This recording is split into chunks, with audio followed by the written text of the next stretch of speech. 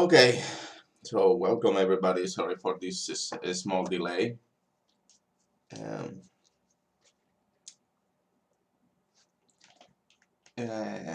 well, first I think I need to explain what I'm gonna be doing. So let's see.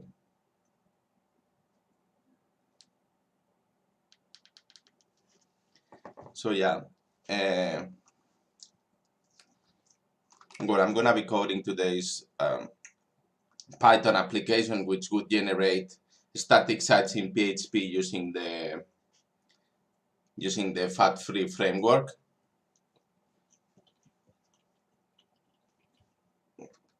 And well,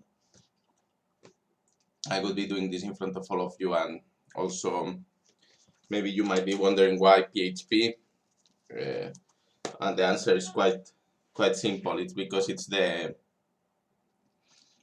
easy to deploy, it's cheap, and for many people it's the only option. And people always say a lot of stuff about PHP, but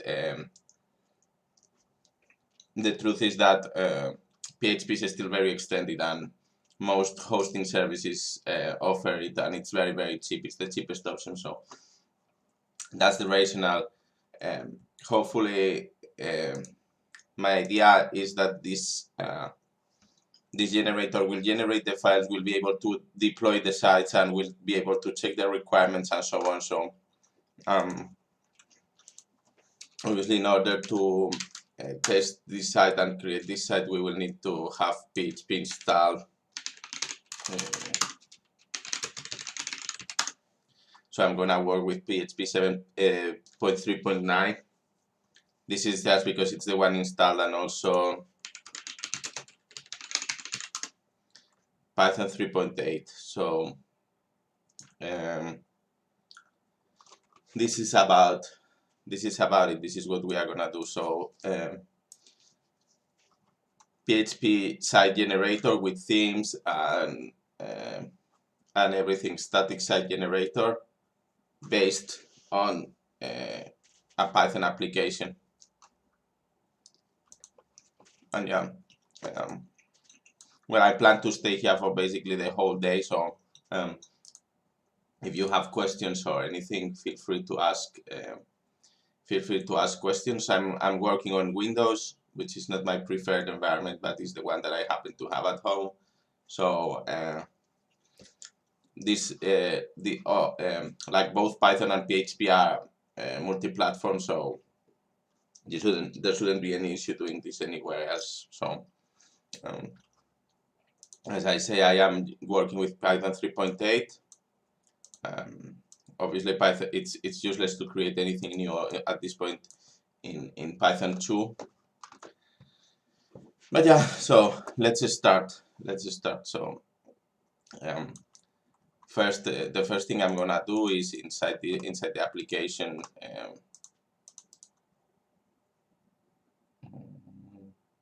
We will have a package that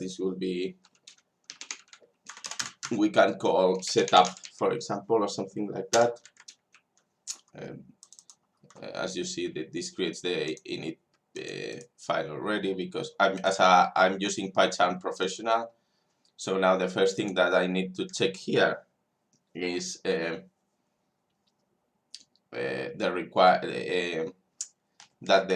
I'm gonna code a function that allows us to check if PHP is installed in the system and in the path, because we will need that. So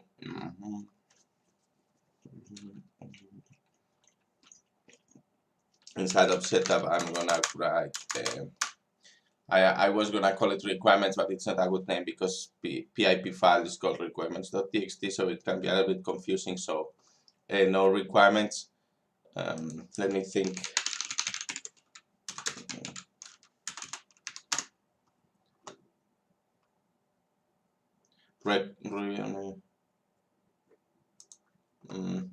There's no good.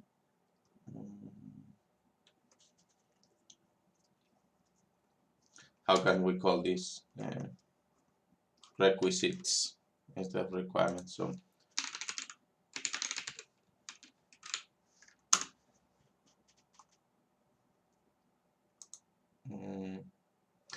No, I'm gonna just call it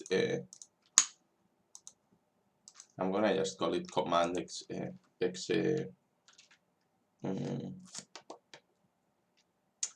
how can I call this properly? So it would be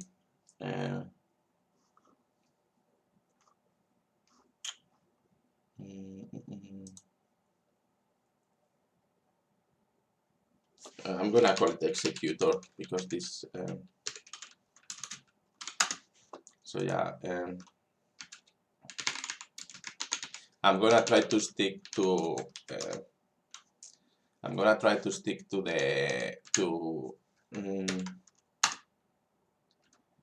to object-oriented programming style, but we will see about that. So the first thing that I need to do is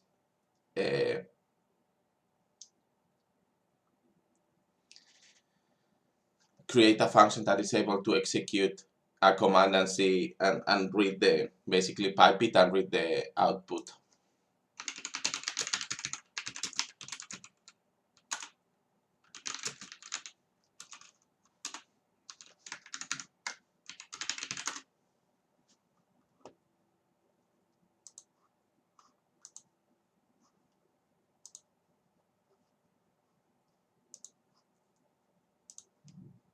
I'm just checking what it would be the way.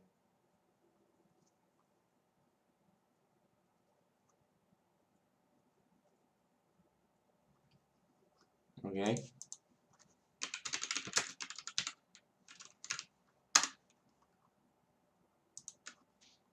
Okay.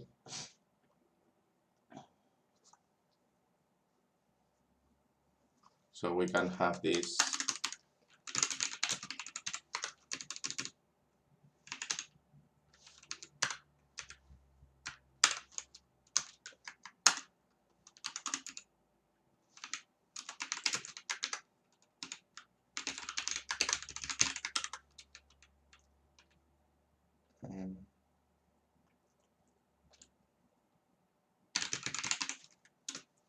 And I'm gonna try to type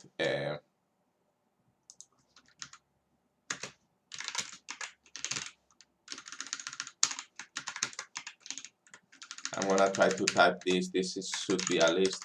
So from typing import list.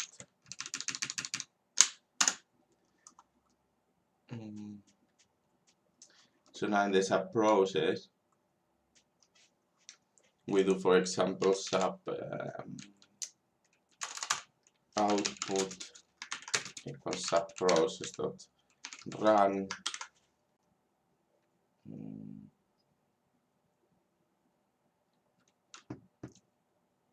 command and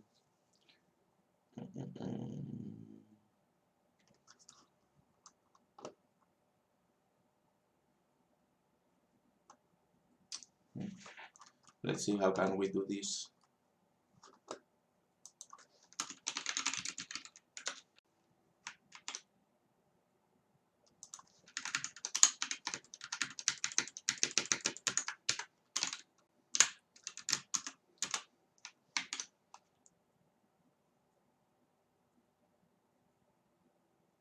Ooh. Okay, so what does this return? Sub process runs a command and then returns a completed process instance. Okay. Okay, completed process.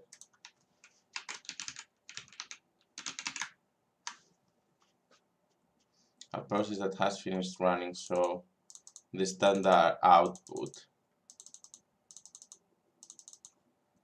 So we can do print output dot std out, and then we can do output dot std out.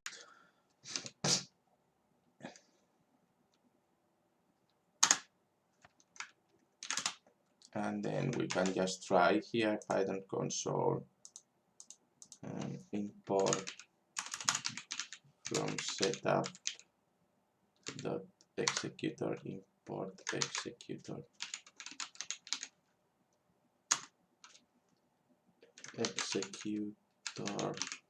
dot execute command, and then we can do, this is a list, so we have to do php minus version, for example, and then it prints the standard output. So we can use this to check the PHP version that is installed in the system. So okay, so now we can have in the executor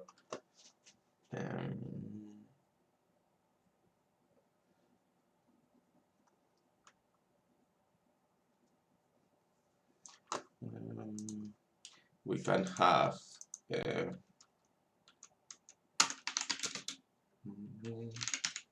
we can do requisite test check, which is oops, but oh yeah, this is a static method, so it doesn't have self. So this is also static method, and this returns a boolean.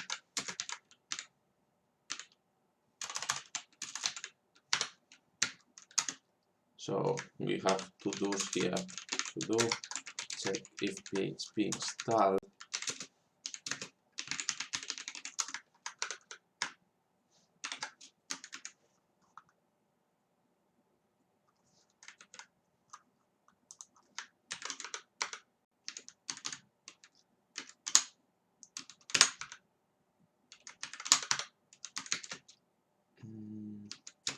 To do potentially in the future check if Composer, well, first PHP, then Composer, because we will need that to make the setup for the site. So check if Composer is the package manager for PHP. So far, let's write a pass. Check if PHP installed, check if Composer is installed, and maybe in the future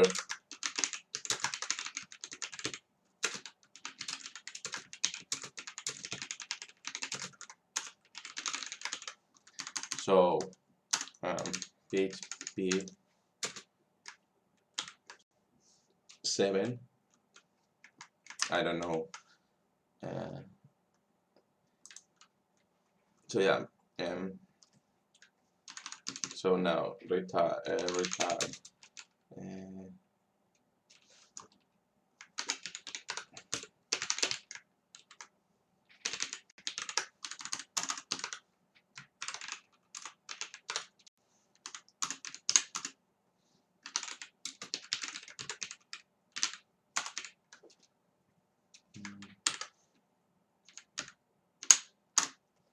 so we do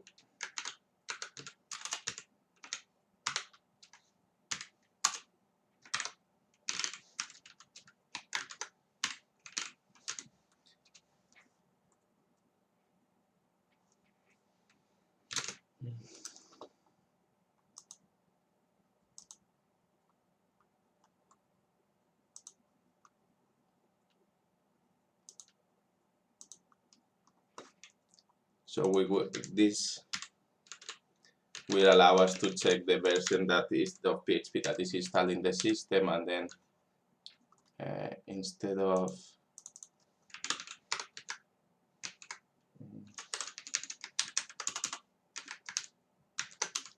this what is this that returns completed process? So if we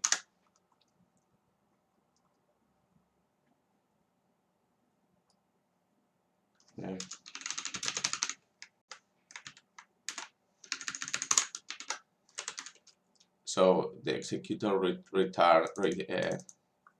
brings back, where's this complaining now? Too many blank lines. This anyway. So this is out. I'm gonna call this out. Then we need to find this. We need to. This is what. So this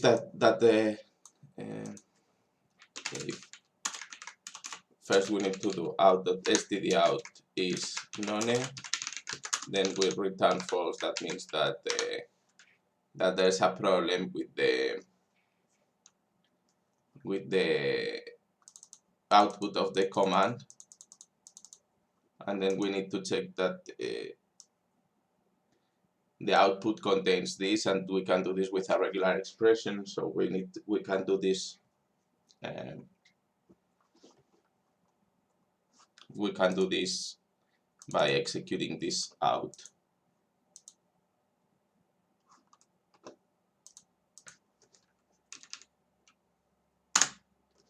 Let's see. So we want. Let's check first the. Oops, where did this go? Yeah, I used something like this to PCRE. I think it's there. It's the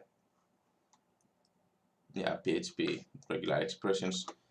So I think that it would be enough. So let's copy this as an example. Let's check the requirements for the fat-free framework that we are using.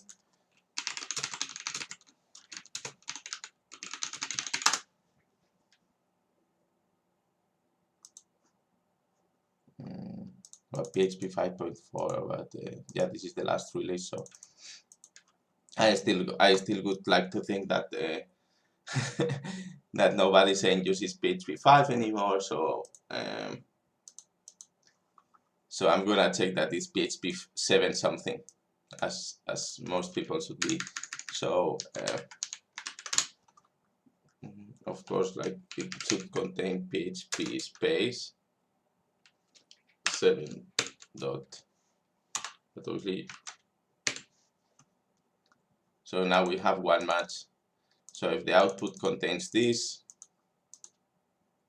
then we can assume that the PHP is installed in the installed and in the path. So how we do this in Python? Why I was using yeah, I cannot use this. I'm so used to do it in PHP Python regex online. Yes, let's do the same, but in Python. My regular expression is PHP space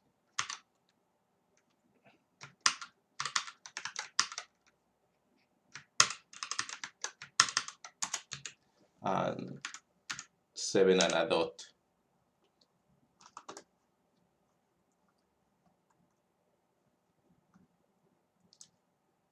So this is how we are gonna do it. So I'm gonna make a comment here, check via regular expression that it is PHP 7 installed and in the path of the current system.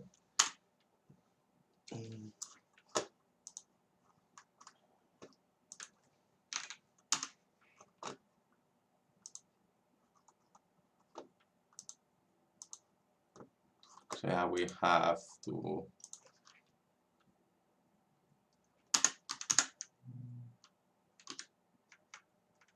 I kind of like to go from the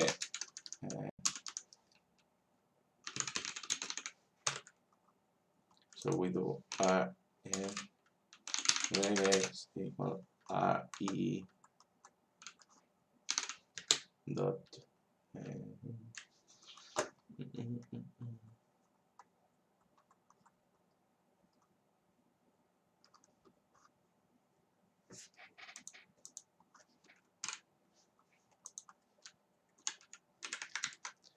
yeah, we can use search instead of compiling a regular expression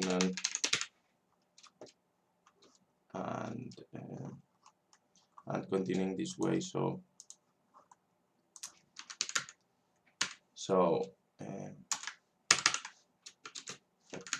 let's not have this. PHP 7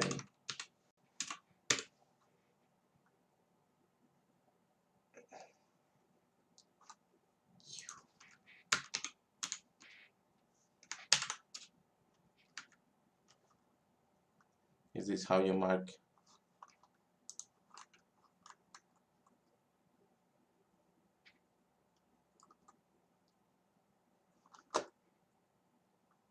Yeah, I should be consistent. This is something that's very difficult for me. I try to use the single quotes, but it's something that is very difficult for me to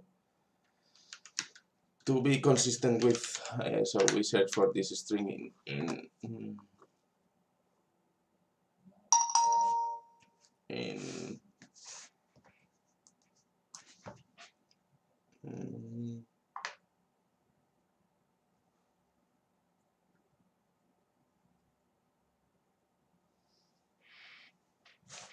yeah, we check if this is found, and search returns a match. So I'm gonna call this M. So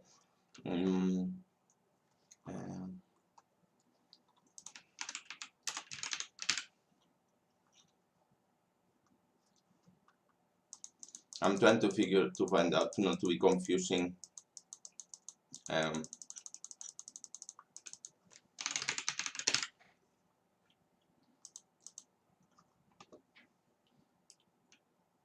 This finds the first location where this is found.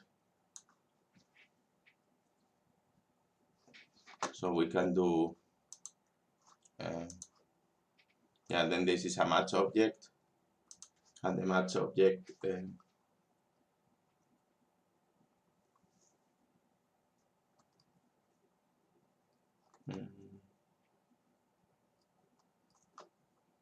then I'm wondering what the fuck does that I need to find this out.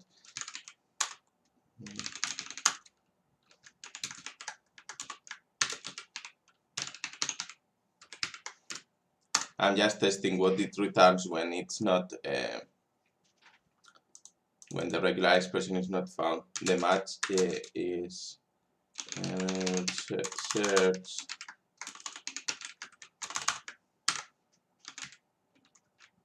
if I find AB, for example. Oops. Then this match object is a match object, and I can see here that it actually finds something. But what if I try to find, so match is none, so we can do here return M is none. So if not M is none, M is not none. Yeah, so if this is found, then we can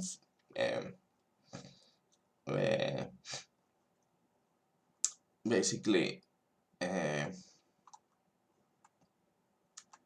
we can assume that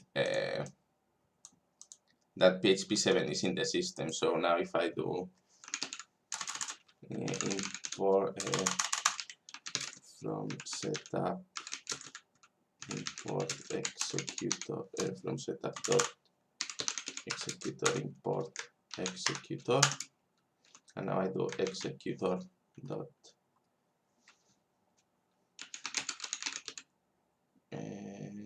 check.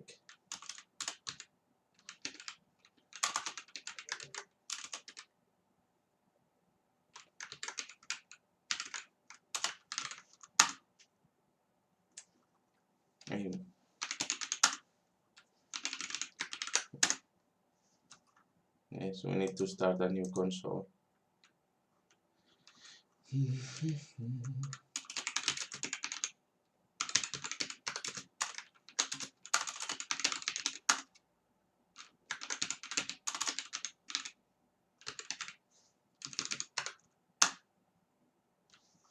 Oh, false. We are doing something wrong here, so we need to add a test for this.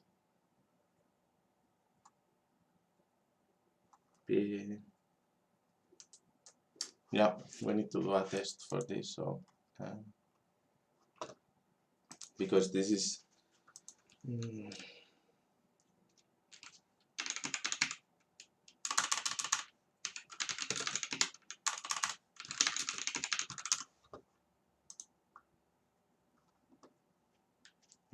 so now we are gonna get into unit testing.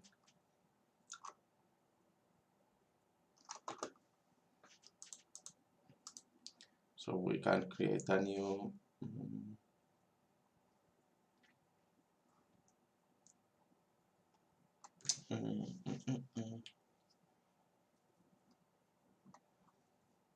okay. So we can add a new package, package test, and then we can new file executor tests. So far, it's not my intention to be very exhaustive with the testing, but this is something that we need to be sure that it's not working. So if this returns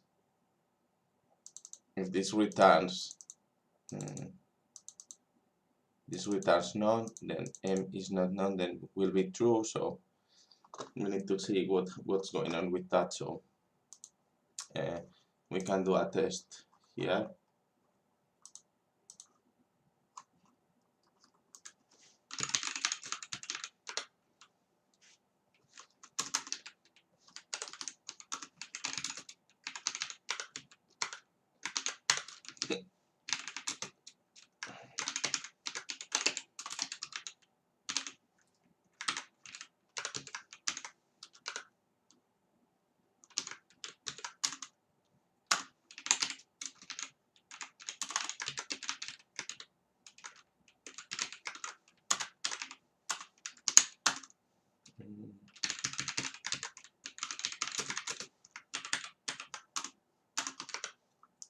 We can say that this, for example, is the output of the command.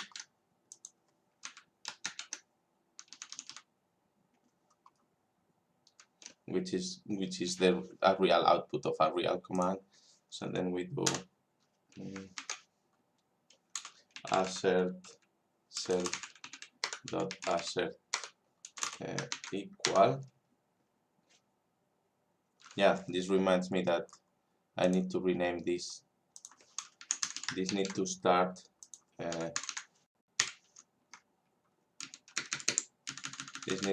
by small, but then they are not like a snake case, they are camel case. Just for style, it doesn't really matter.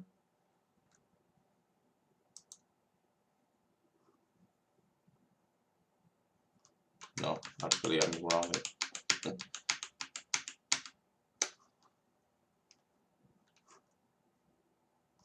Anyway, self dot what's wrong with this? Okay. Self dot assert equal. So now we need to say assert. Maybe we can even use some assert true, and then we need to do executor dot check PHP.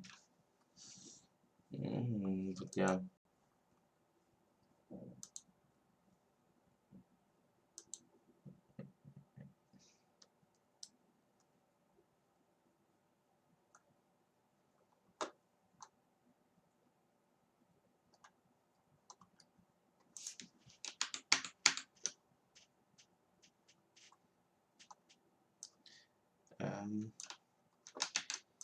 I think that we can just test.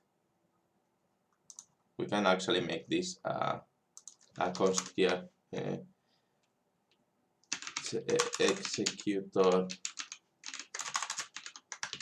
PHP regex PHP test regex.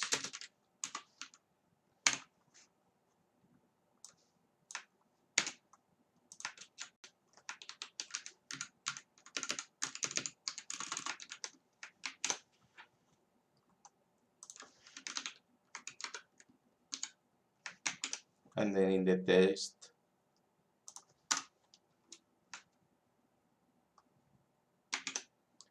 test we can use just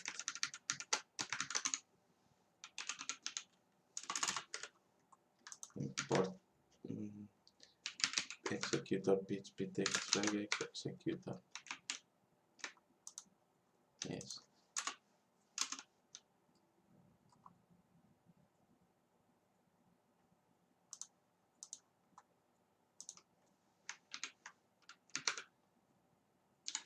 And then instead of this, we need to have command.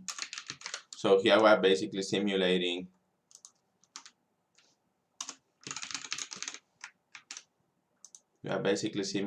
that what the command does, but with a known output, so we can see if this regex actually works. So yeah, now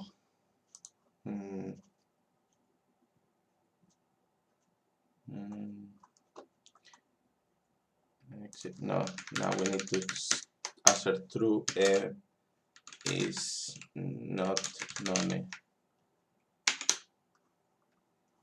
because we want to test that in this case the search returns something that is not none.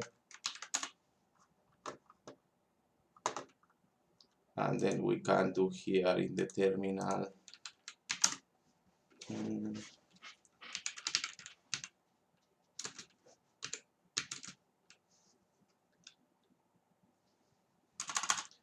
let's see if this finds the test. Python minus unit test.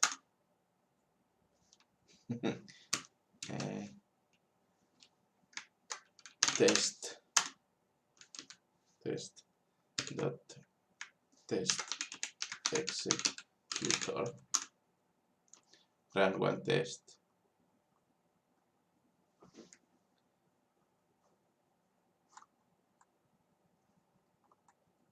Okay. No.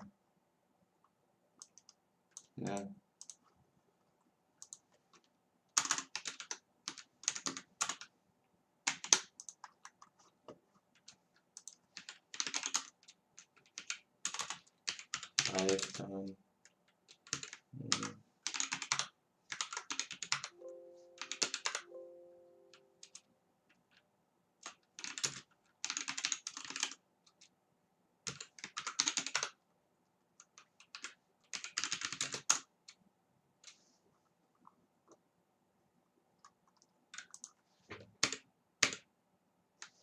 now you need to go back once to get to the setup.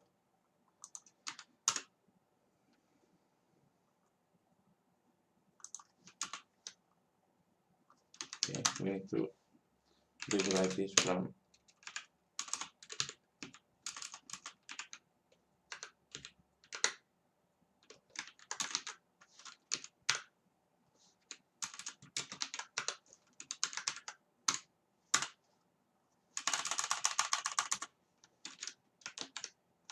here.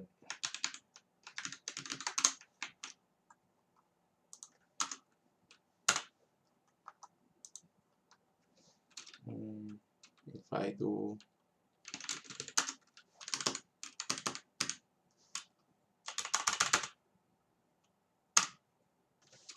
okay, and if I import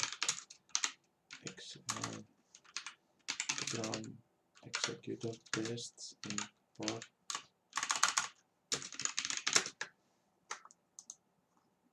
test executor,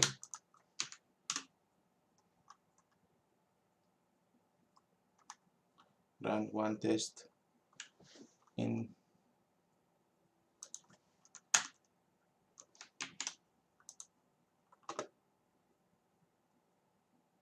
run test results.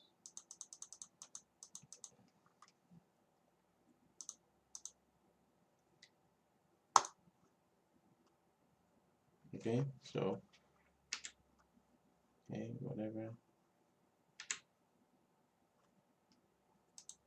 Yeah, we find this.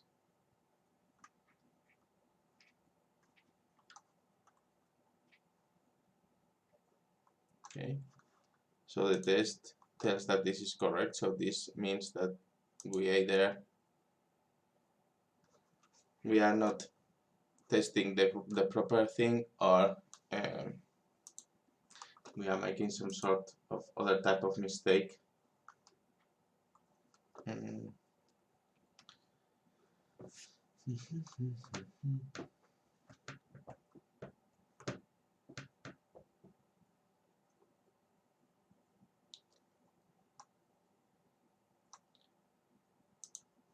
So now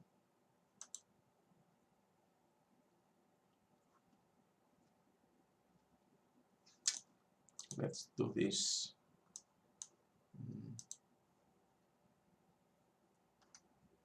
When I do the version goes to std out, right? So if I do la terminal, in a Python console,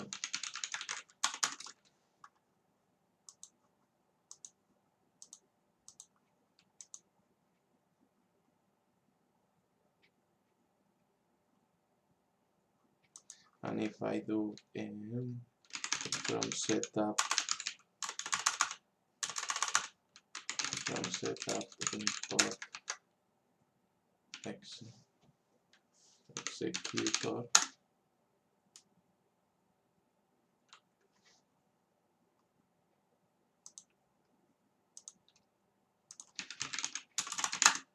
I'm a bit lost now, so let's do it from this directory. From setup import executor. My bad. So it's from setup.executor import executor. Now executor dot check PHP. Still.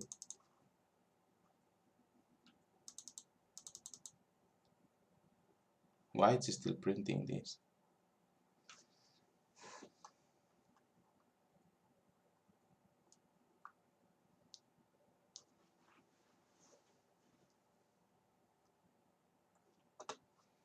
Okay.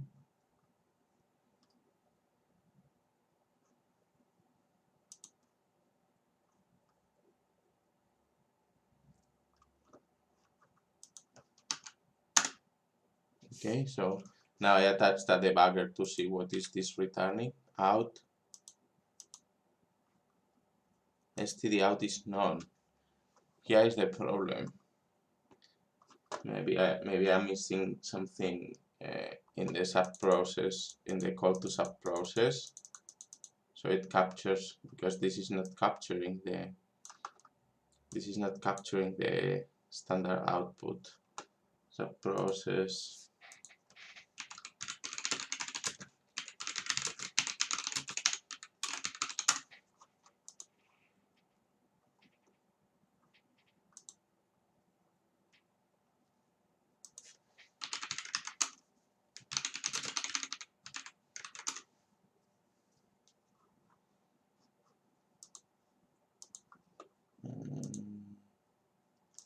Sub process management, yes. 3.8.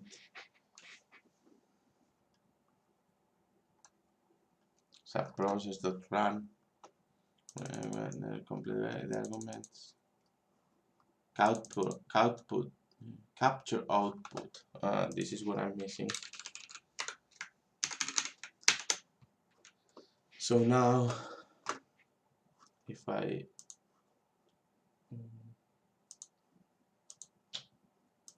come back here, okay, now it's gonna capture the output. So now I think that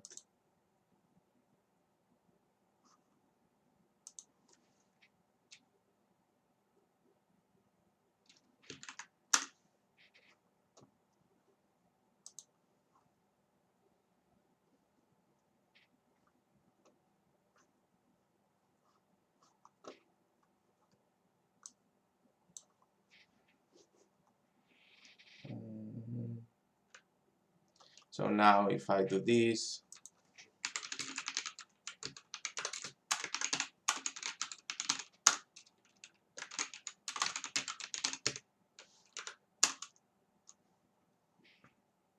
okay, so we have the problem that cannot use, now this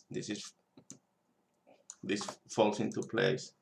So we cannot use a string pattern on a byte likes object because probably the std out is a bytes object because it's Unicode. So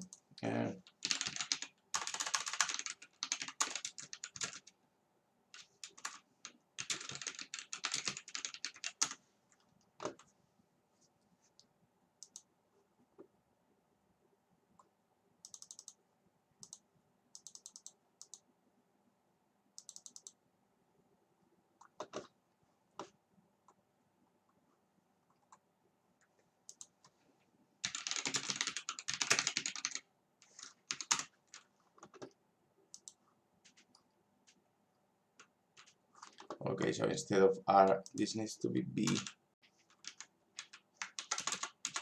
So we need to use bytes.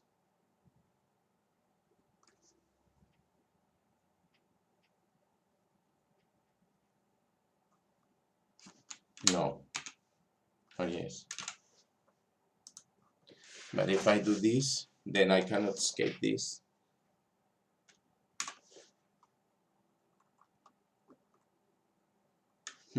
This is tricky.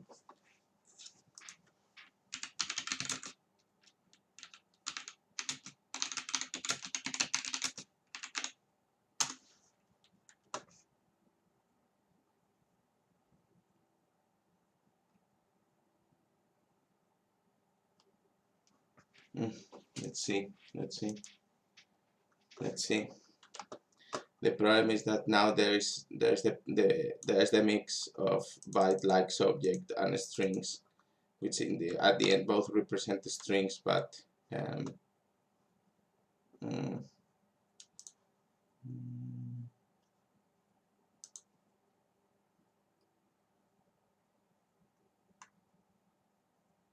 if I do this, then this will match any character, and that's not what we want.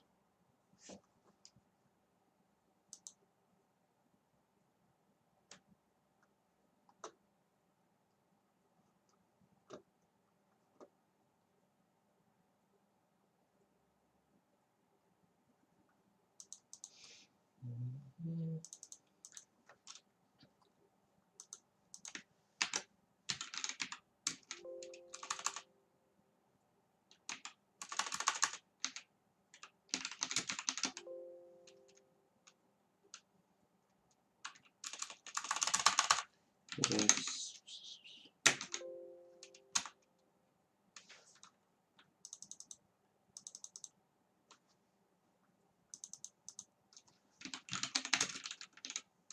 The other option is keep this as it was and convert the output to a string,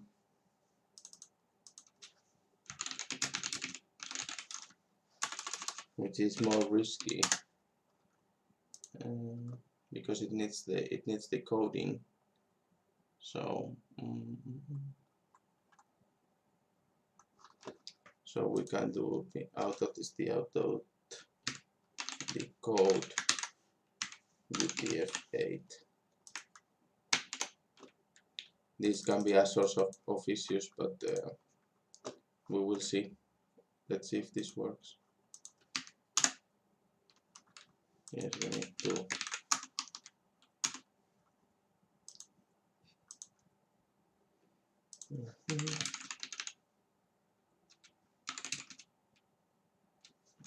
from setup executor, import executor.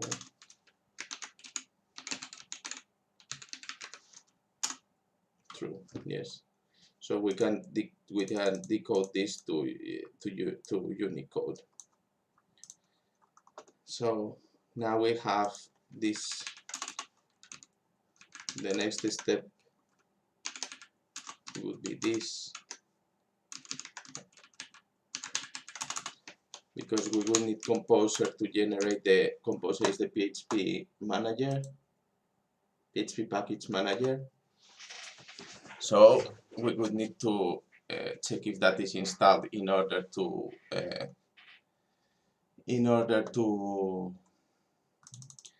be able to generate this static site. As I'm saying, it's gonna be a PHP site, and I already told the reasons, but PHP is everywhere, PHP is cheap, PHP is the only option for many people, even though we know that it has problems in many types of different problems, but yeah. So now we have checked the PHP, that PHP version is installed, and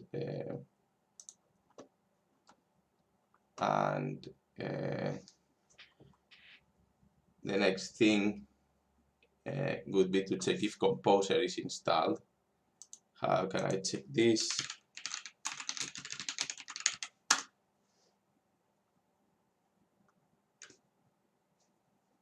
So I can do basically a similar thing, but with a different regular expression. So I copy this, check Composer, it's Composer -- version, and then we need executor PHP, executor Composer, test regex. I will just check 1.10, I guess, Composer version 1.10 point something, and this is the Composer test regex. Execute command Composer, okay. This captures the output. Yes. I'm gonna just instead of this, I'm gonna just check. I'm gonna just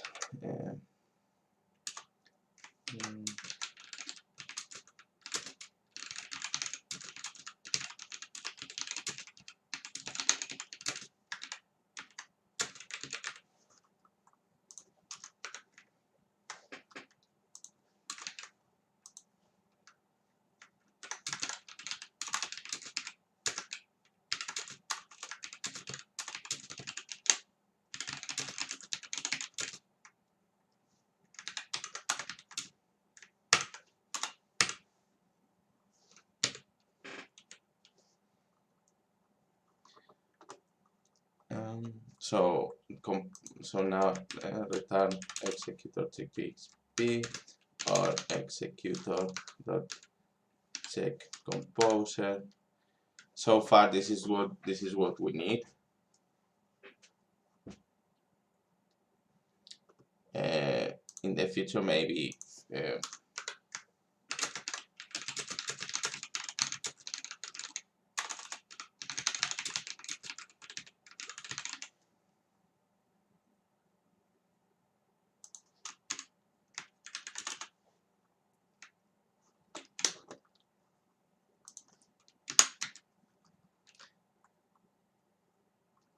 so now we have the first the setup, with which we can execute commands.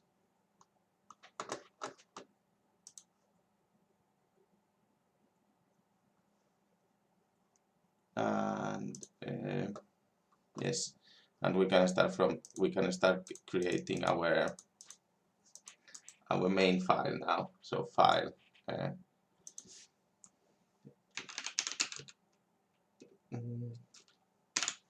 this is gonna be called the Snatic, which is a mix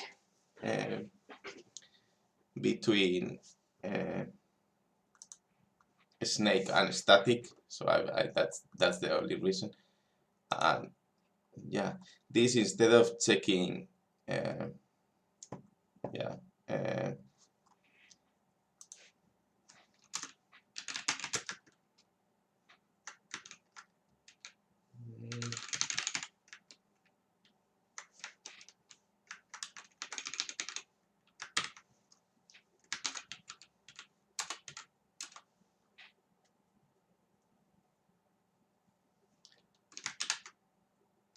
so this we are gonna create an exception.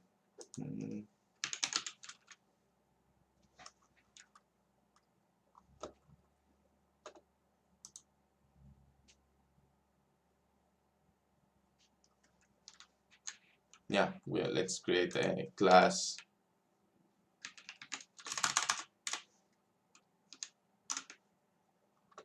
Yeah, in the setup, I'm gonna create a new. This is gonna be called requirement exception.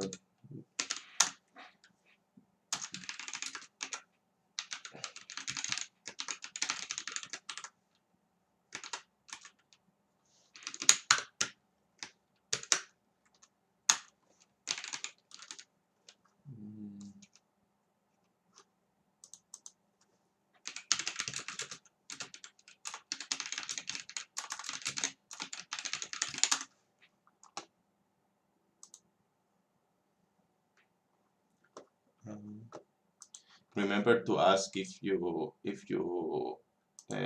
don't know something.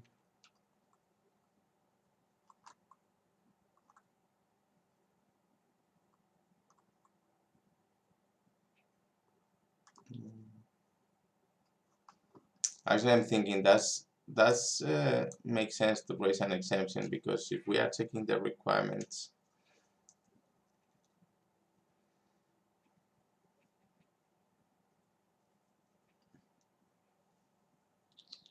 yeah, maybe yes. So it's yeah. So yeah.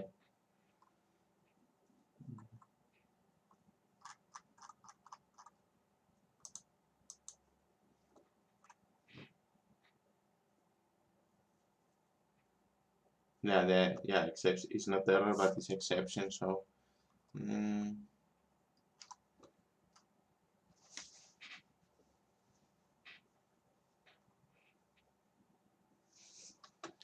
So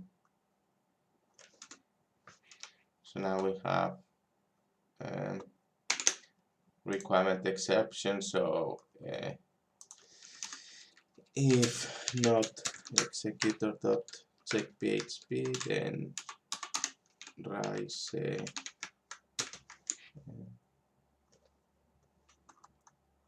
import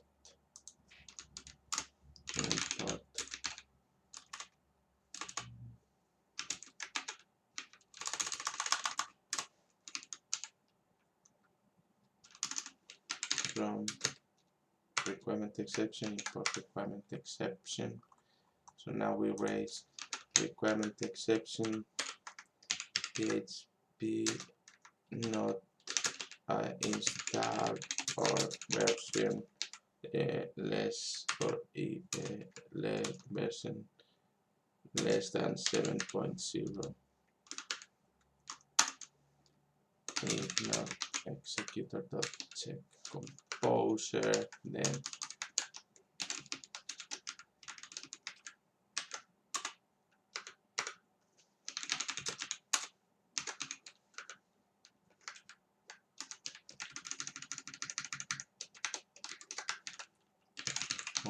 composer not installed or version less than 1.10. And do we need to return true?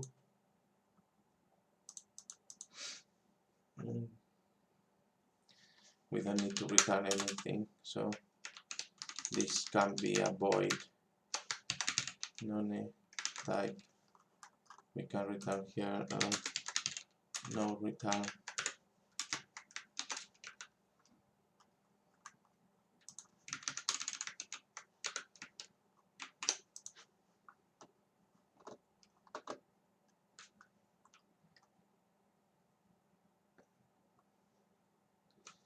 So yeah, so yeah, now we can start doing Snatic. So Snatic is gonna be we are gonna use the click library for creating the commands.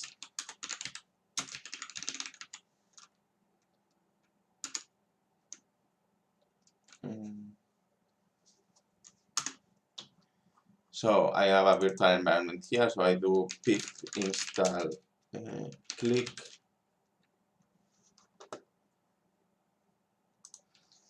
I'm gonna try to install the latest version.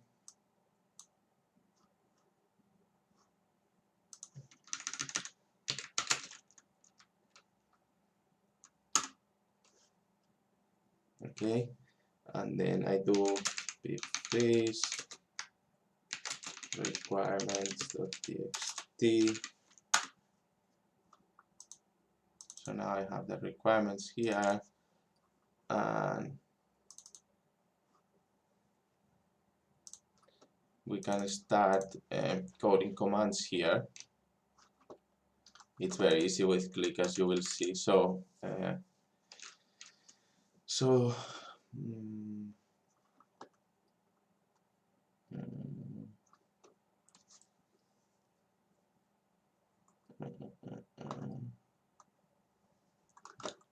if I do add import click, this goes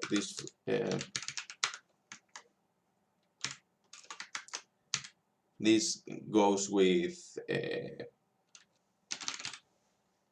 this works with decorators, and it's very nice. It's a library that I have got used to use, and it's really nice.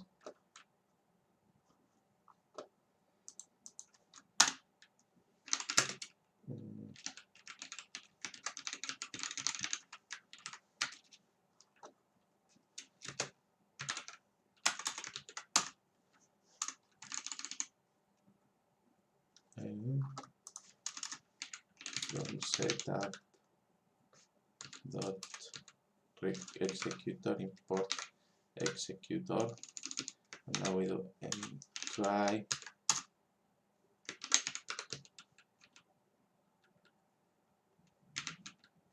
request checked request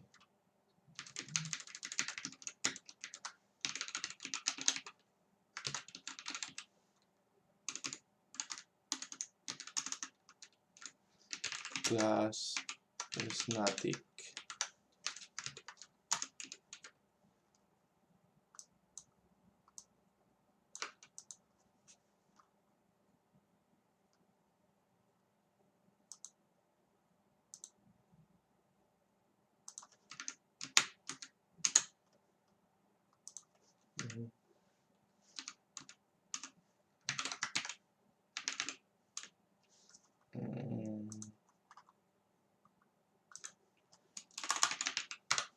So we make this static, and then we do this, except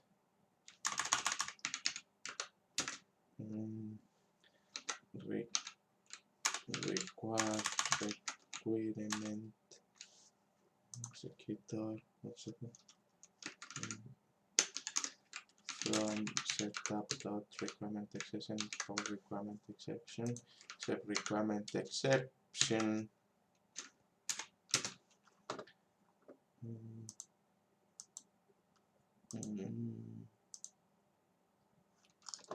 as requirement exception int dot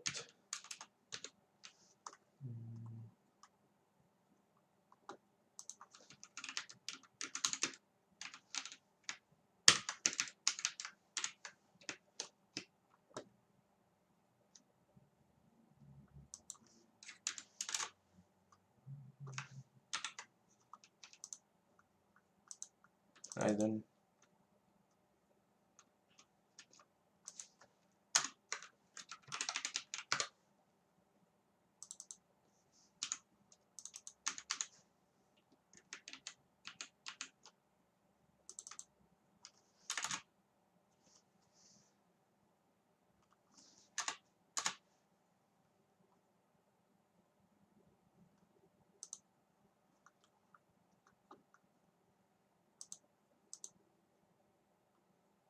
Okay.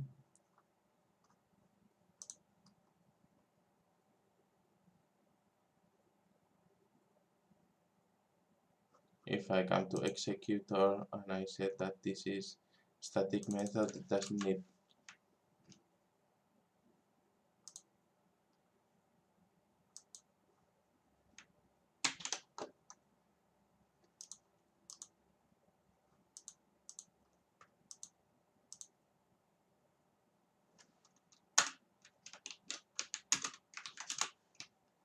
okay.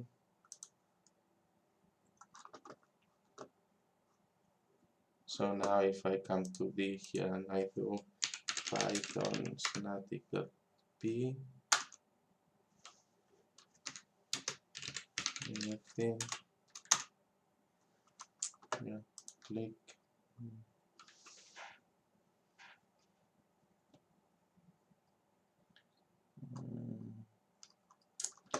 Yes, I'm making some mistake configuring the command.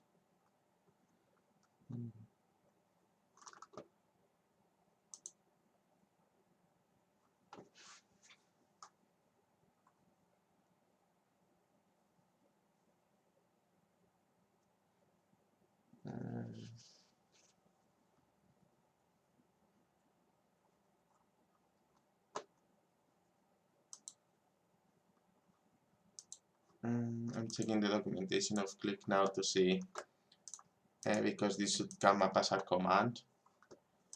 So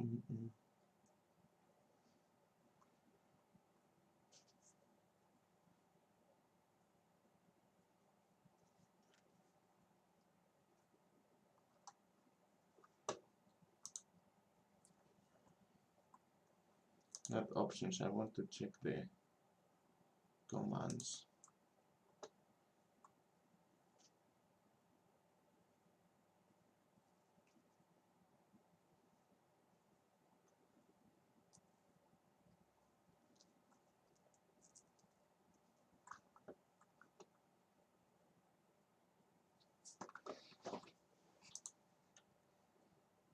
Okay.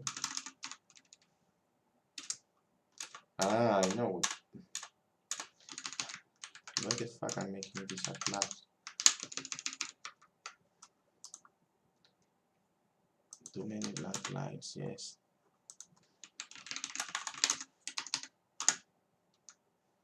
Yes, now I do click command.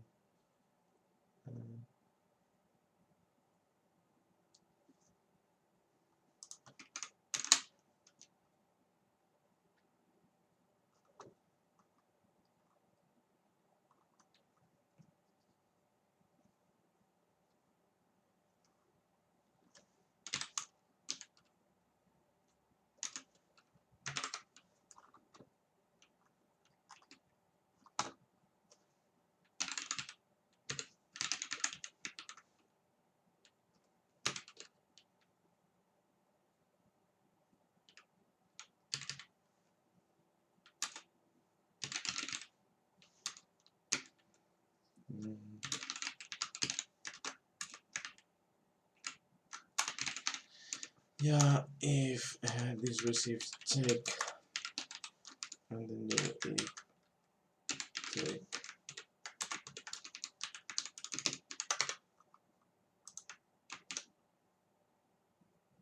Okay.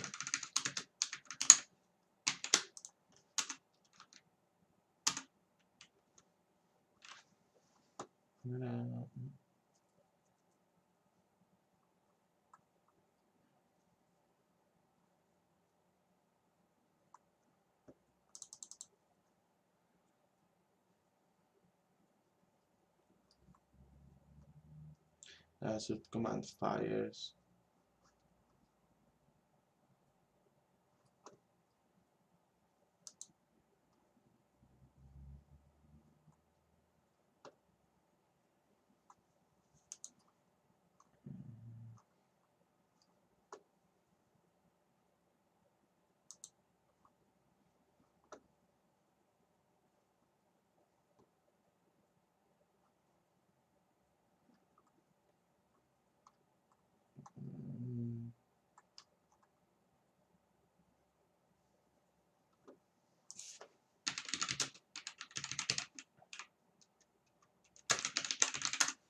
I'm running through the documentation now because I'm not sure why this is not working. Python.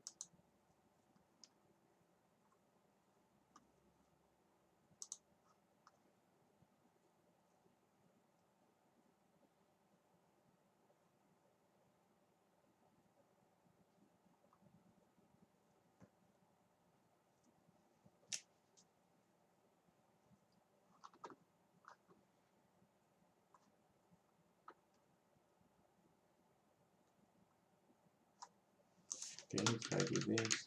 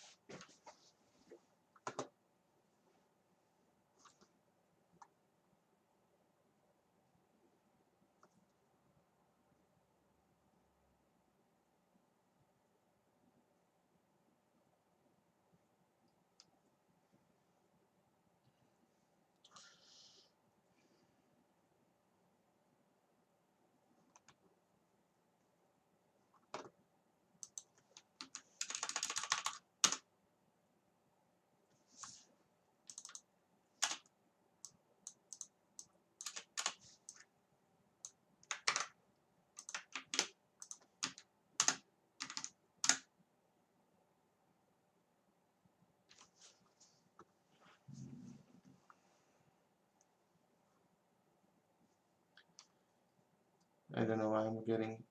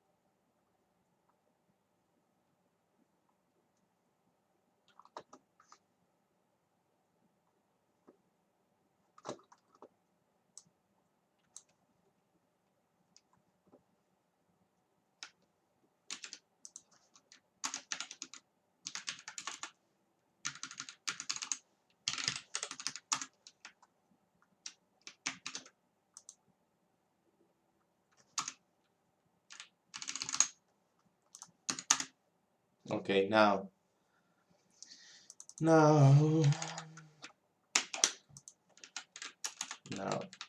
I don't know why I got stuck. I have used this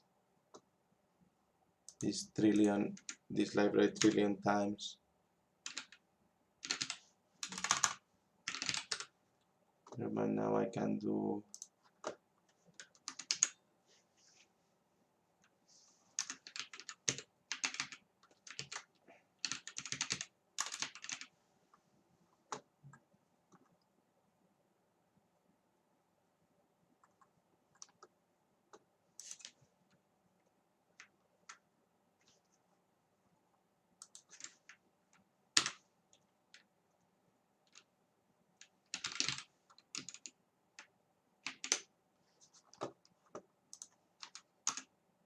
commands check. So if I do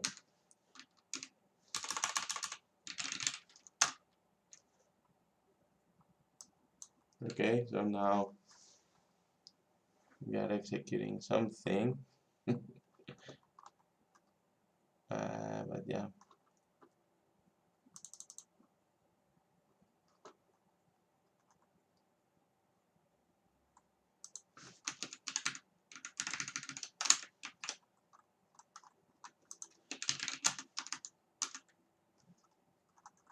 And now it says checking requirements.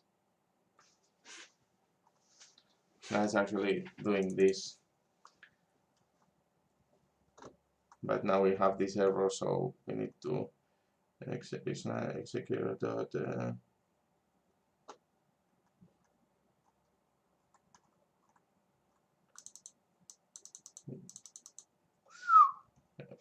system cannot find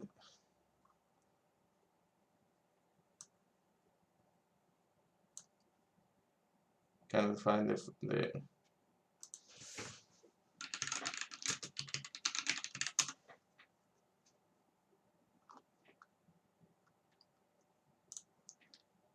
so let's see, because now we have to come back to this. If we comment this, then yeah, then this works, but the problem is that the composer cannot be found. Execute command.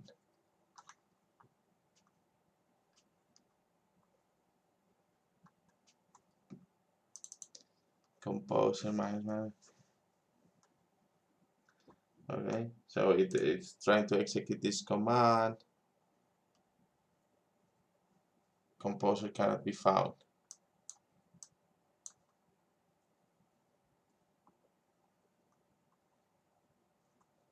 Okay, let's see.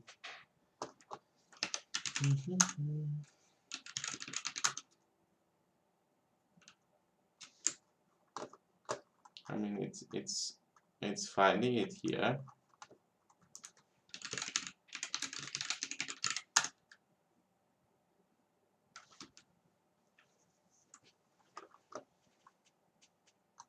So now we need to debug this. I don't know what is going on, so let's continue this way.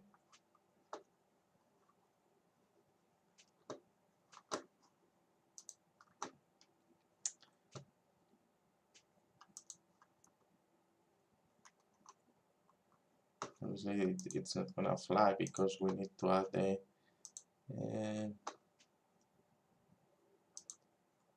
Python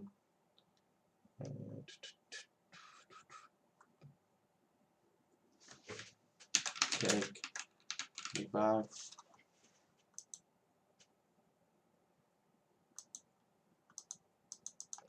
Then we need to choose here these parameters check.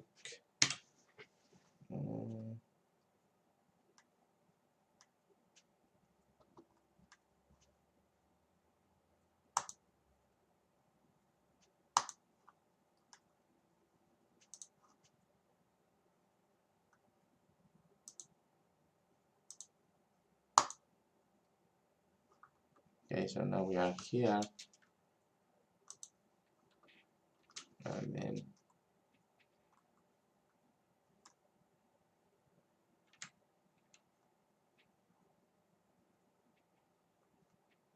so it doesn't even execute the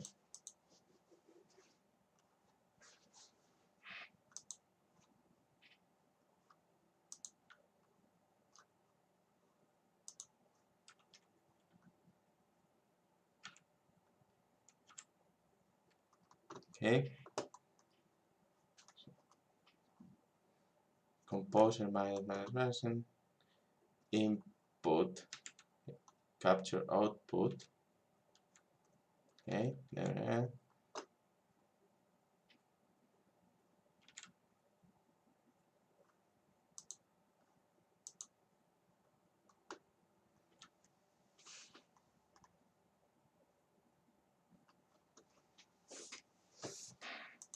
This is strange because when I do it in the regular console, it finds it anyway.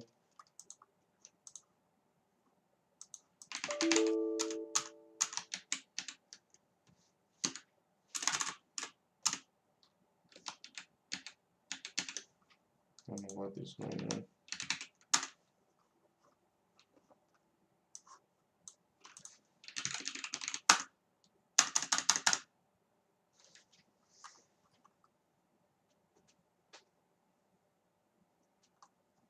We don't need to pass the minus minus version. Let's see if we don't pass the minus minus version.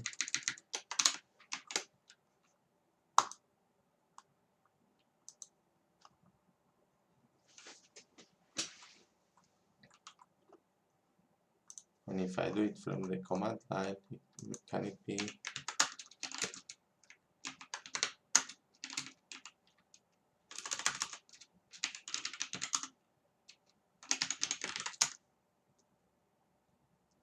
I'm not sure what can be going on here.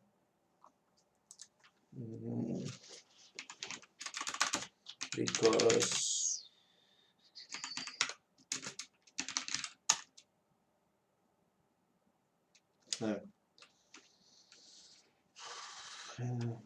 I need to activate the, yeah, I can't do it from there because, yeah. So now we are in the moment where the problem is that for some reason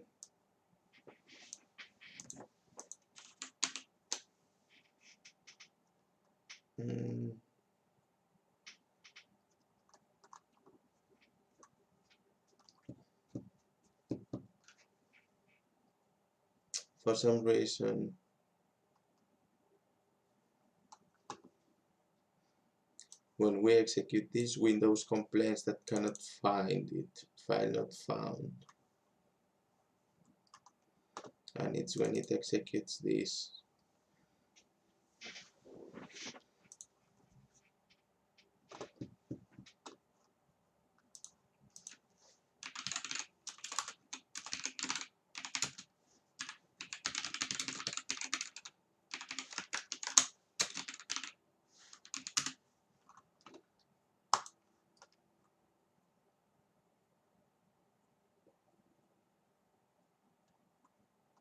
Trying to find the start file instead of the file.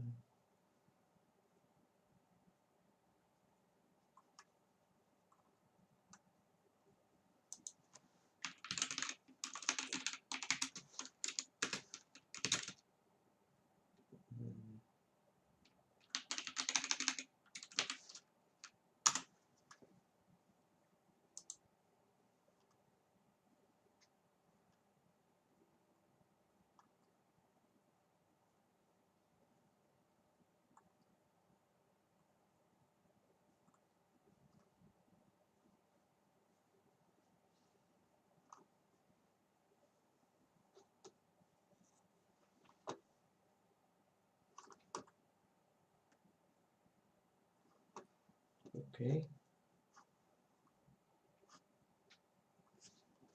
Yeah, but then I okay, let's see.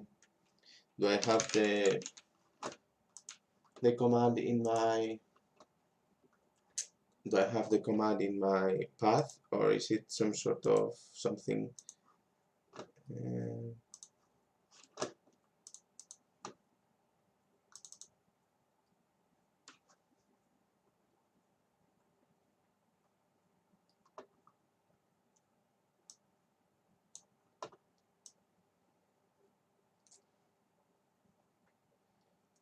Yeah.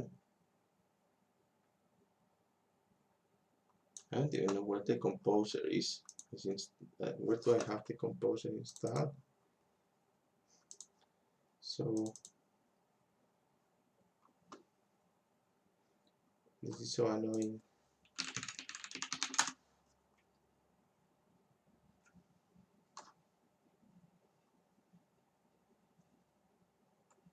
Because I can't find it. I can't find it.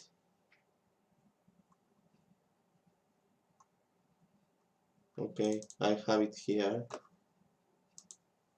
I have it in the path. Let's see.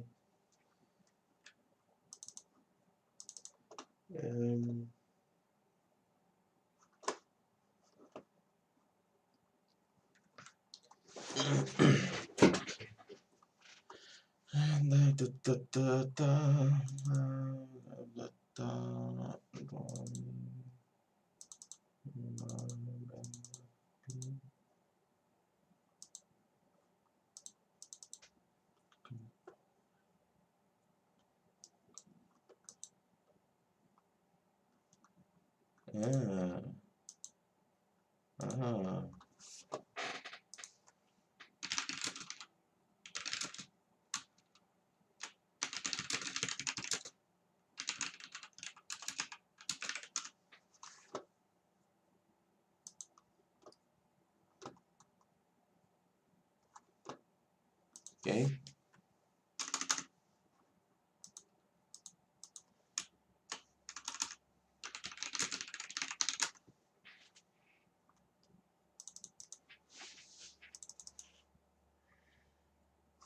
This is not in the path.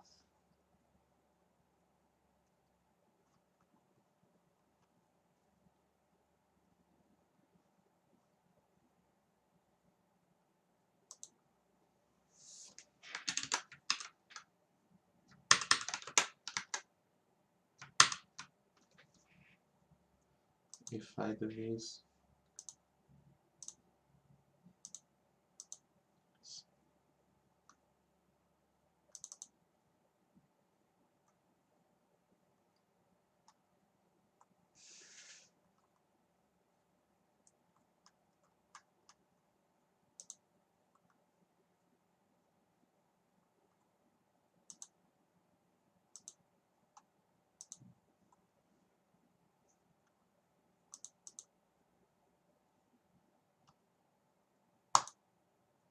okay, so now I have truly added it to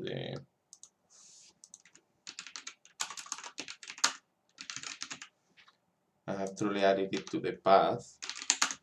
So I guess that now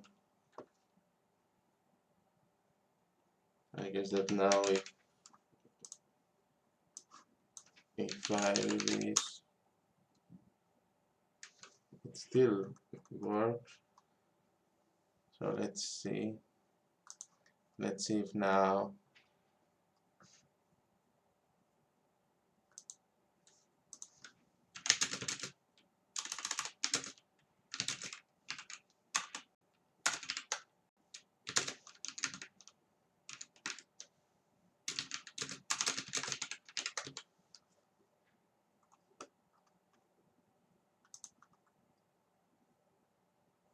and then that means that I need to try as well here.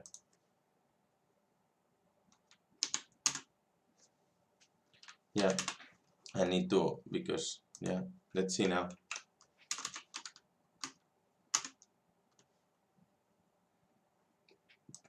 Let's open a new terminal. Okay.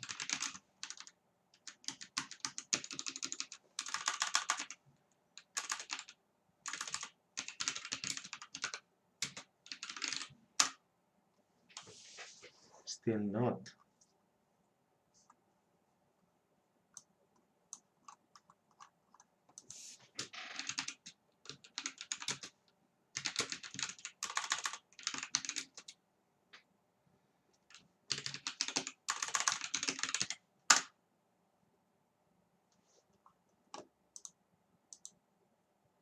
That's not minus C.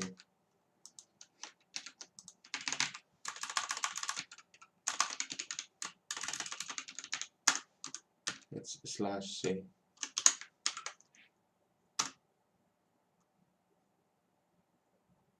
So if I do this here, but this sucks because this means that we are making it Windows only, and this sucks if I need to.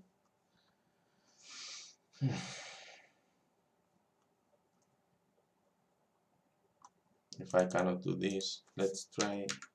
If I do.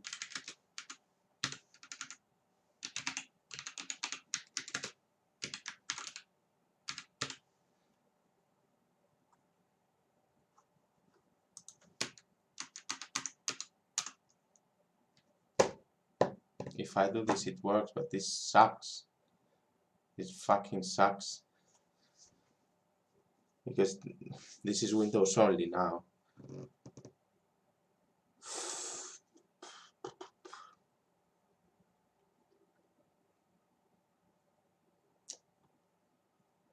How can I fix this?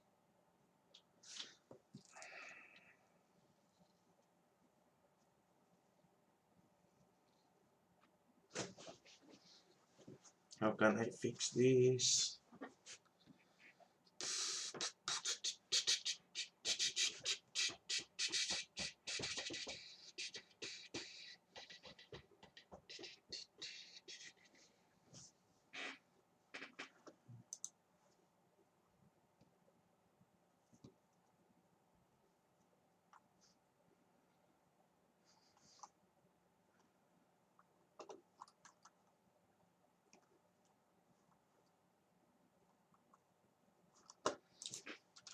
And if I take this away, even though now I have added it to the path, what if I restart? And will this reload the? Will this reload the? Will this reload the path in the IDE?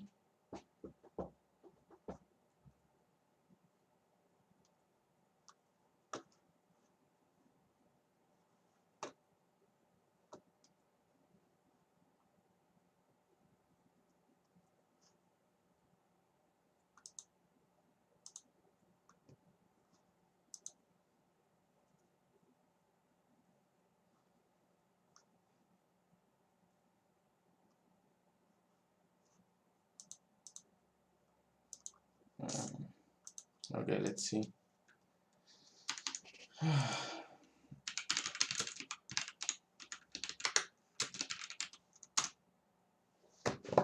Nope, nope, nope, nope, nope, nope.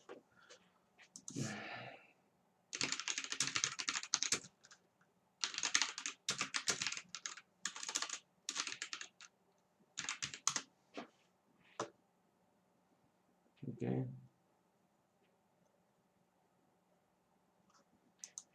Let's see, Windows, PHP Composer.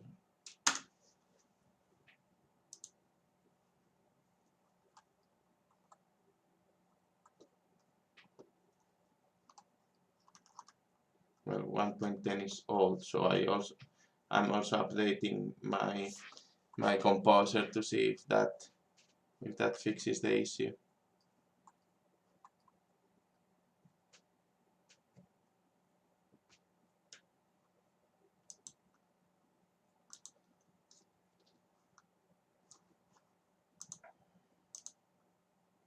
I wasn't expecting to use so much time on this because I thought that this was gonna be straightforward.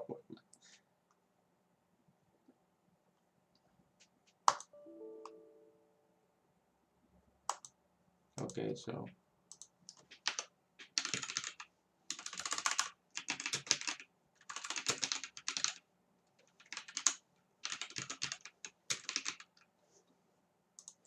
I need to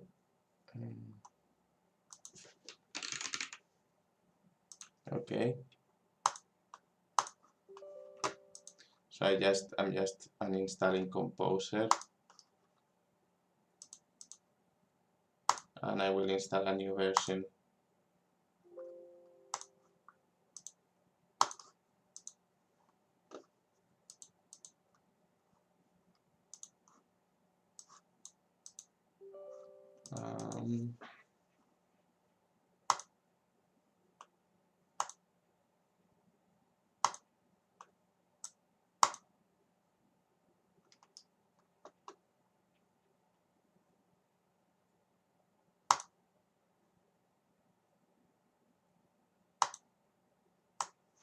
Okay, so let's see. So now I have Composer 2. So I'm gonna search for Composer 2.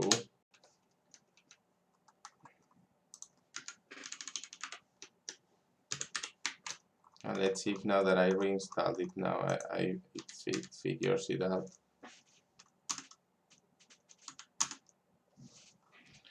Ooh.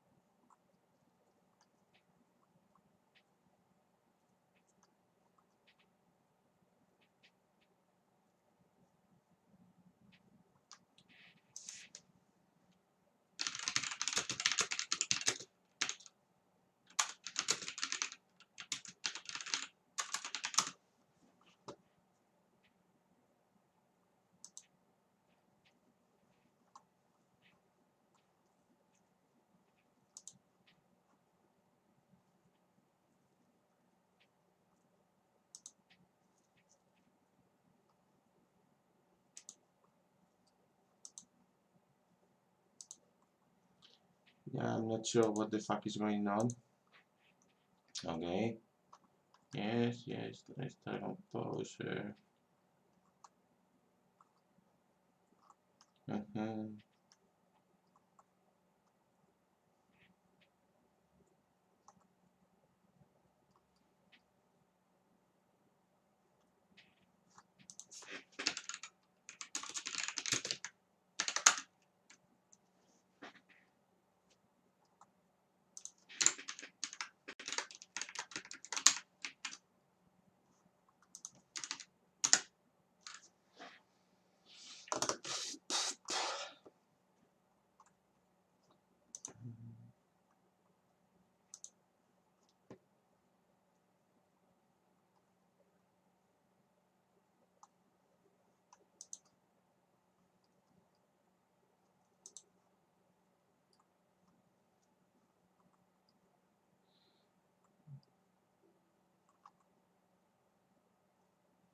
Okay, so I need to find.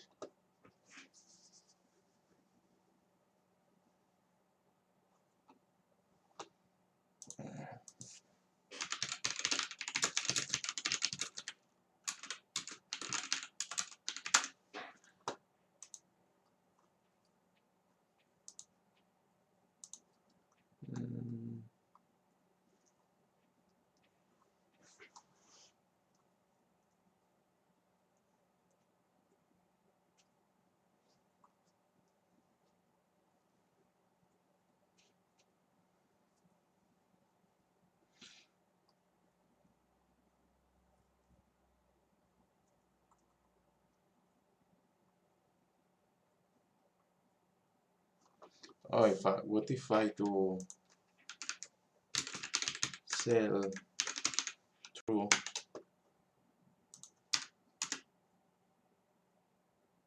Yes, yes, yes. The problem is that it wasn't executing a cell. So now, yes, finally I find a solution for this. It was bugging the shit out of me. You know, this is the thing about writing code, that sometimes with you spend a long time with things that you shouldn't be, just because you miss one small detail. Yeah. So now this should be, in theory, working both in Windows and in Linux.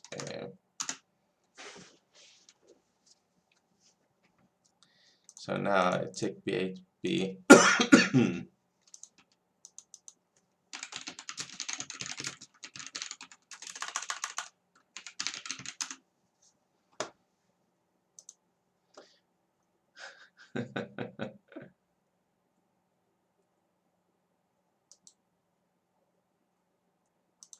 Okay. So now just for the fun, I'm gonna use Fabulous as a requirement, because this was something that yeah.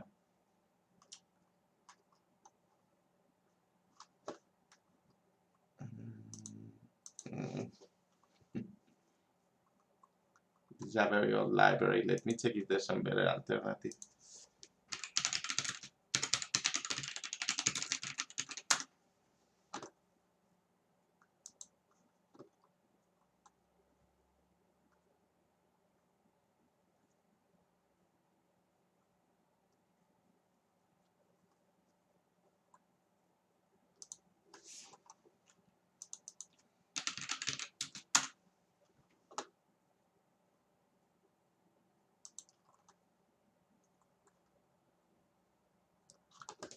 Well, not important now. I have wasted enough time already.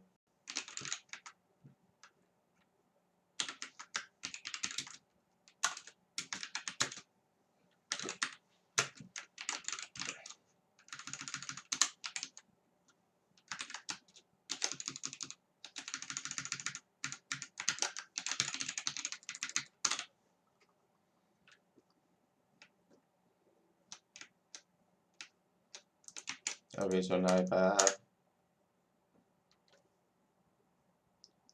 good. So now we have the first steps towards the site building, which is now we can rely on executing things. That PHP is installed, that Compose is installed, and so now it's time to start with the configuration. For configuration files, I'm very used to YAML. So we need to create a configuration for the site, and then test setup. I'm gonna just do.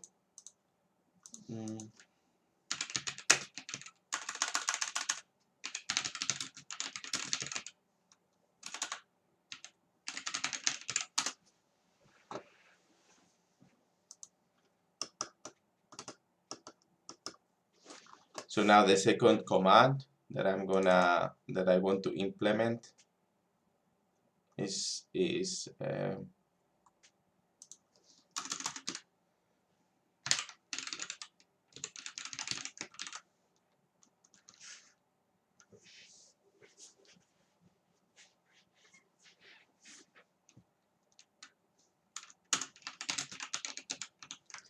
serve command, which will take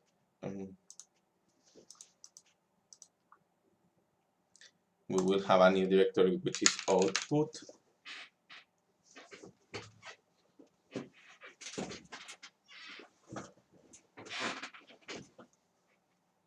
which will be the output of the well, better than output. I want to refactor rename. Cite is gonna be our output, so I'm gonna create a dummy HTML file.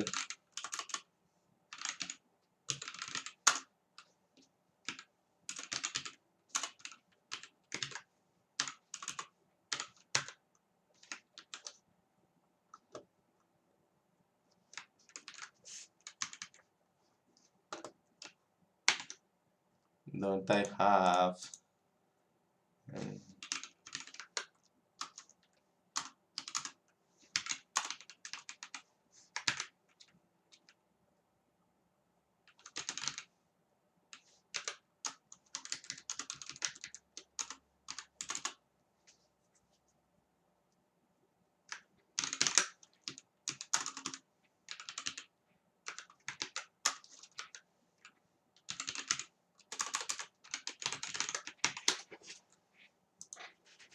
so now if we do the serve, then we do executor.execute command.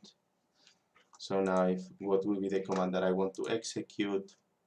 So it would be something like php minus capital S localhost 8000, yeah, 800 php minus S localhost 8000.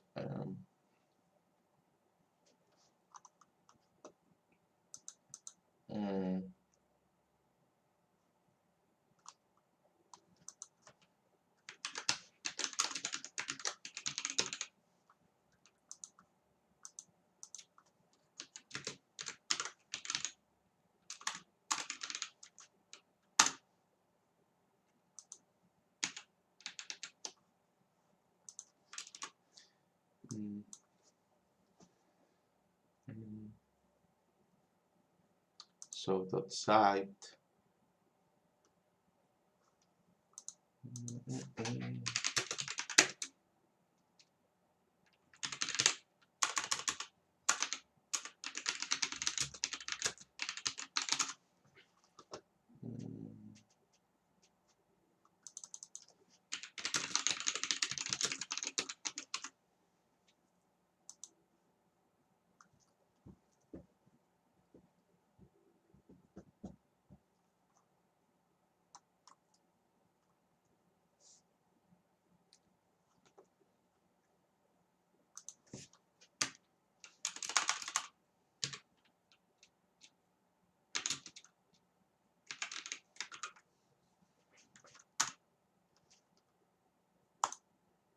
Okay, so now we have the command that we need to execute.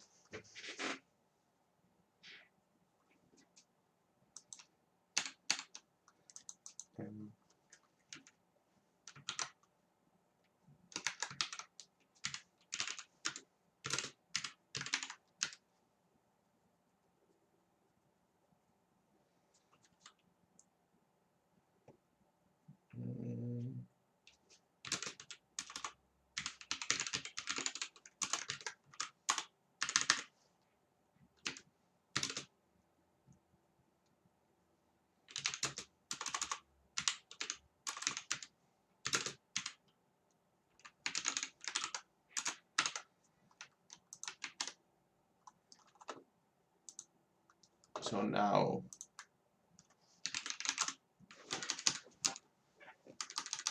if I do snap help,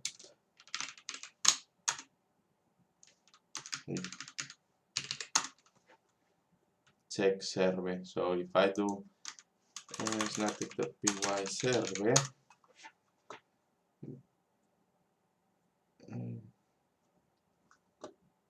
whatever it is, it's serving in localhost.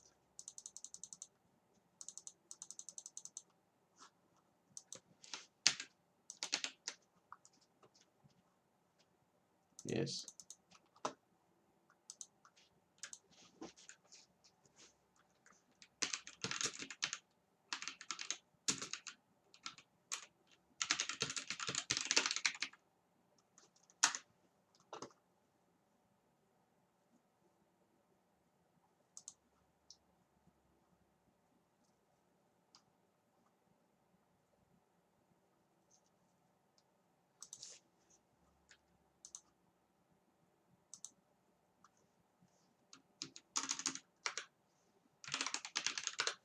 So now we need to create another method that run command and command list, and then this returns subprocess.completed process. So now we do return and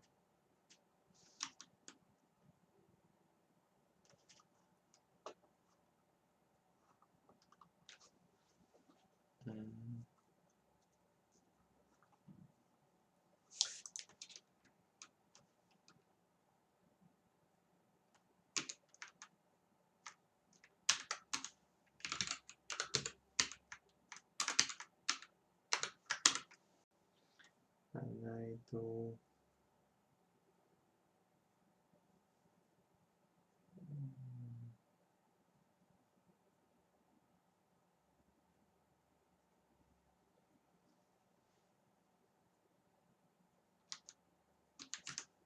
I think that this is a no return.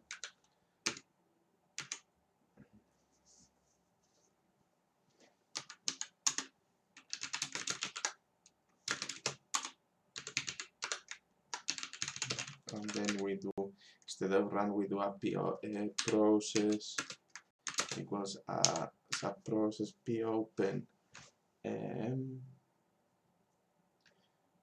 subprocess popen cmd std out equals a subprocess.pipe, and then p.call is none, then out equals p.stdout.getLine. We print the line, and then when it ends, we print p.end.read. So now instead of execute command, it will be run command, and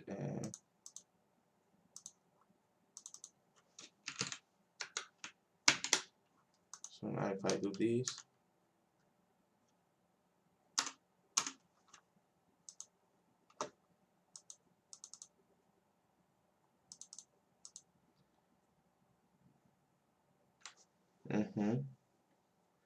you can see what goes to stdout, but not what goes to stdr. But that is no issue, because we can say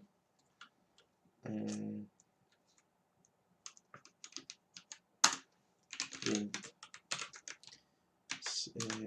development server running localhost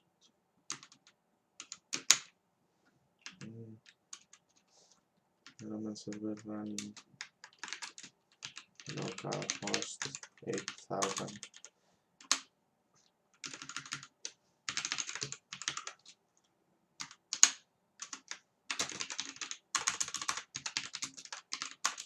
Make port configurable. So now we are ready for the, and then when this ends, just say abort it, and that's it.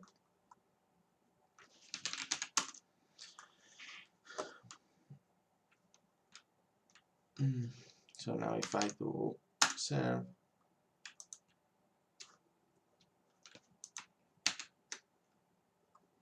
okay, so we are using PHP internal development server for this, and now we can start making the site. We can start creating the site. So yeah, and then obviously we can, this is a very preliminary version, so the first thing that we need need to do, we can add more functionality later, but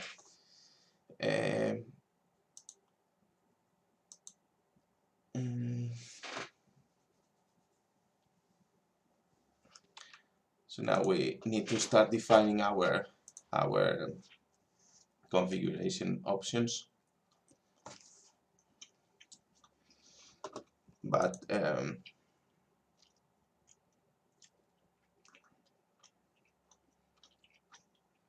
just give me one moment, because I'm gonna make some coffee, and then we have got this out of the way, so we can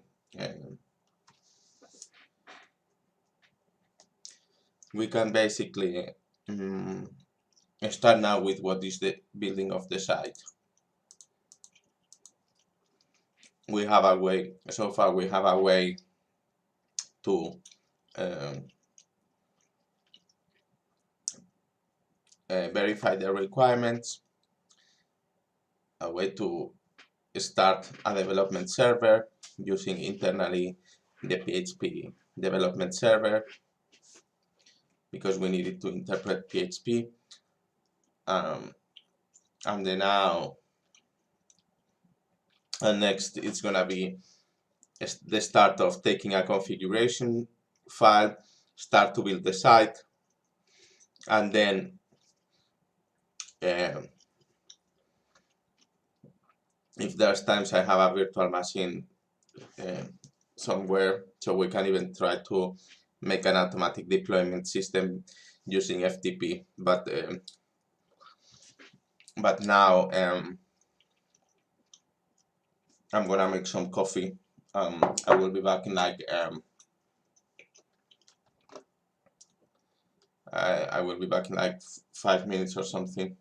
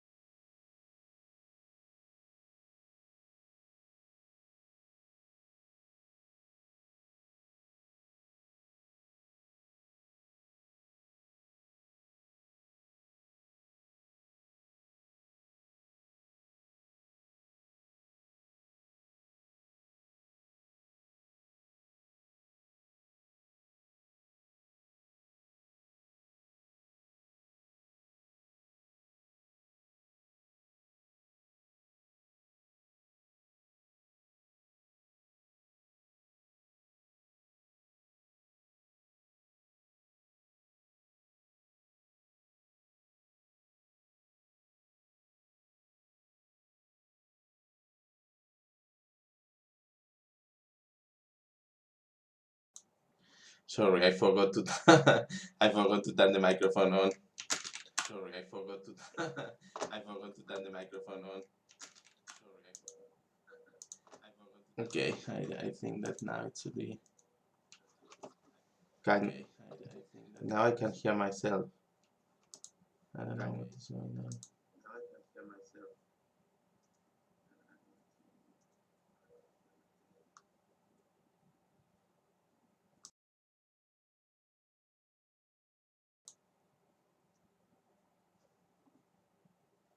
Can you hear me now? Can you hear me now? Please, somebody tell me. I don't know.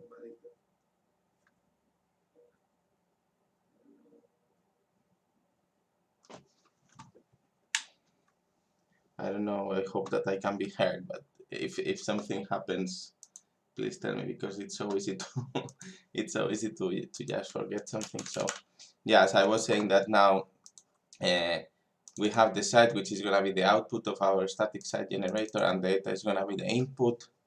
So essentially, now we need to build, we need to make our choices and build our own our own. And build our own conventions. So the idea is that you clone this repository, you only have to edit the data, and then well, install the requirements. Only have to edit the data, and then the site will be ready to upload. You can even be it can even at some point be possible to upload it from here. So yeah, and that is that's what we are gonna do next. Food is ordered, so at some point I will need to stand up and grab it and eat it here with you, but that's it. So as I was saying, like now, if you use this, well, you basically can see the site now. This, so the output of this will be served by the server. So we can see that that works. Now the data. So basically, let's switch to the iPad so I can explain my idea. Let me pick my.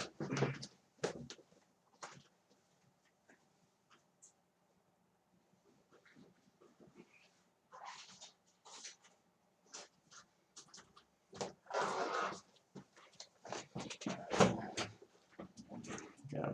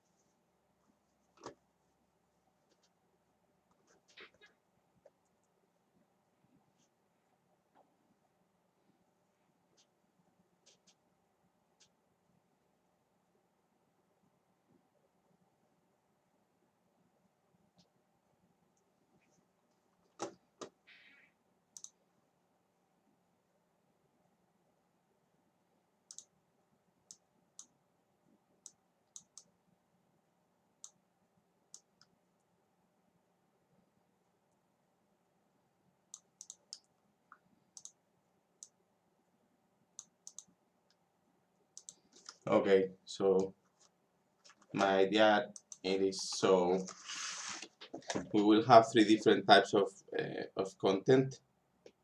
So we decide the home will be required, and then we will have pages, and then collections. This is the last thing that I plan to implement, but First, we will need to do the home. We will do the home, and a page will contain a markdown file for the content, um, a markdown file for the content, and then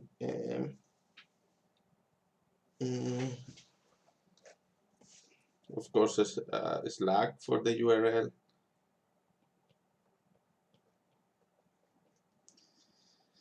What else? And the title, and that's about it. So the idea is that we will be able to translate this markdown to HTML, and then we will have some sort of theme that will be customizable, and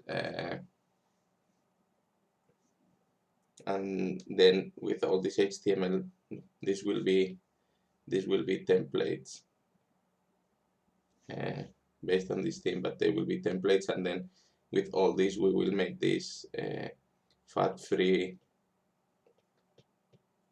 framework application in PHP,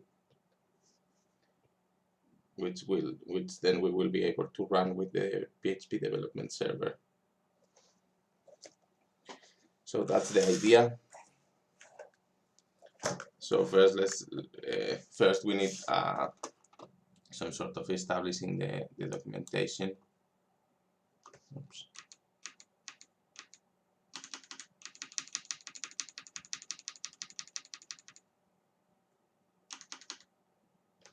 Yeah, and the format that I have chosen for the documentation is called YAML. I think something like yet another markup language, and it's pretty popular. Yeah.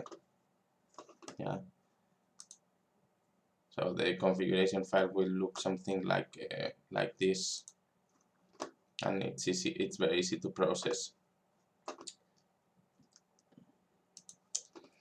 So in data, we will have a file called site.yaml, which will contain all the information for the site.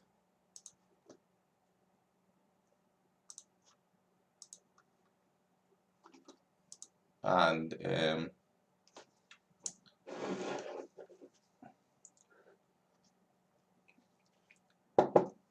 as I said, well,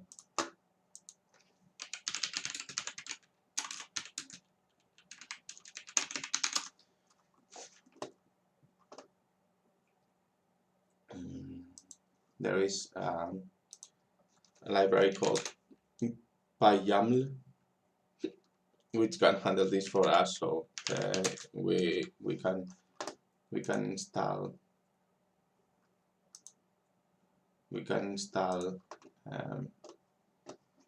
install the library first of all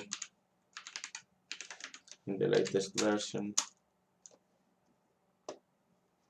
and then we add it to requirements.txt so we don't forget.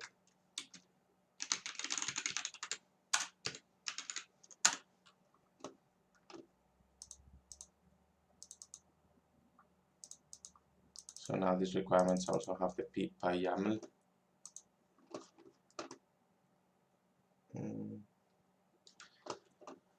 Yes, and the first thing, well, we will have here another method, which will be another command.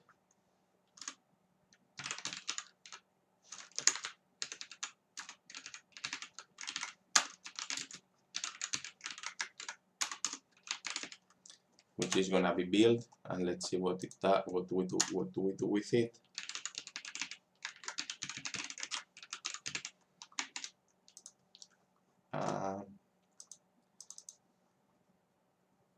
So the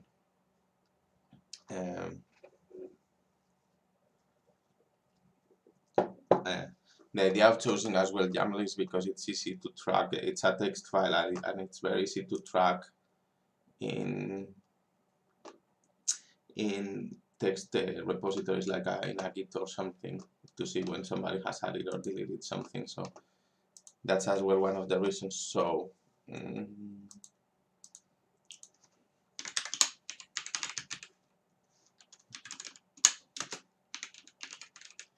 so first of all, we need to have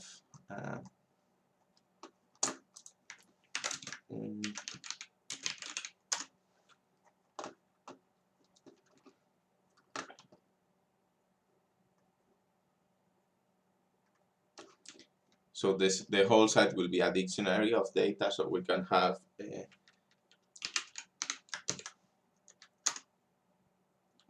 so we say home, and then in home we say file.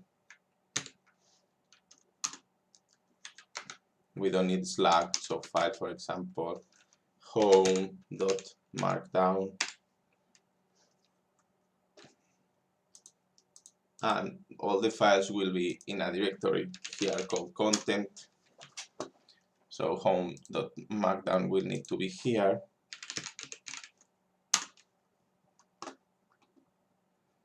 Yeah.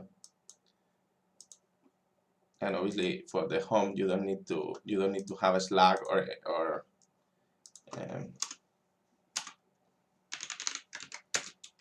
title.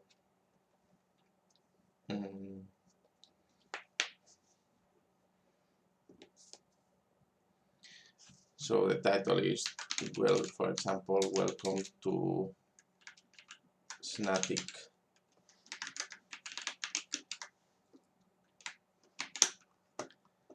So now when we pass this YAML,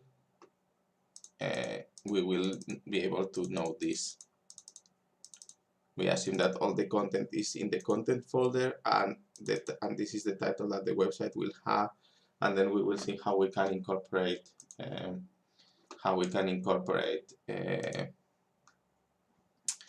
like other types of media or something like that, or even a theme and so on. But first, this is the basics.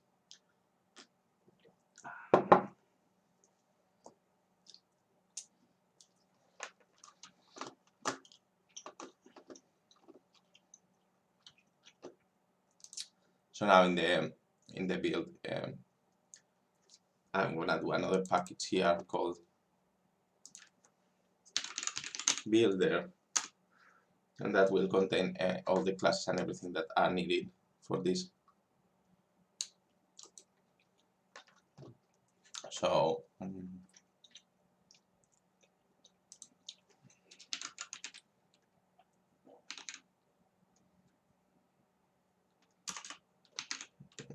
yeah.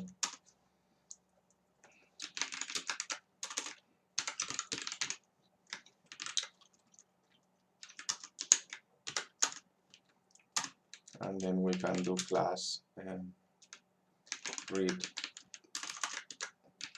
config, and this is not a static method anymore because we will have my guess is that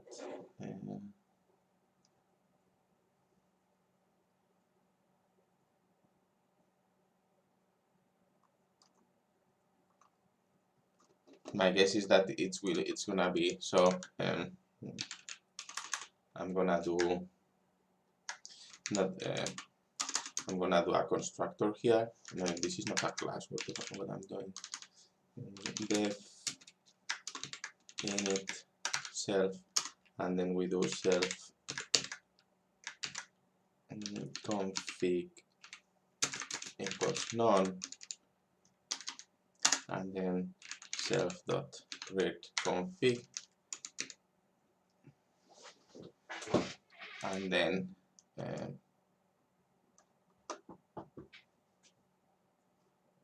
well, we will see. So from now we do from import. How do you do this? from YAML import load. So far we only need load because that's what we need. So now we need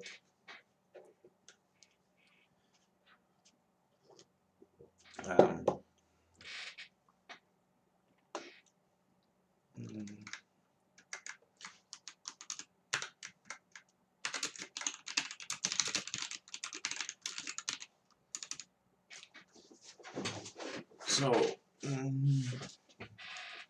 the path for this is gonna be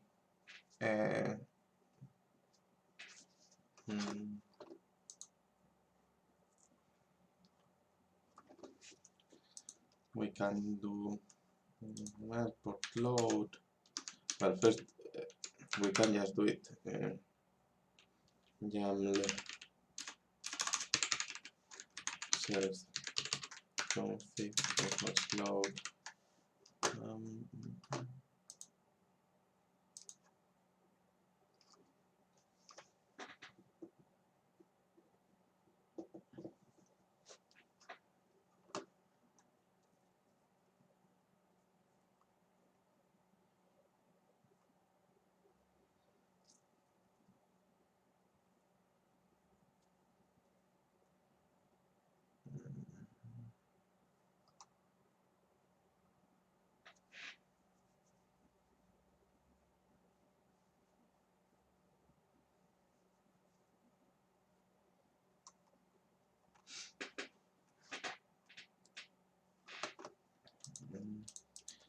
With open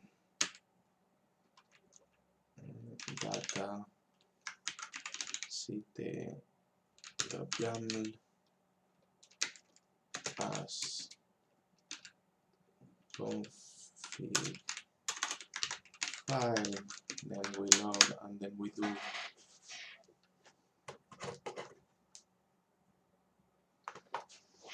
do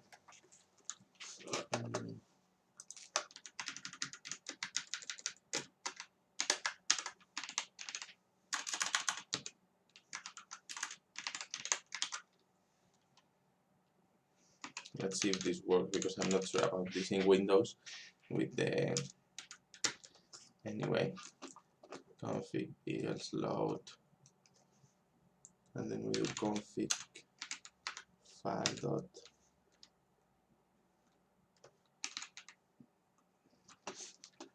read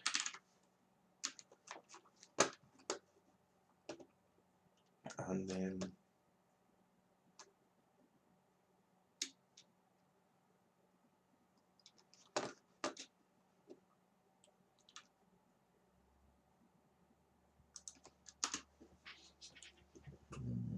I wonder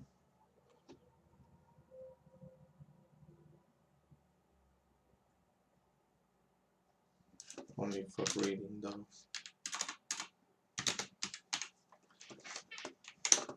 So now if I go to the Python console and I do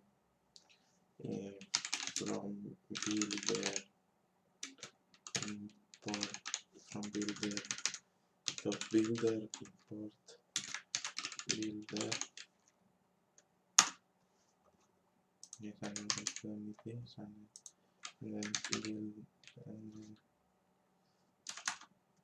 then equals a builder. Okay, this is a warning. Call YAML without loader if the precarious of the default loader is unsafe. Okay, so how do we deal with this?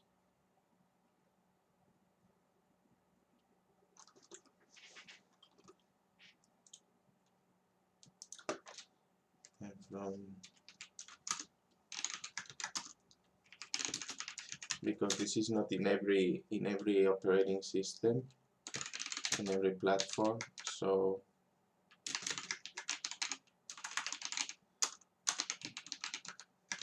the C loader it's faster, but it's not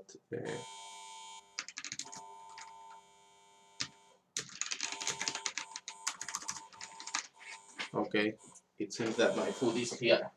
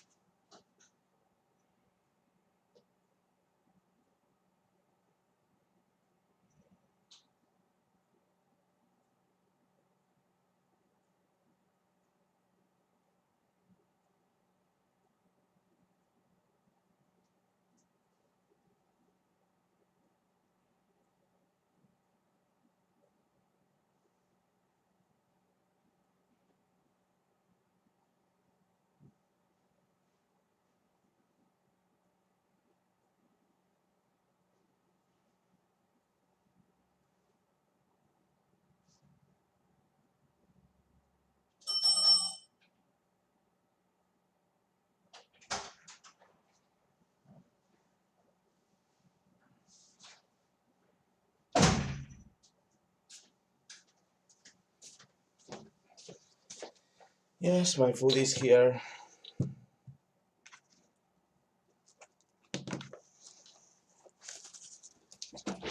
Yeah, but as I was as I was saying that this is because this C loader is not available in every platform. Um,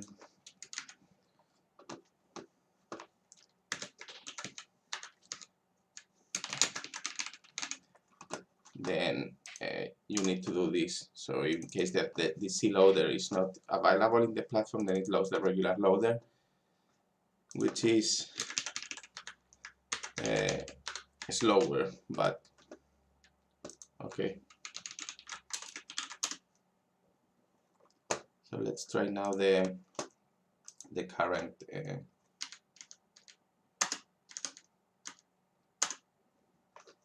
So now if we see here the protected attributes, config, home, file, so it's reading it properly already.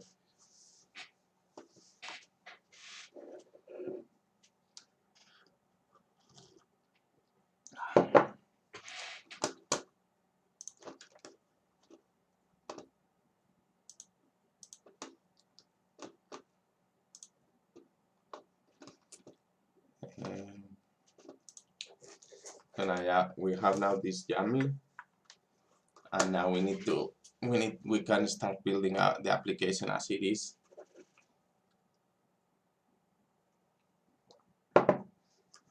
So let's say that we have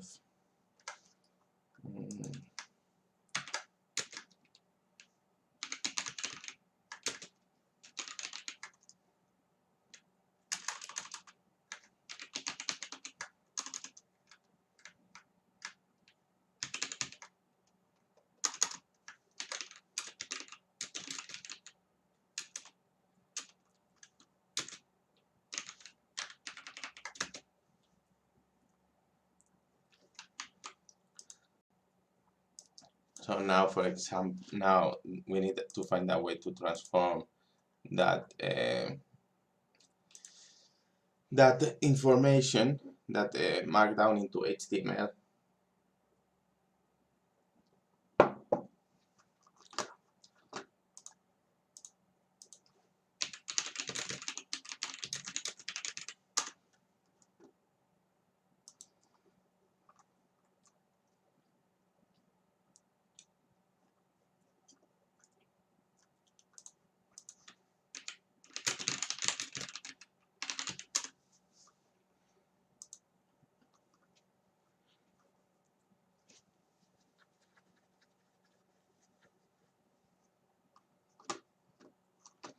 And for that we are gonna be using PyMarkdown, so same thing. So pip install -u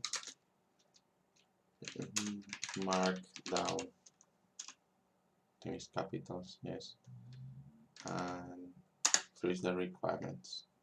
Now the requirements, we have Markdown also 3.3, which is the latest version. So now the builder, now that we have the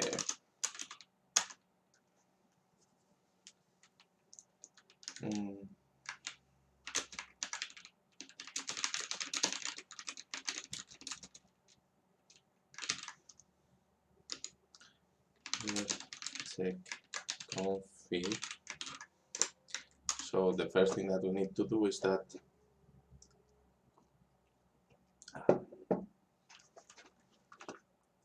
the first thing that we need to check here is that the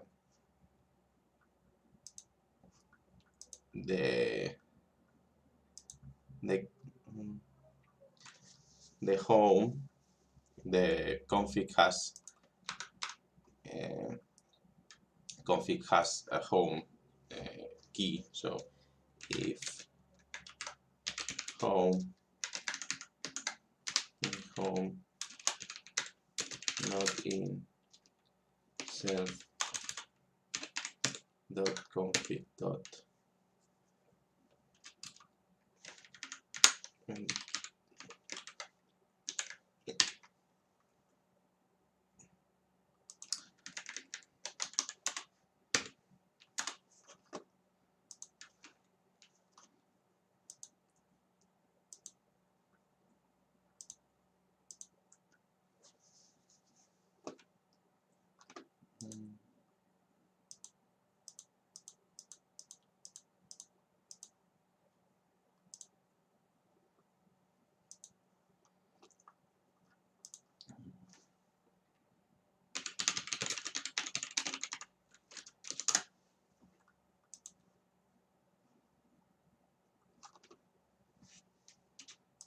not in case of self config.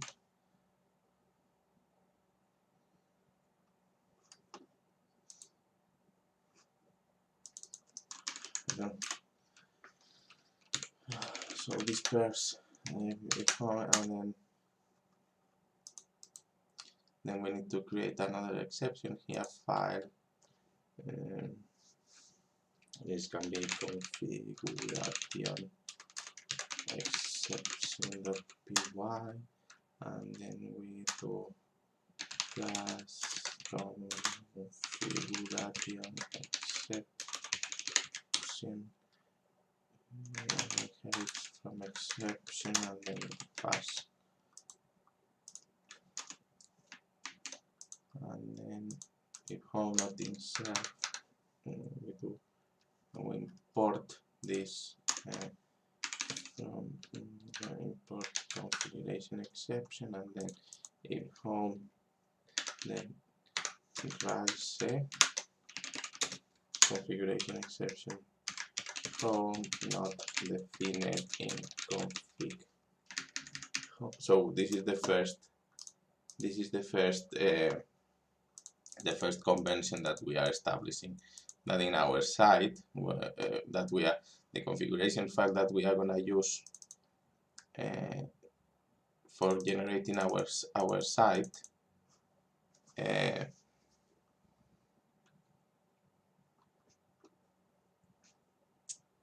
There will be it needs to be a home, otherwise we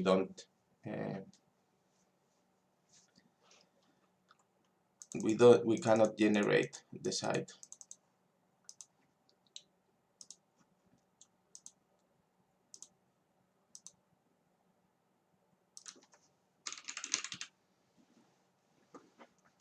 So, and now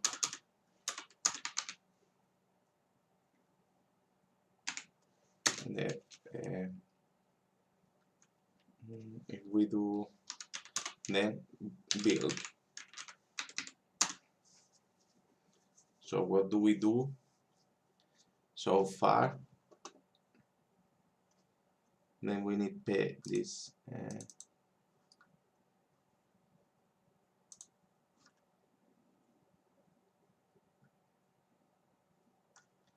yeah.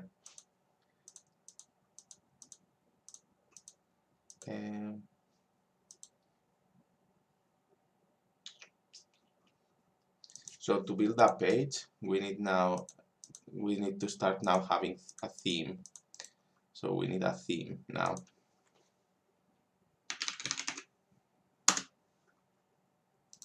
So new directory default. So now we need to check that in the site we need to have theme default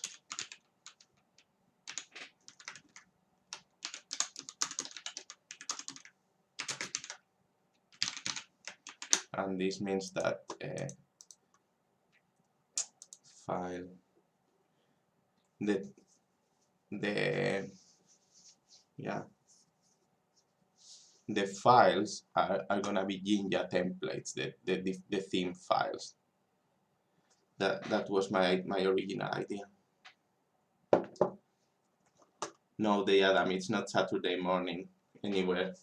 That's why it says it's a special edition. It's not.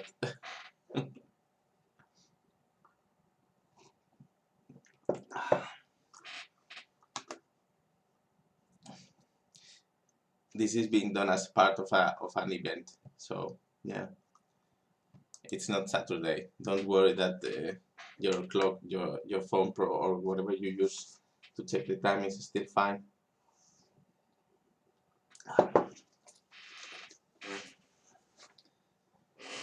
So yeah, the theme default. So for the theme default, we are gonna have Jinja templates. So in here we are gonna have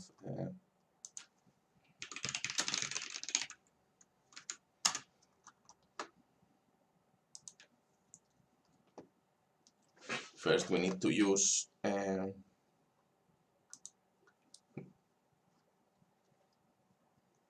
we need to install Jinja.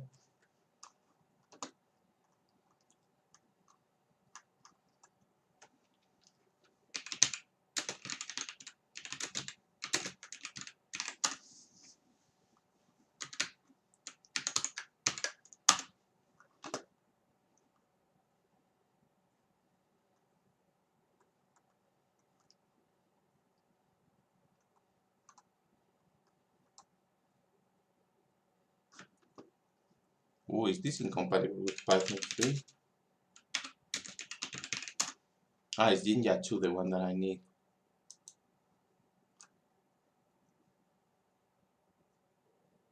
Yes.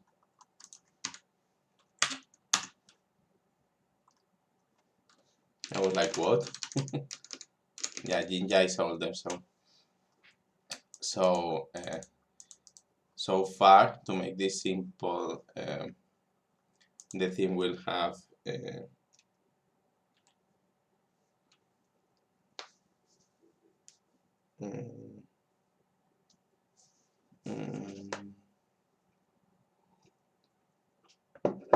well, we can't call it home. I'm gonna call them, I don't know what is the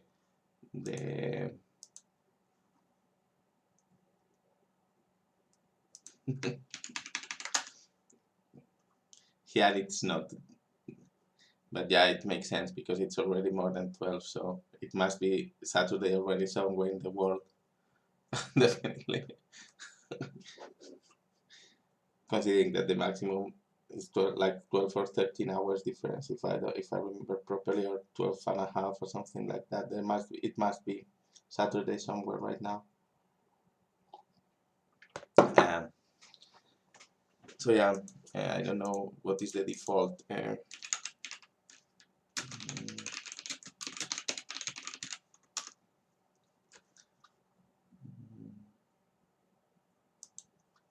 List of Jinja templates.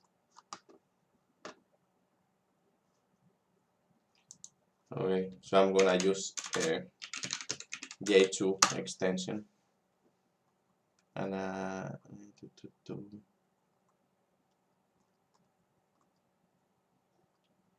do I have in this Jinja 2 template? Yes. Yes. So yeah. So now this is gonna be themes default. Is gonna be the Jinja template. It's gonna be the folder that has all the Jinja templates that we use, and so far because of making it easy, I'm gonna use, do I have Emmet here? No. Why I don't have Emmet?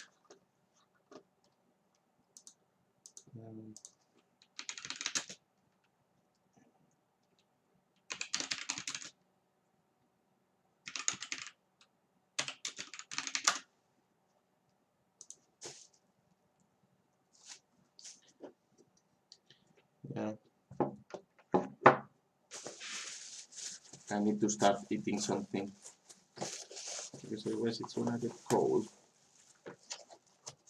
Oh, smells pretty good.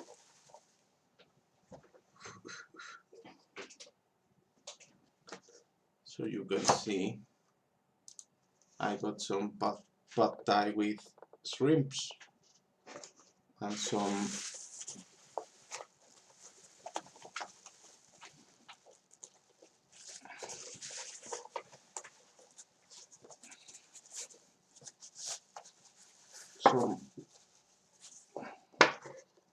soup with rice.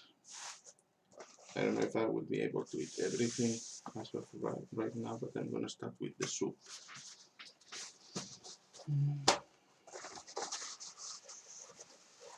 But yeah, this Jinja template, I'm checking how I'm gonna Emmet toolkit. Yes, I know Emmet, but go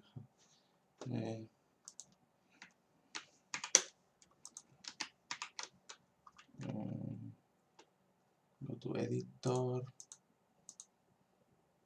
Emmet, HTML.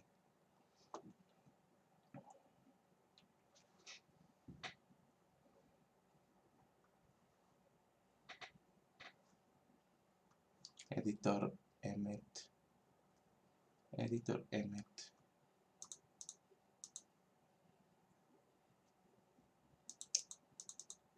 Okay. I still have to say that this is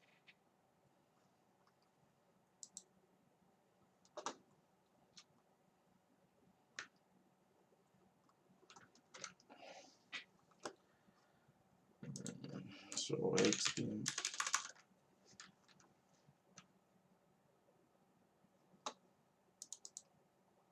Maybe I should rename this to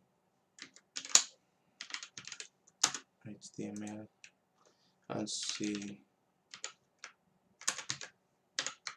Yes, now I have Emmet, but I'm not sure why I wouldn't have it in Jinja templates, because it doesn't make any sense. So if I do, okay, I also have it in Jinja 2 templates. So, yeah, Emmet is basically a massive time saver. So here I'm gonna place content in the Jinja way. No, this is not the Jinja way. That's the Jinja way, but for control stuff. So now I have the content, and here I have the title variable, and then we are set. Obviously, this is very. I'm gonna call this page instead of. Obviously, it should be possible to include here another template and so on. But let me go for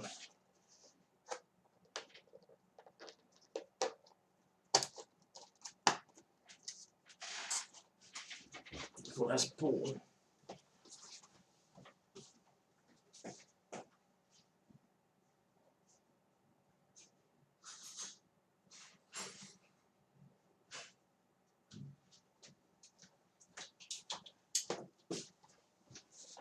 So yeah, that's where the content of our statically generated site is gonna go. The soup is good.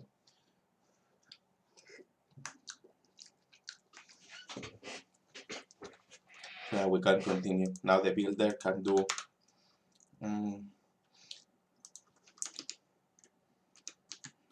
if theme not in self config.keys,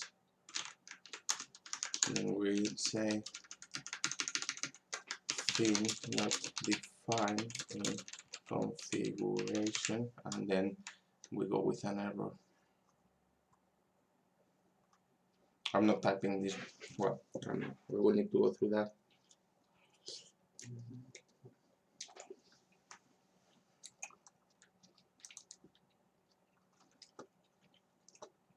Yeah.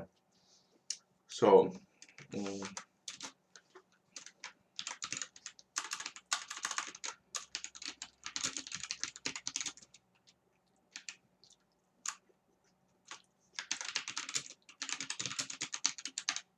Uh,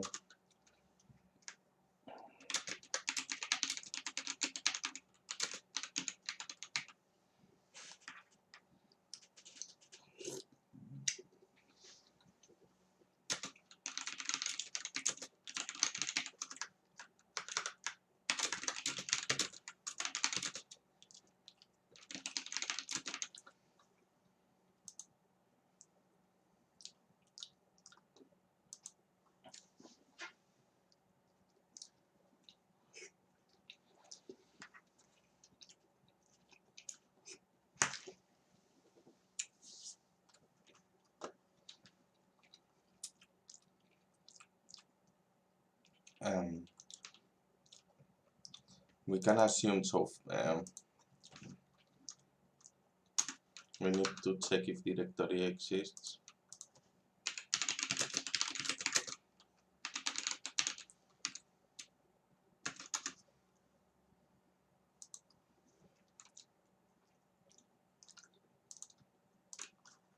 And we will definitely need the OS.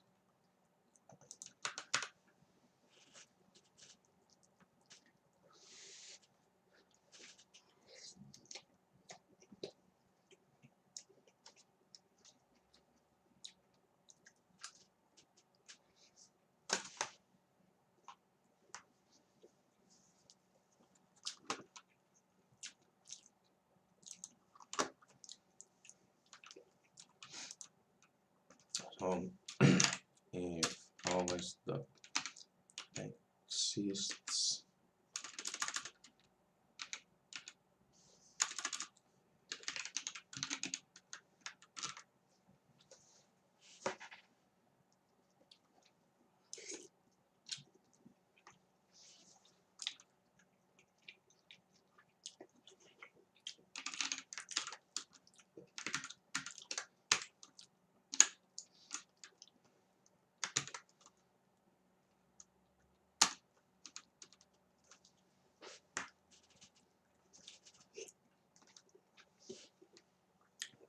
path, else if the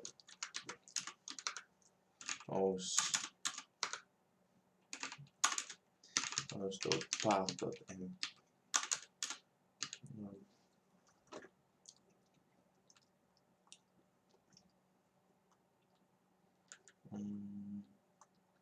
I never remembered these functions. It's so freaking annoying.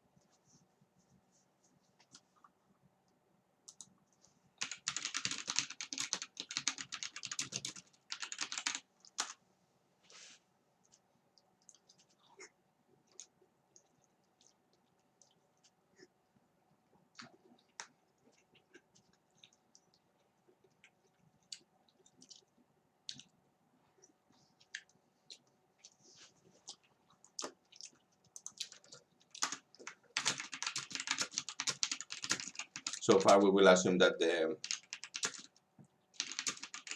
directory is empty, that the folder is empty, because yeah, deleting stuff is quite the thing. So We need to ask the user if he or she or they really like to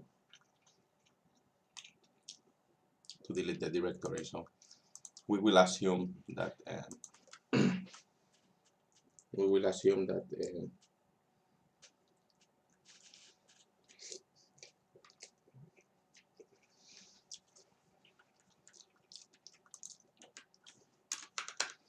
and now here we build pages.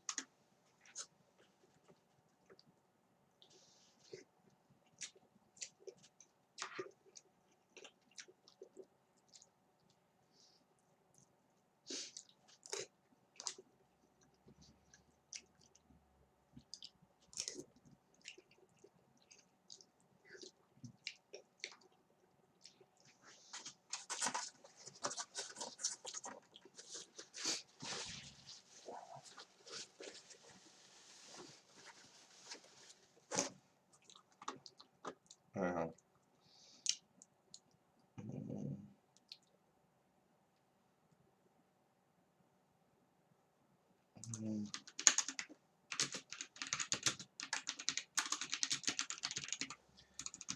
and now we build the pages. So first build home.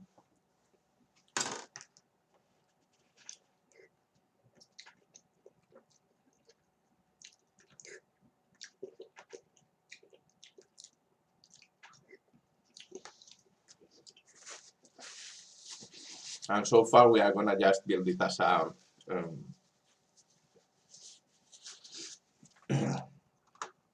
a static index HTML file, because we need to figure out the Jinja.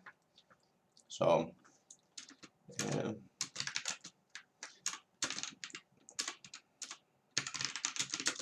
the template is well, we can check if the theme exists. If os.path.exists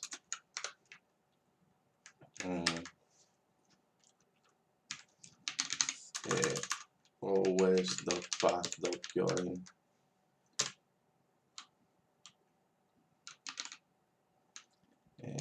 themes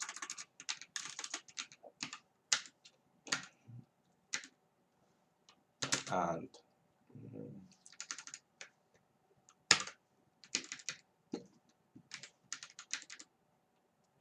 the config of theme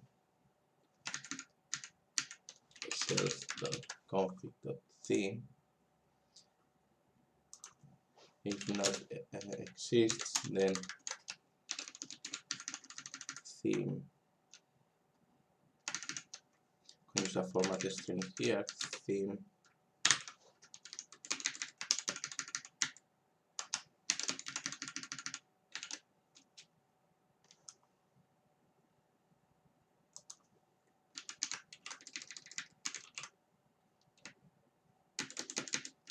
Not found.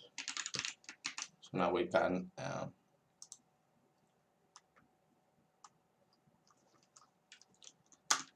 so we first of all check the configuration here. So if not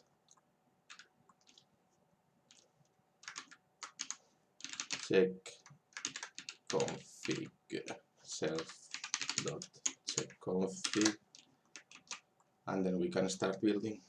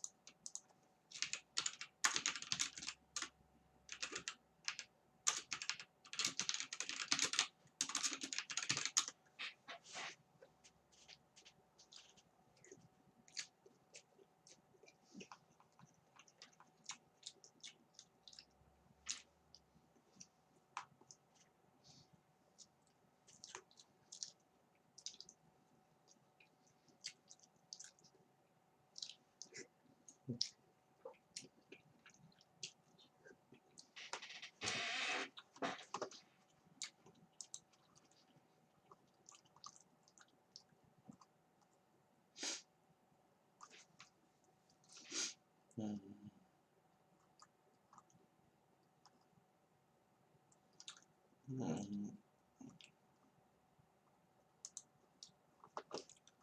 So now we take, so now we build home. So we read the contents of the home file.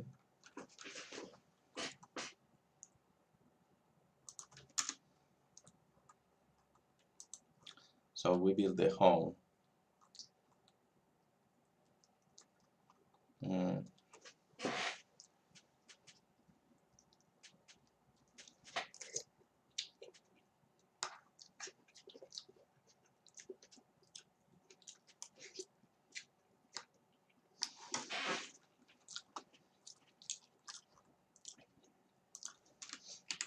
Um,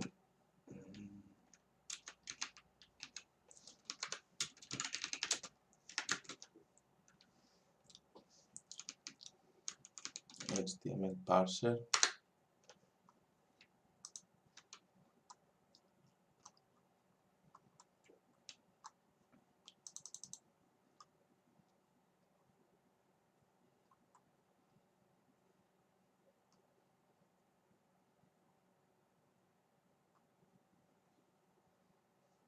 Okay, so this seems to be what we need.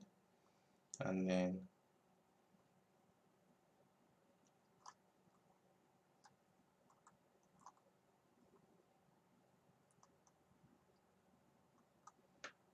we need to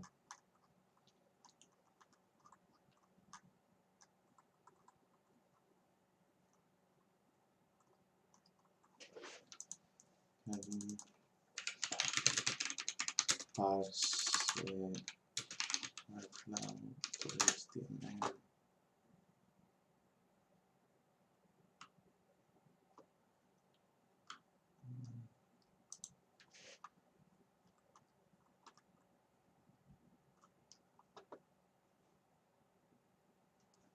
Okay, so we wouldn't need even this. So markdown import markdown, and then we do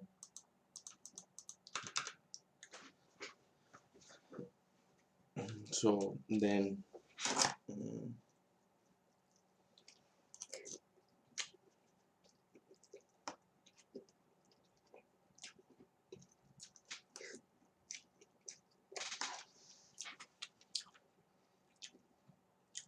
mm,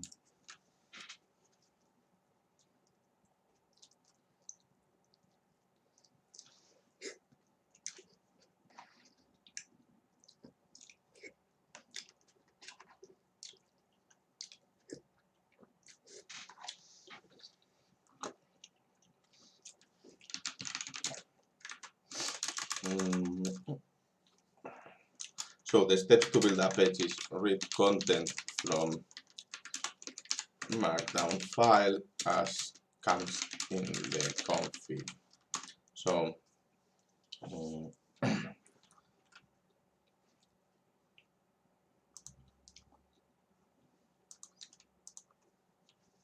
so file name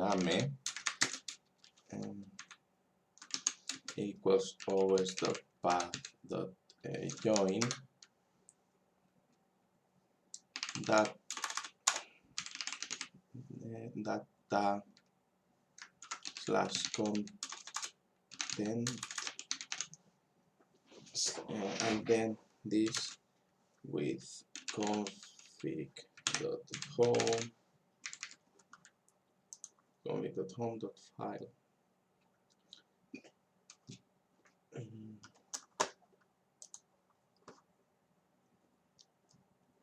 So the config.home.file, no dot, but yeah, and this is self, and then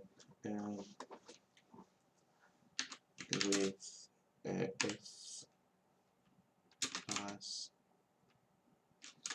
with open file name for reading as f in file in, then we do content markdown content equals fe dot create HTML content equals markdown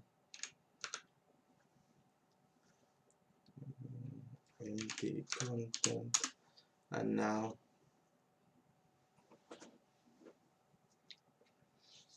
we will need to render the template and save it.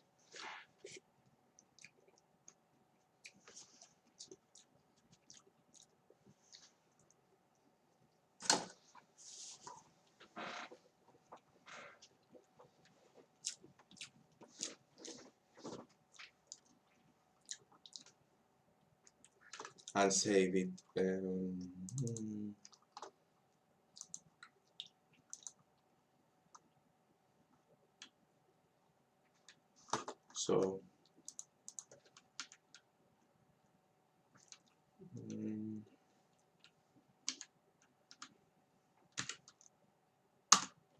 open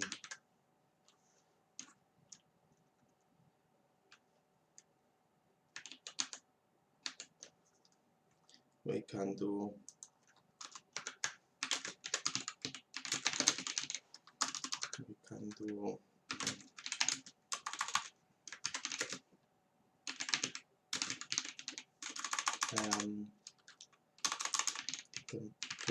template filname get template file name self, and we can get self and template name. Then we can do return os.path.join the template. It is template name. Okay, now theme equals self config dot theme, and then we do the template is join themes with theme with template name. So and same with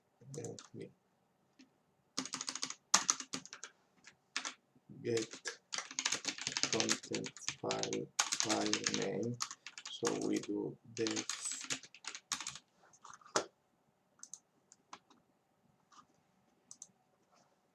get content file name self and file name, and we basically return this because these are conventions that we are making.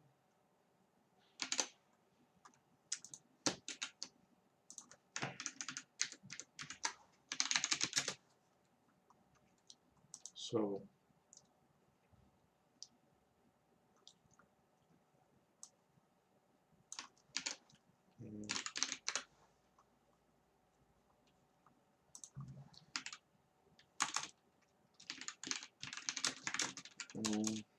get self.get content file name. Yeah, and this gets the, now we read and template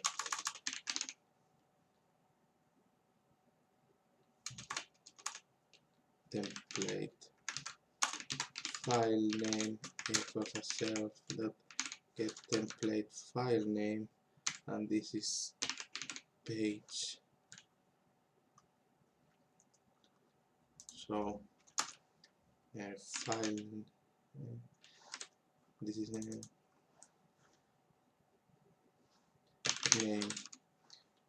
file name equals a name plus dot two, because that's what we have agreed. File name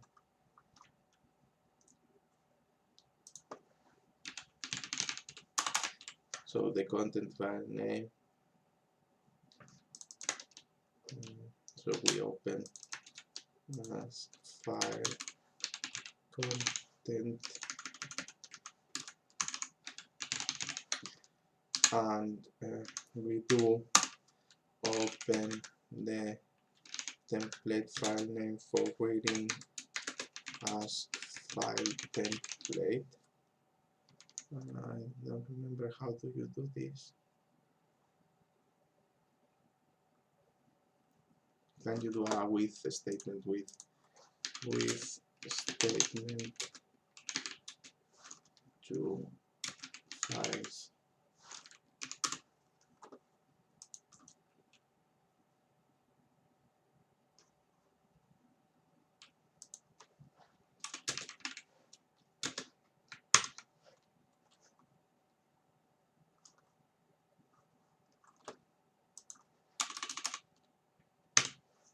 Okay,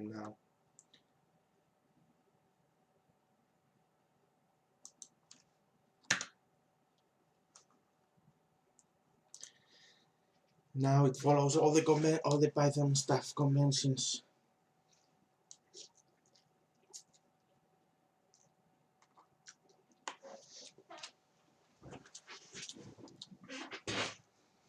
And now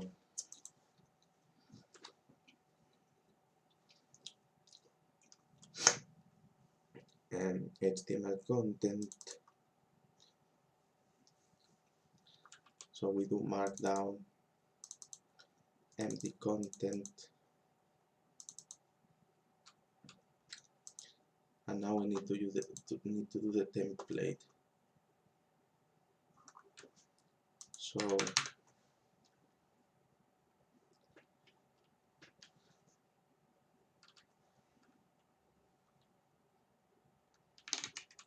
template content template.read, and then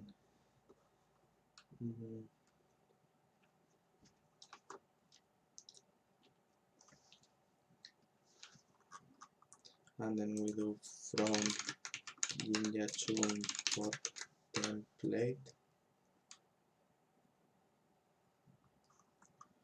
and then we do template equals a template with template content, and oh my god, and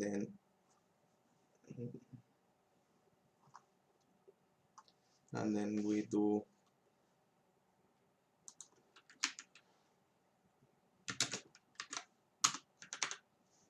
open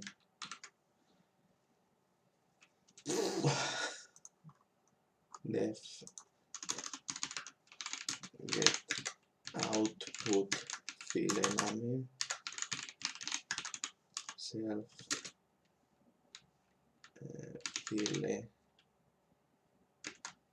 file name.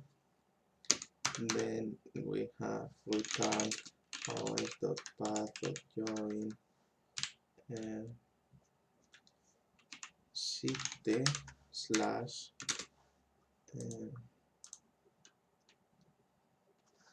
file name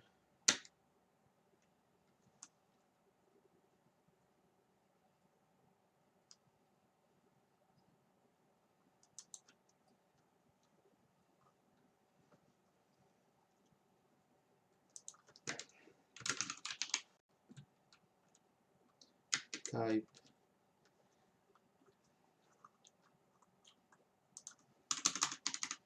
class builder output types enum, and then this enum contains like type HTML, type. So far only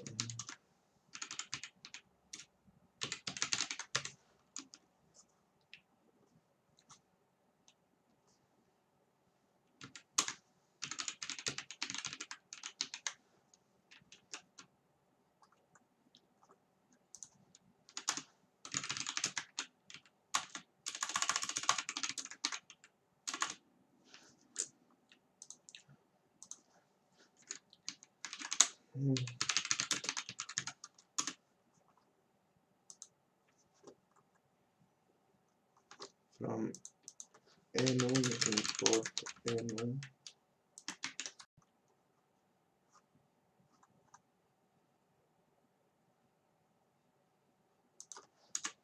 and what is the problem with this? That they have comma at the end.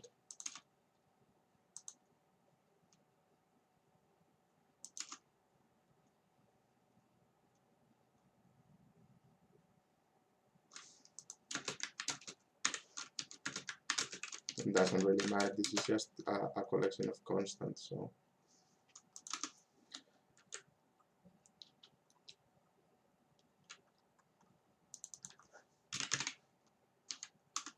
if type equals type builder output types dot type HTML, then it goes to the root, and name equals name.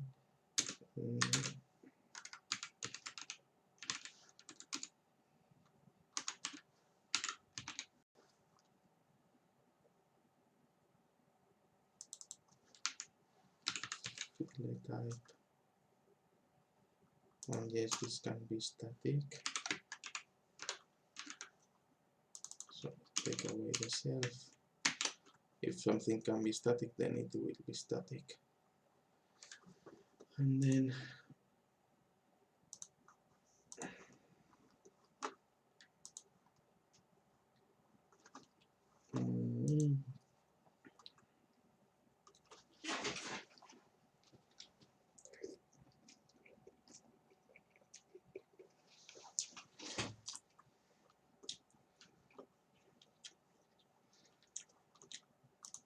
so now the template is the template, and then we'll open template file name output file name self, not self, builder.get output file name, so it's index, and type is type type HTML. Now open output fill name for writing as fill output, and then template. Now I have the template, and then we build. So we do f output dot write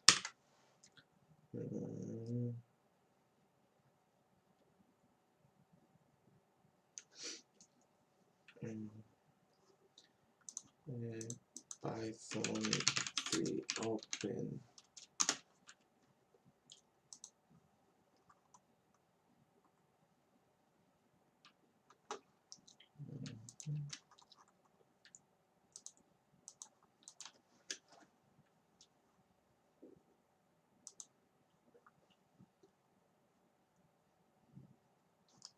okay, truncating the file first. This is what I want. So template dot render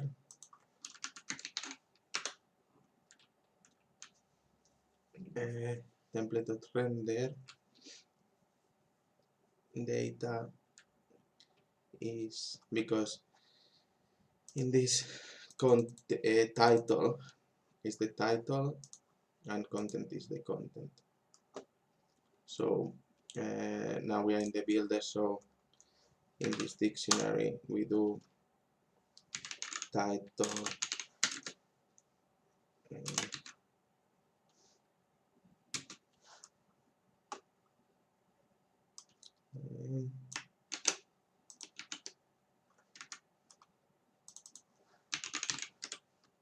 and content equals HTML content. So this, we have to find a way to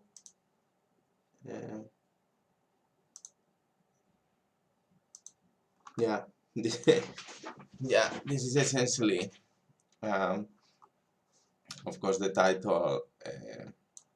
This can be empty, so we need to get a default for that,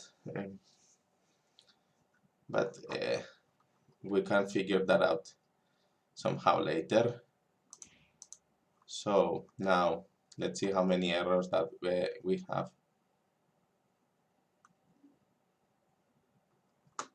Is it possible?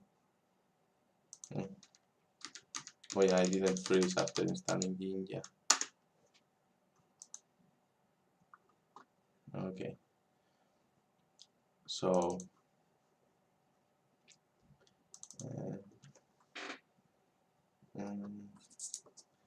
so now we have in the builder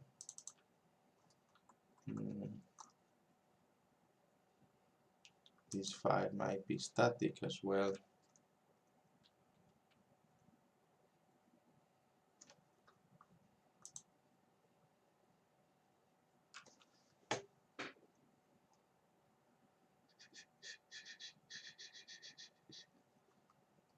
Get content. There's a first mistake that I have detected. So get content file name. Get content file name.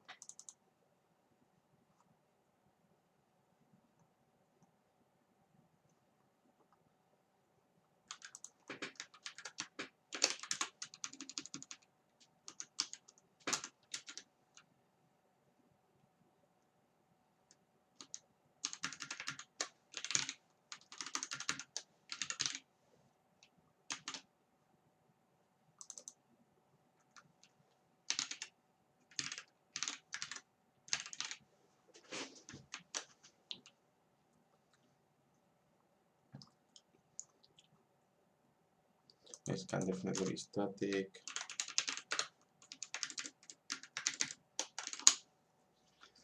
Get content file name.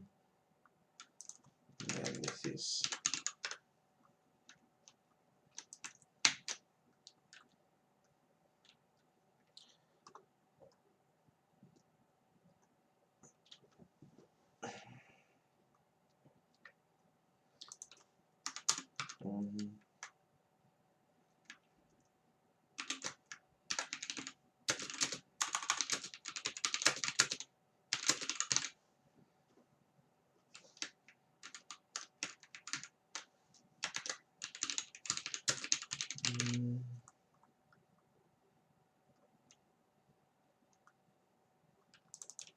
another bug that had slipped.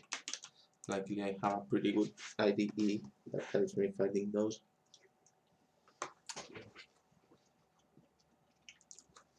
Of course, we can extract this to a better place,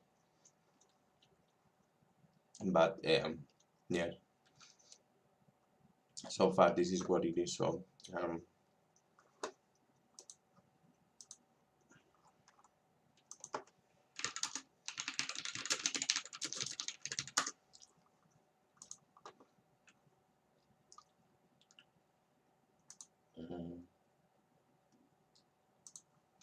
yeah, so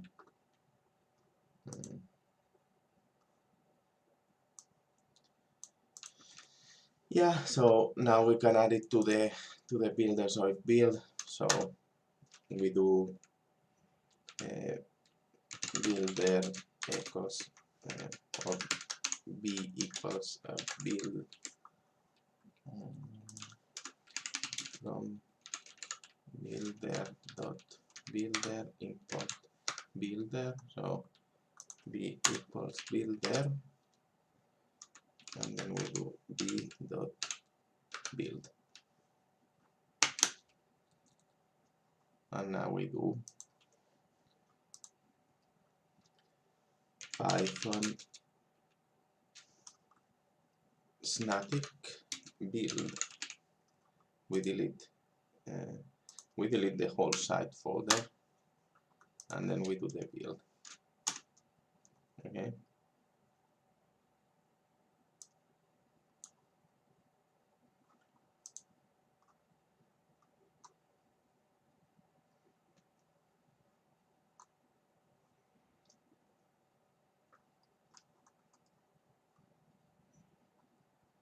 What? Mm.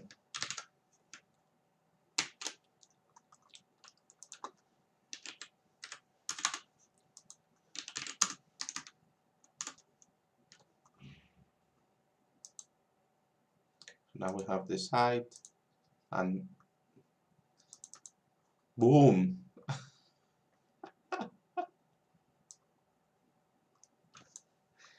And if I do now, well, it seems that it's worked, which is fantastic indeed. So now if I do serve, and I can do, I go here, I see it.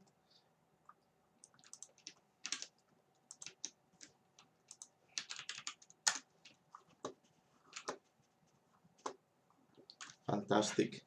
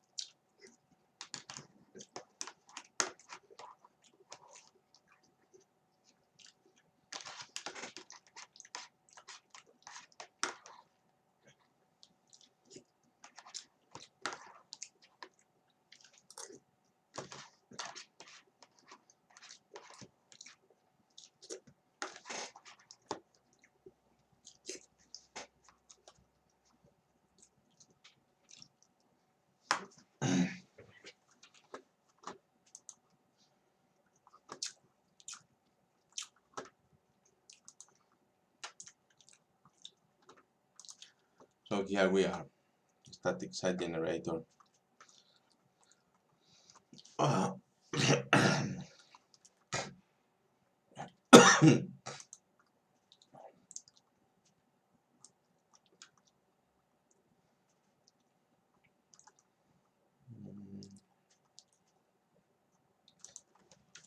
We could do a check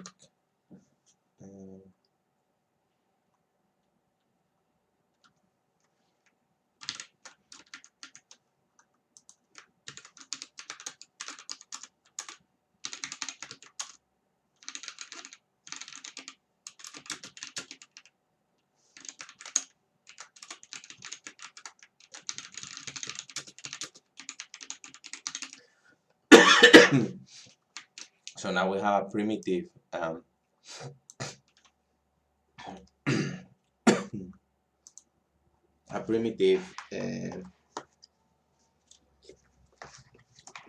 static site generator, configurable static site generator.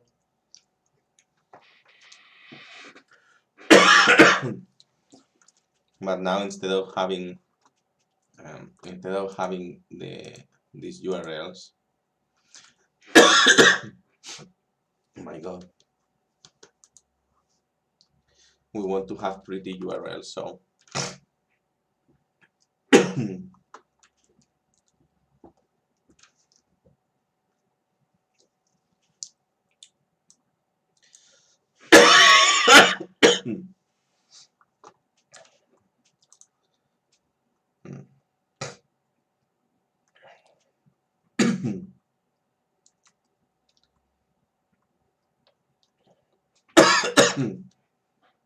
I think I need a little bit of water. Give me 1 second. This soup is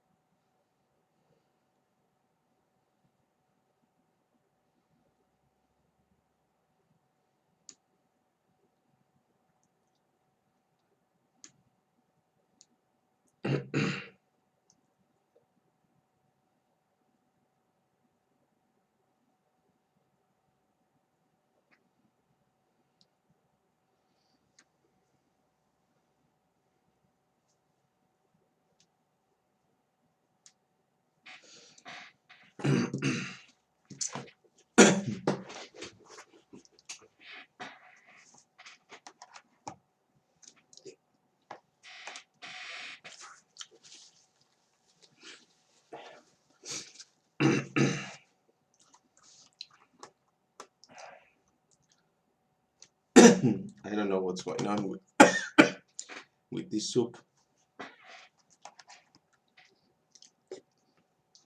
It's actually really good.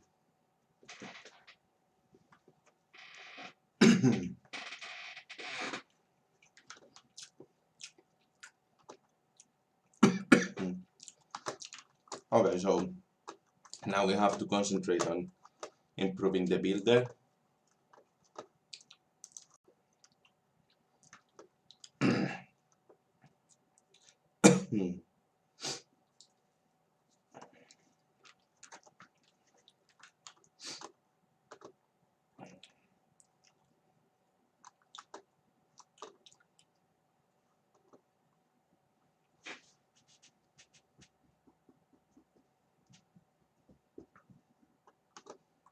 So now we can do we can extract this build page self.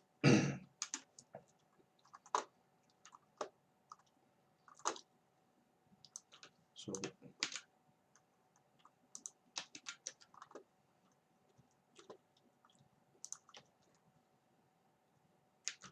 this could be a static method, so I think, because I will need to pay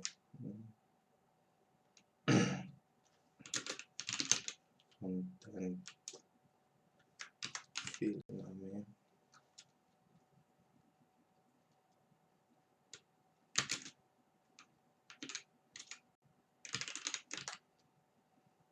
Fn and put fn.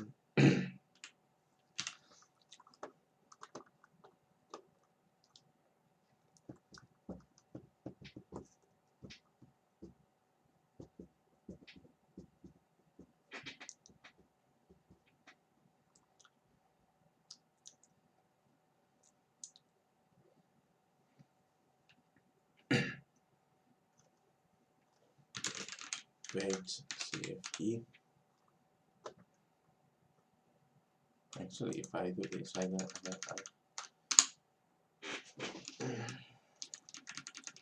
page CFE.file.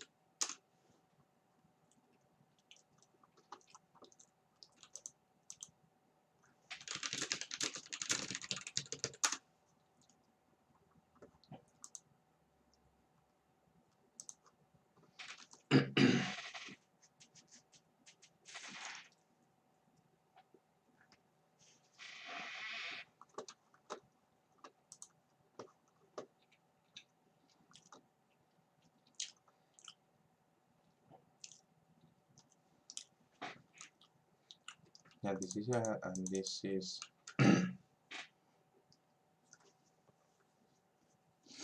the output file name has to be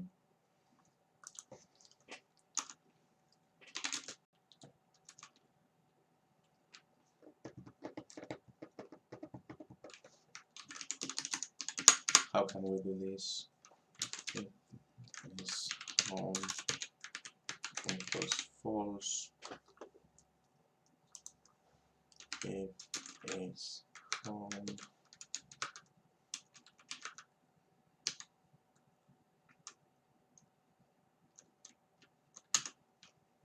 else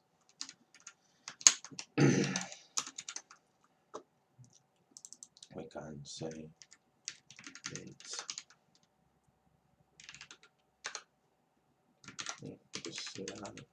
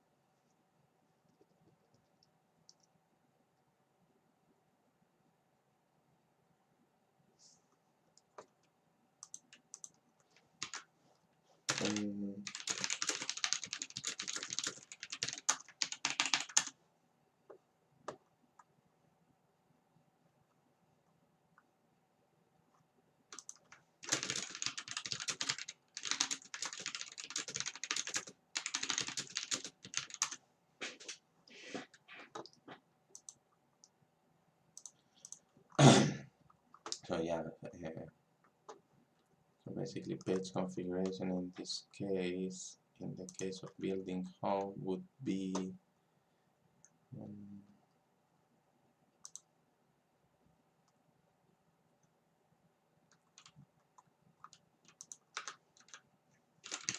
will set the page and page CFG, then it will be whole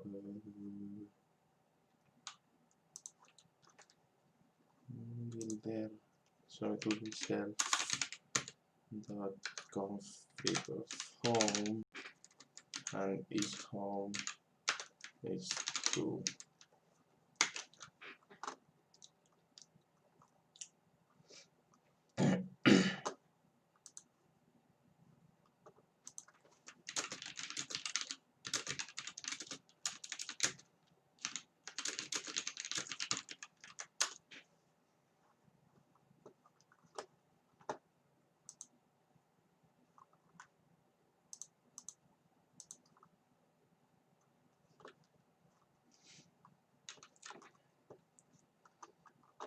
So now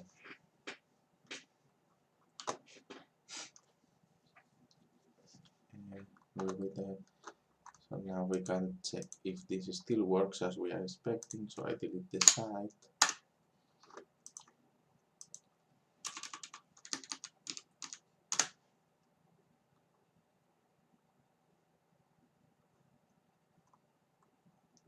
Unexpected extra admin bill.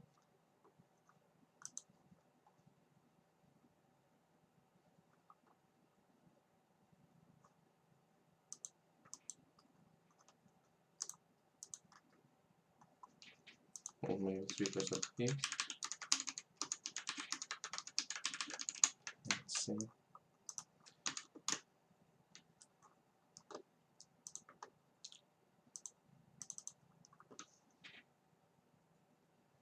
Okay, this still works as expected. So now let's start to add pages here. So so we can do pages equals file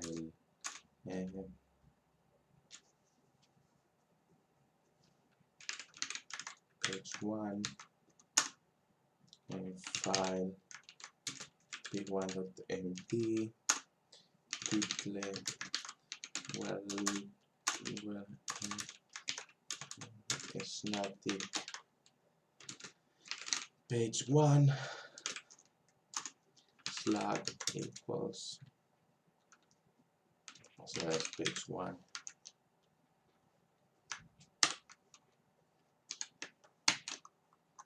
So now if I come to builder and then I go build the rest of the pages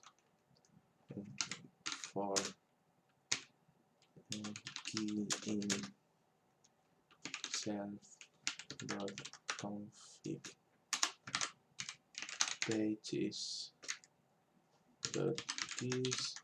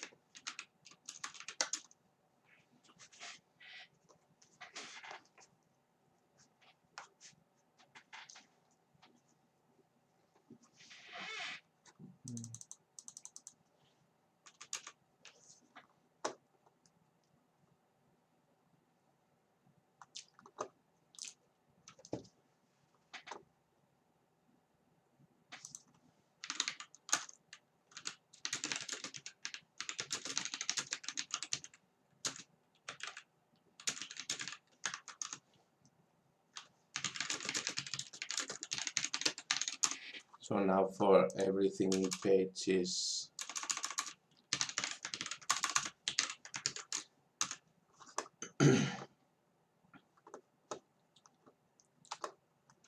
then we do self.build page, self.config pages keys, then key,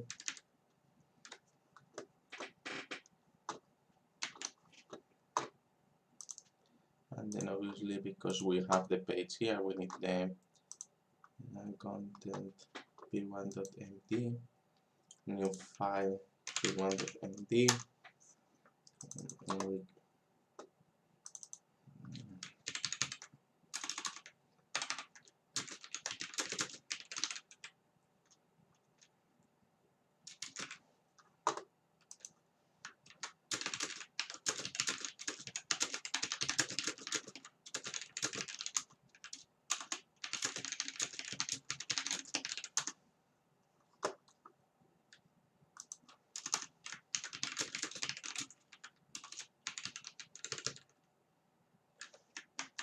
so now if I do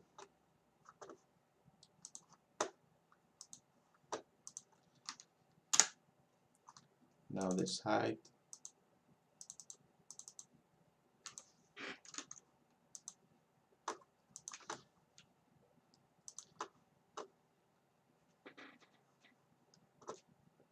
for K in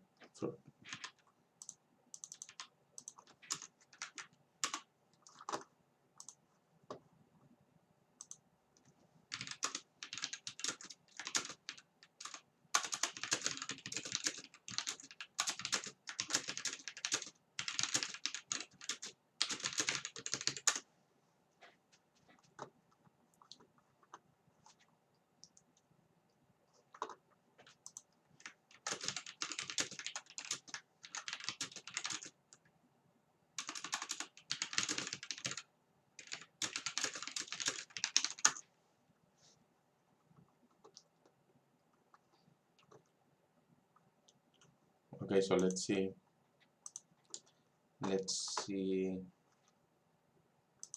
the configuration. So instead of check the debug, I need to create another configuration, but instead of check the this is build debug, and then in parameters is build, and then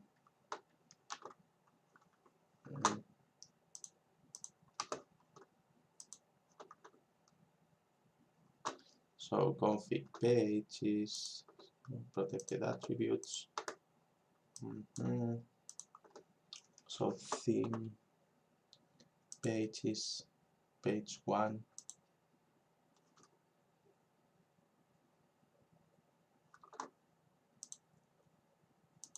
Yeah, so this should get into it.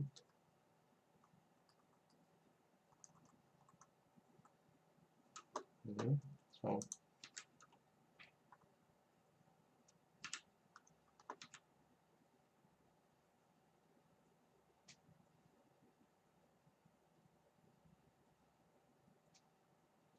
okay.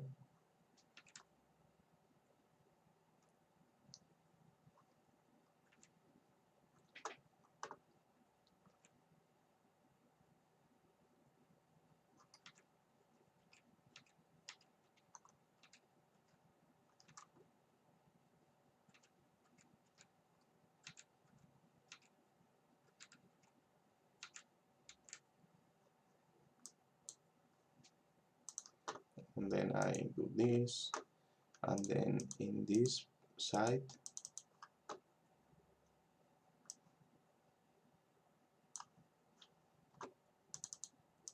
where the snow is.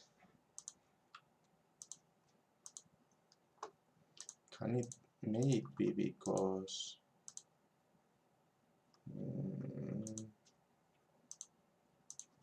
the slash is slash page 1.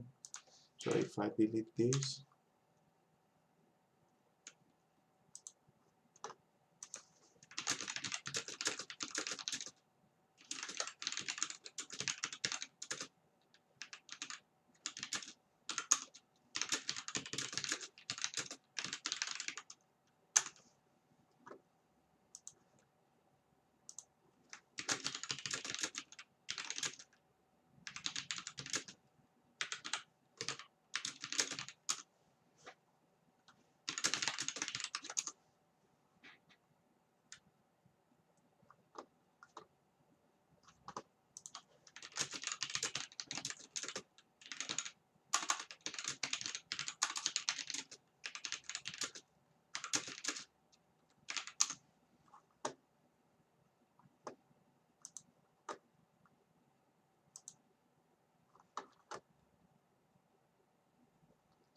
static page 1.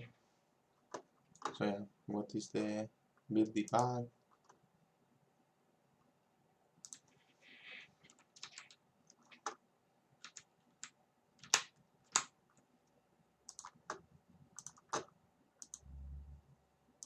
Okay, now it was because it started with the, so now we have the two HTMLs, and now the last thing that we need to do is to make it work. So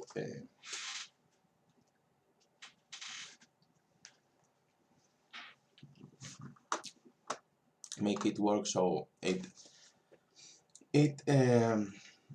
runs the commands. It installs the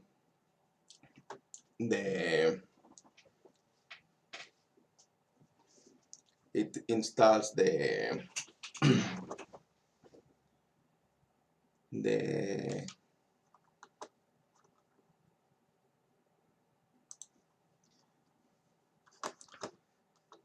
I am building a static site generator in Python that generates sites that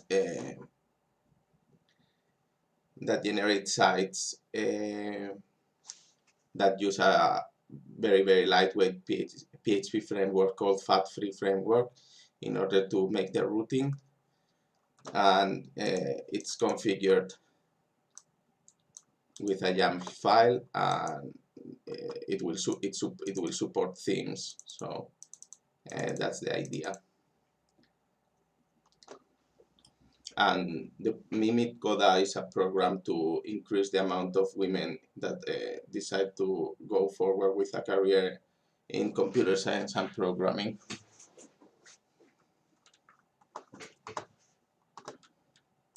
Here in Finland.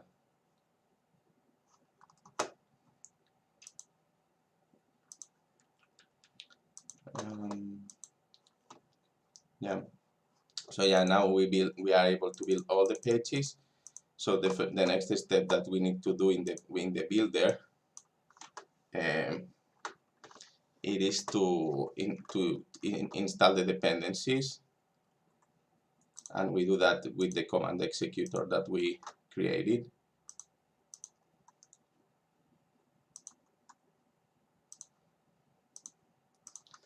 So now we do install dependencies, install PHP dependencies into the site,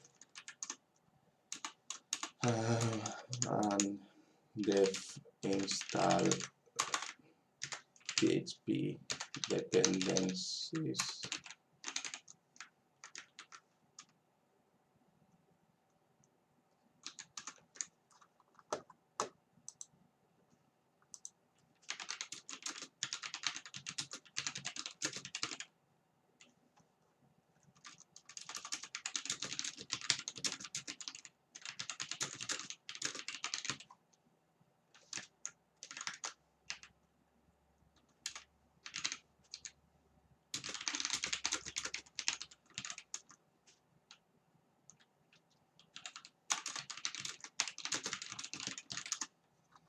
So now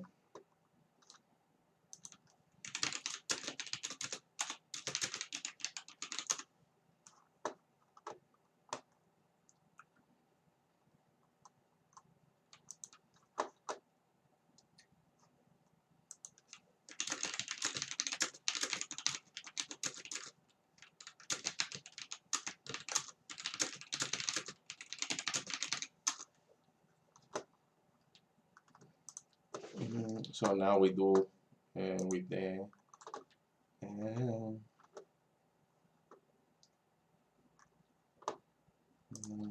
from setup from dot from setup dot executor import executor. So in order to install the dependencies, we change working directory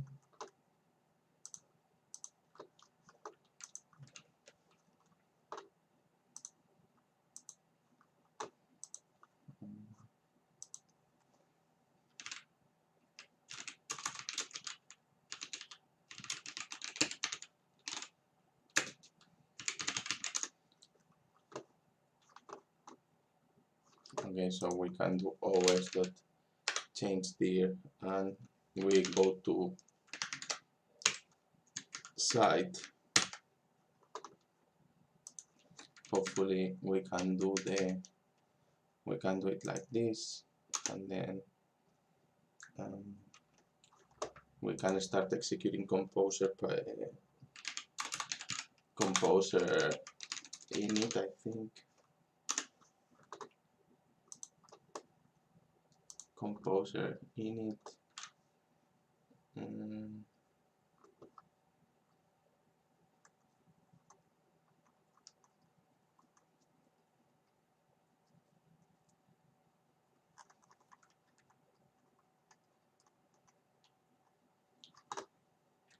We executor.run command.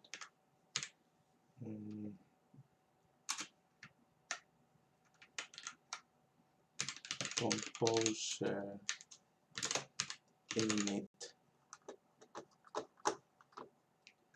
and that's it. So that in theory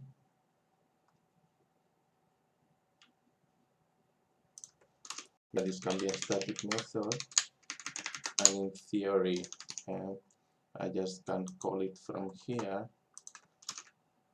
check configuration, check the site, install dependencies on site folder, start PHP dependencies on site folder,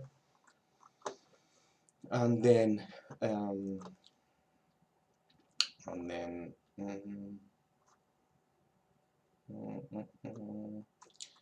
so we call builder.install PHP dependencies, and let's see how this works.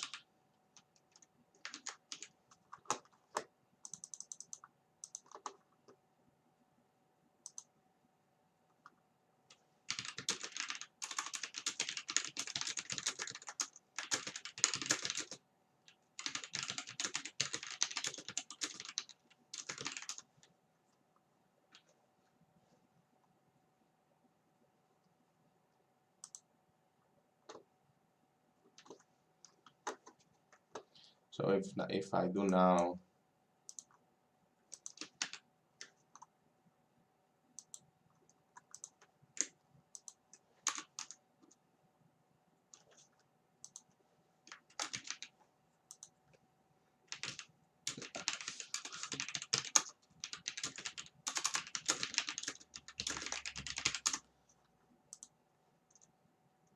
so if we do this, okay,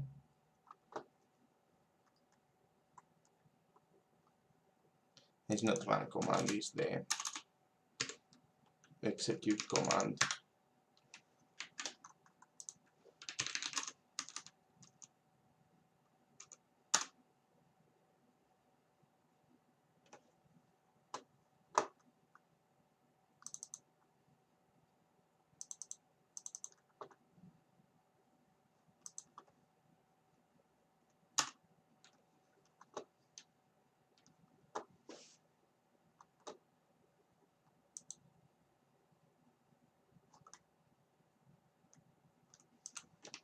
Something is not going well here.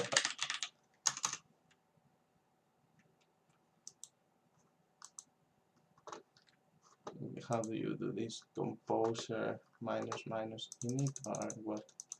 Composer minus minus init.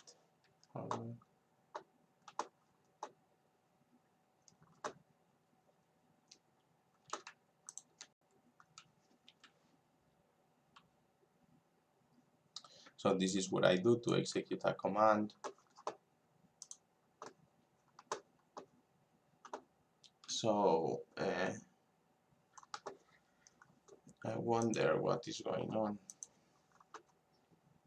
because if I execute this execute command and I do composer init, it should work the same as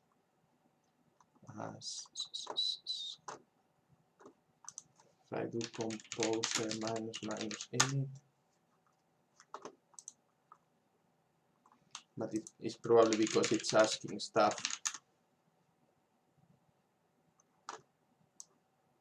Yeah, that's why.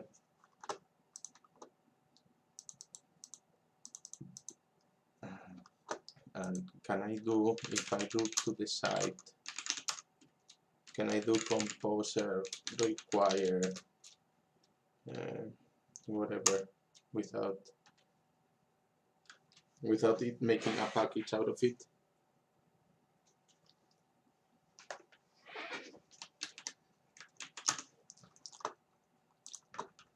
Composer FAT3 framework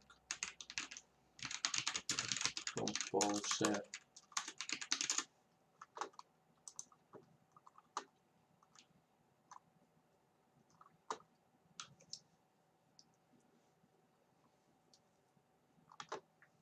if I execute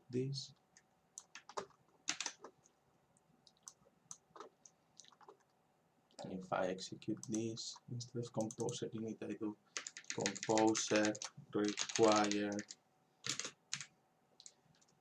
Vygotsky FAT3.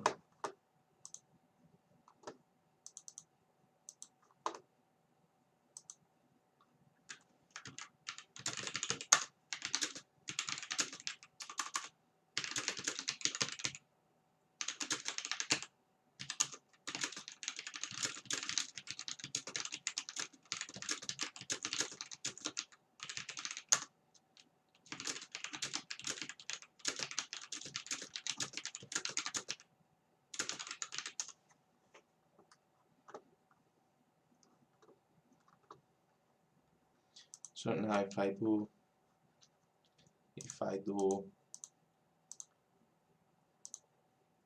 okay, if I delete the site,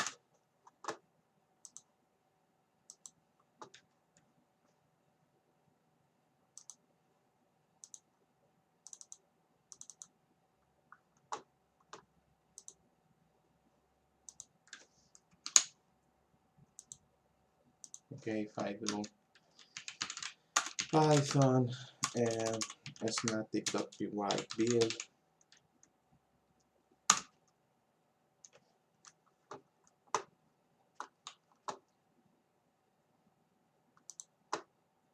Okay, we have a composer.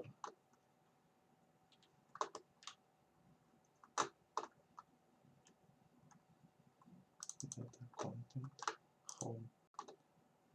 What?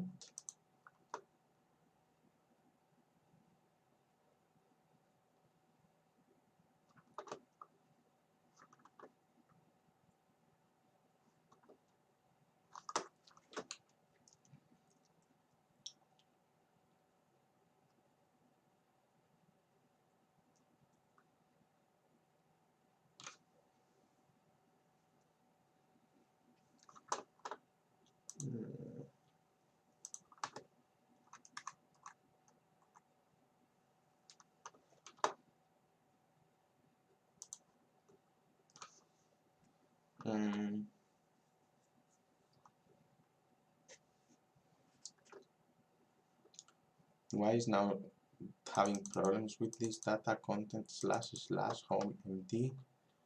So builder data content /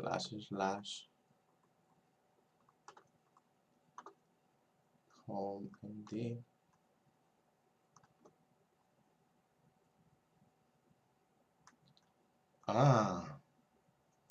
Fuck, yeah, because obviously always I need to change after installing back to the original directory, because otherwise everything goes to shit.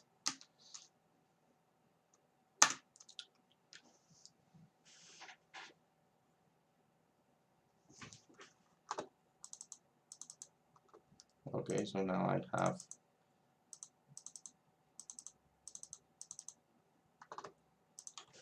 amazing. We are very close to finish. We are very close to finish.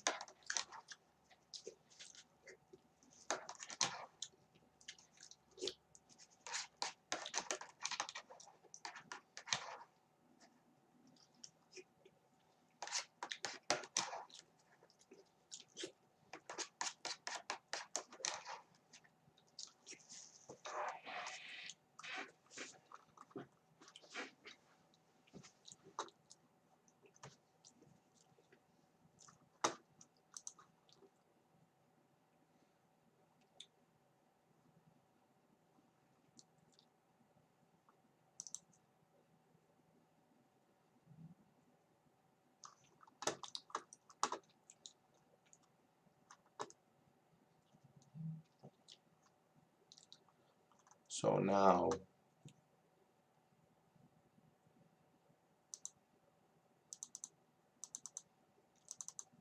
the only thing that we need to do, well,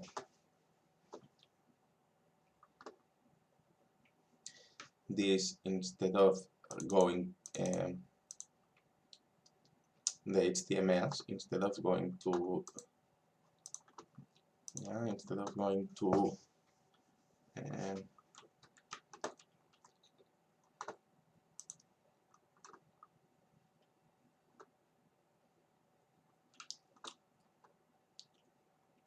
get template file name, get output file name, site slash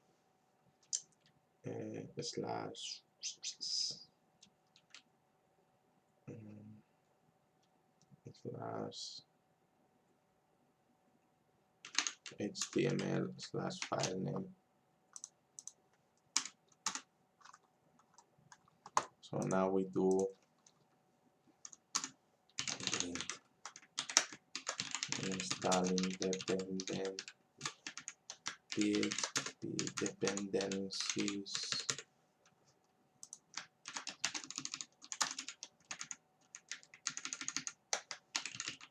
Finished.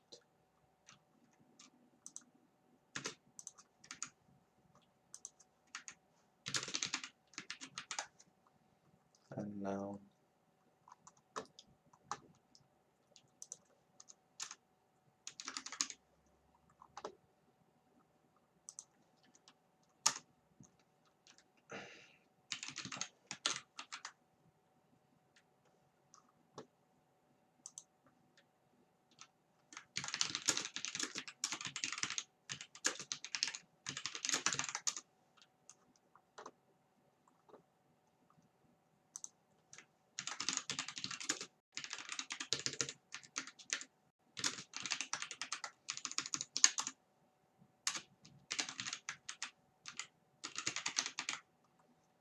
So now we have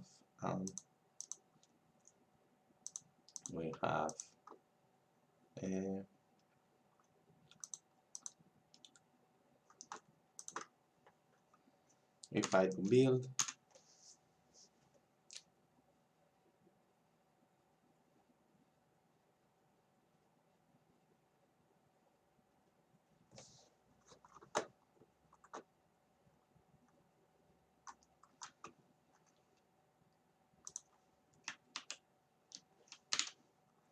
I messed up.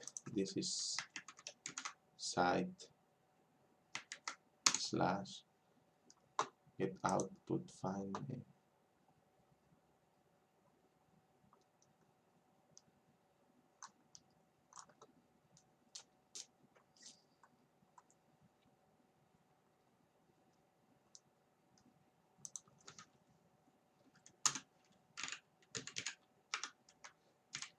See, we need to make the site HTML, which will contain all the templates.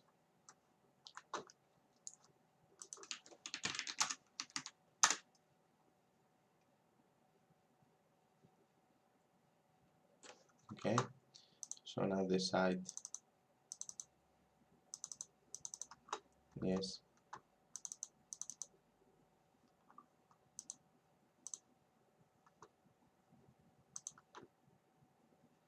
So now the build there.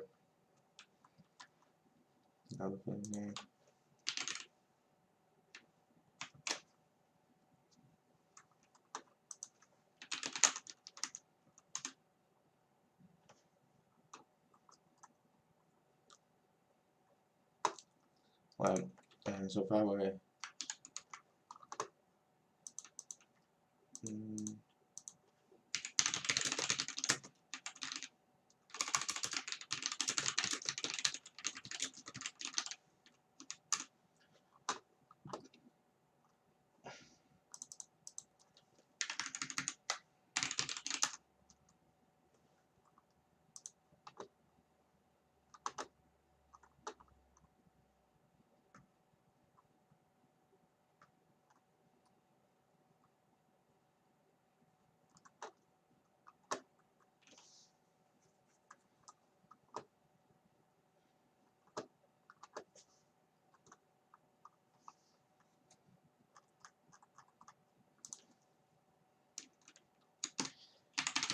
from shutil import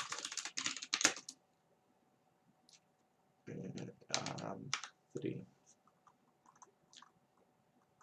So shum3.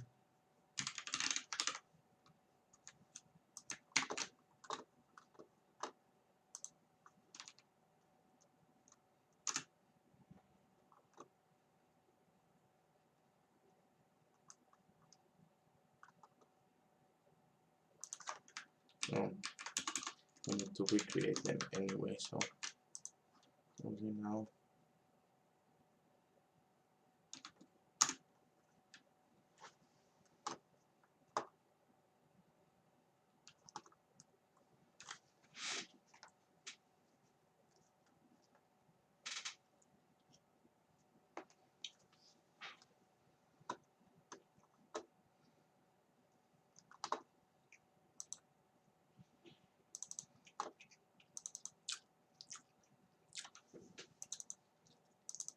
now we need to create the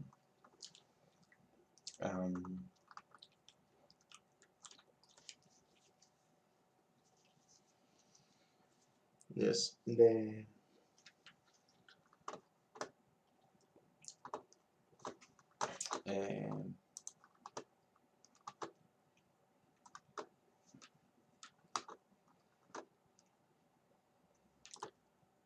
yeah. Now we need to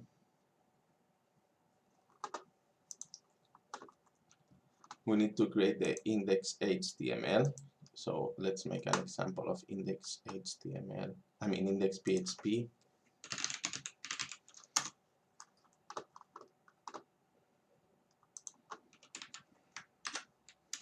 and we need to create something like this,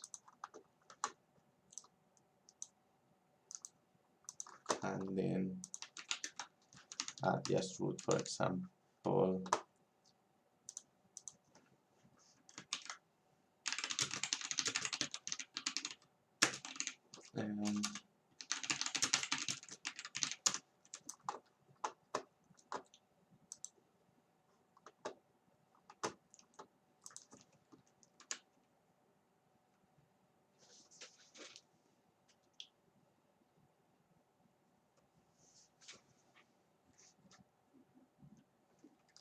If I do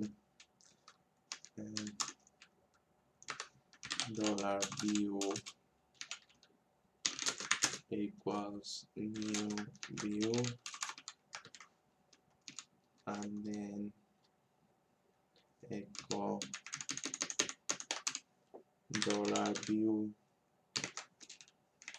render HTML slash index HTML,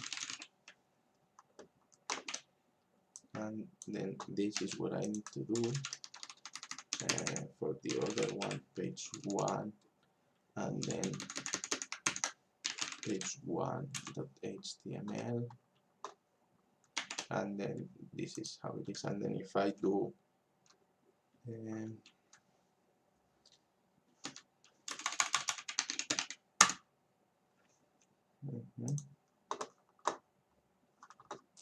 oops, because we need this.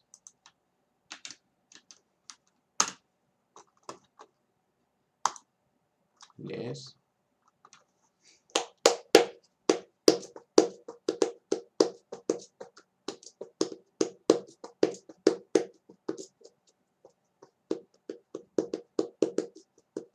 And then if I do slash page 1, then it goes to the page 1. So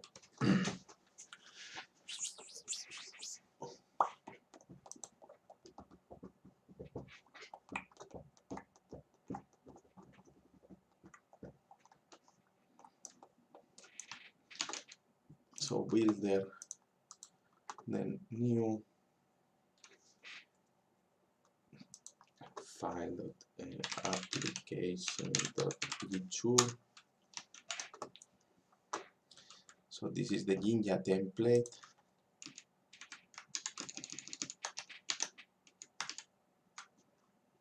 And then we have another Jinja template, which for each root.g2. Maybe we can do new directory templates, refactor.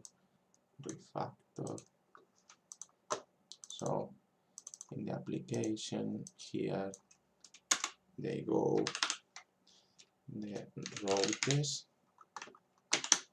and here it goes okay. Here it goes the slug, and here it goes the file name.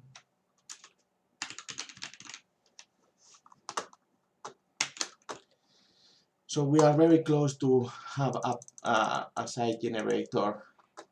We are very close to have a site generator in coded. So now the builder, once pages are generated,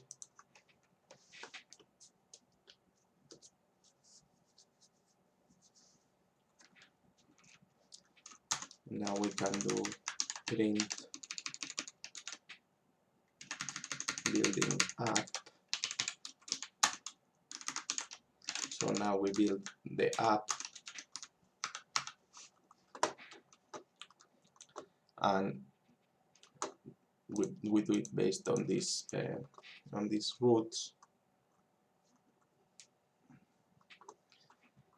So application generate roots for static pages.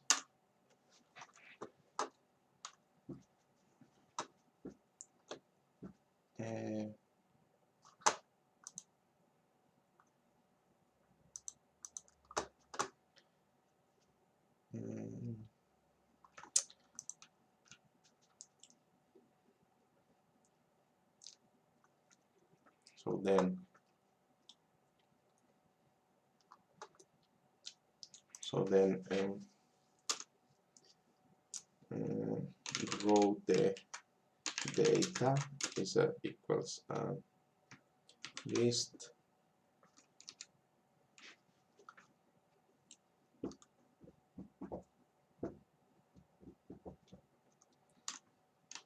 so we add row the data dot append and we append a dictionary. So for this page, for every page we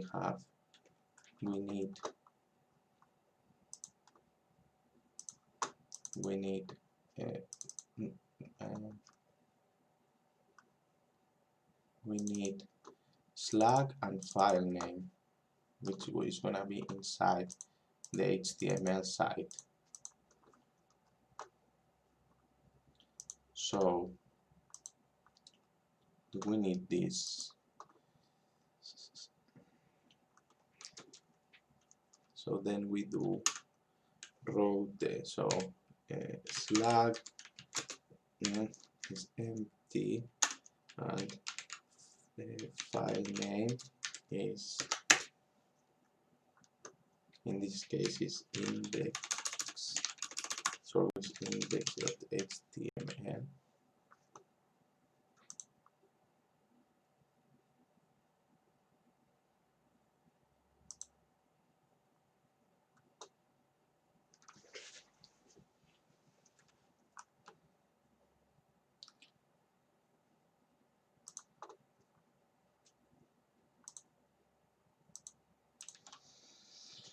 Okay.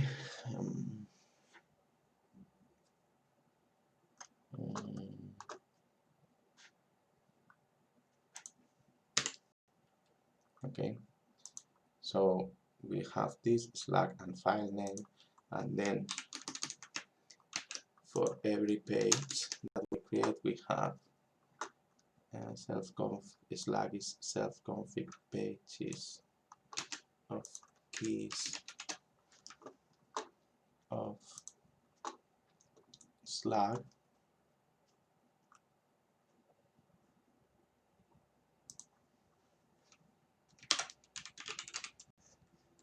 and the file name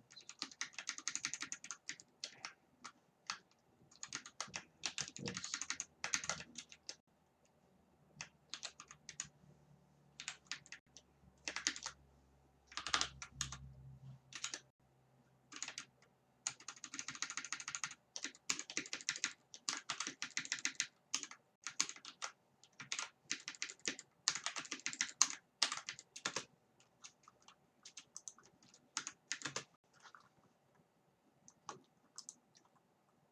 so now we generate the roots.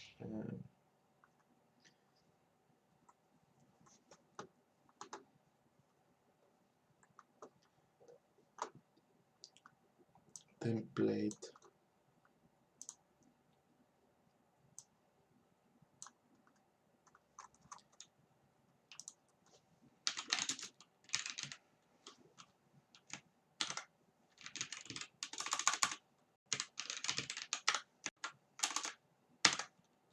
row the as read row this equal empty row this content equals empty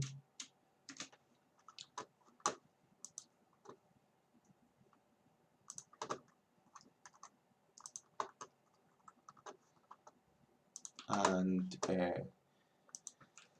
as if template then we do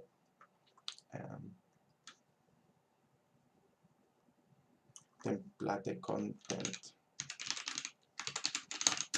equals template.read, and then for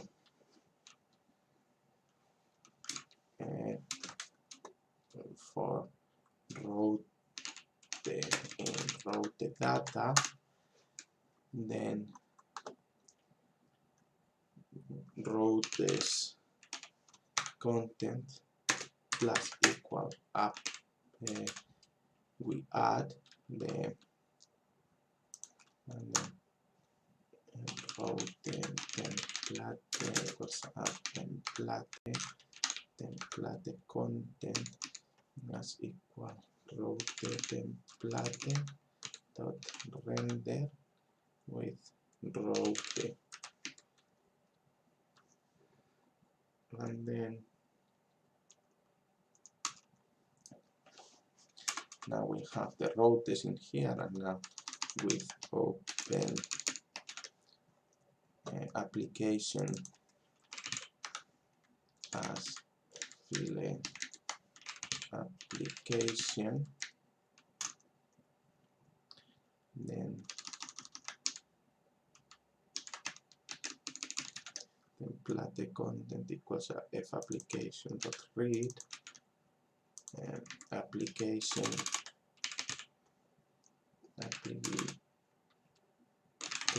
template equals a template, and then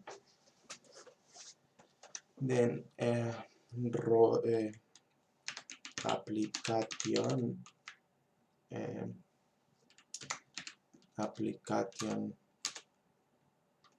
code equals application template dot render with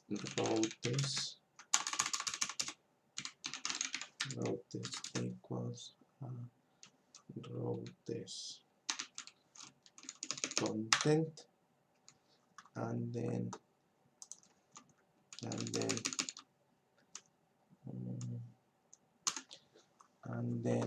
we write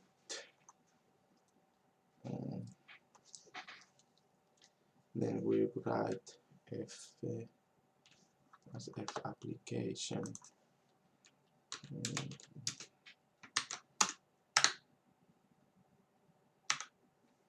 open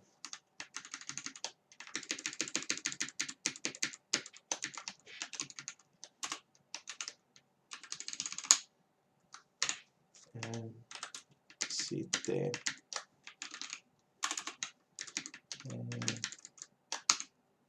index.php for writing as f file output, then the application, then now we write f output dot write application code, and that's it.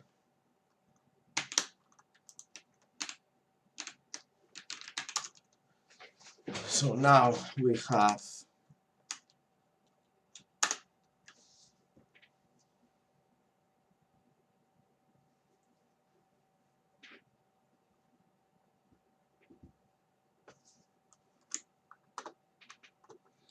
okay, it's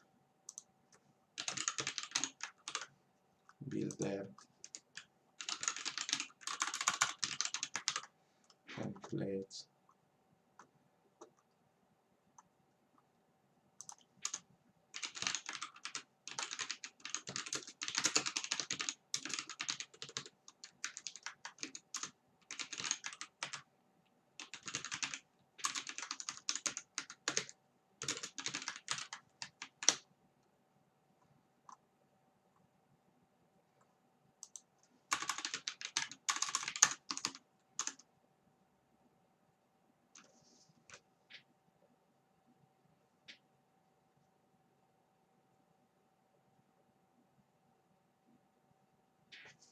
so now if I do the Synaptic survey,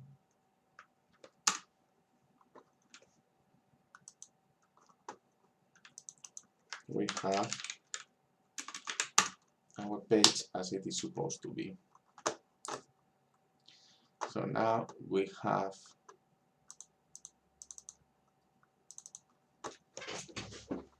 the only thing that we need to add here is the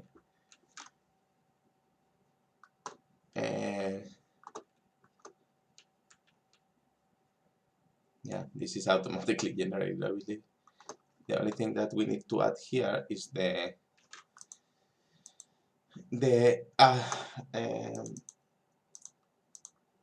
it's the HT access for Apache, and then we are done. We have a site generator in a static site generator in PHP. I mean in Python for PHP. The last thing I will do is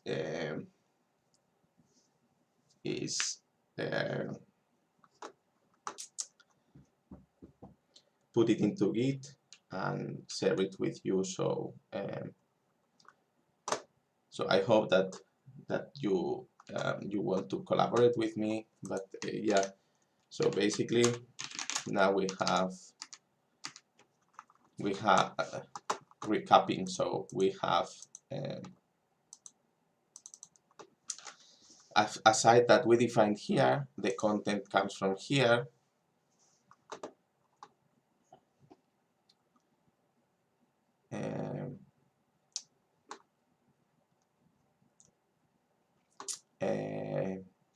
The content comes from here, and we have a site here that automatically gets the dependencies, generates the HTML files that are needed,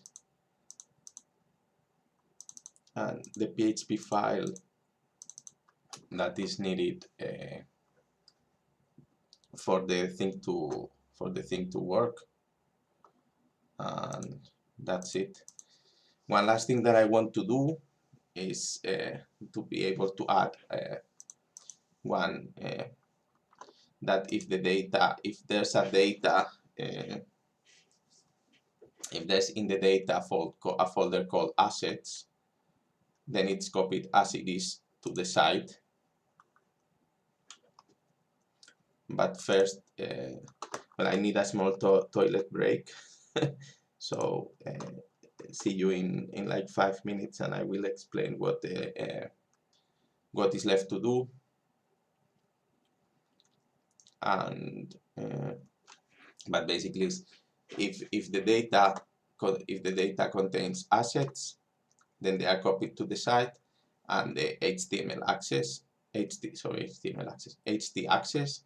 So it's copied here, so the site is just ready to just be deployed by just copying and pasting through FTP.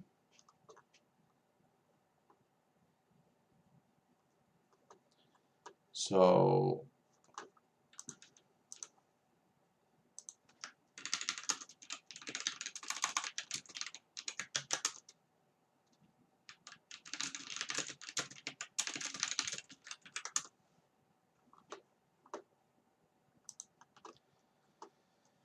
yeah, I'm gonna get a small toilet break, and I will be with you in like 2 or 3 minutes.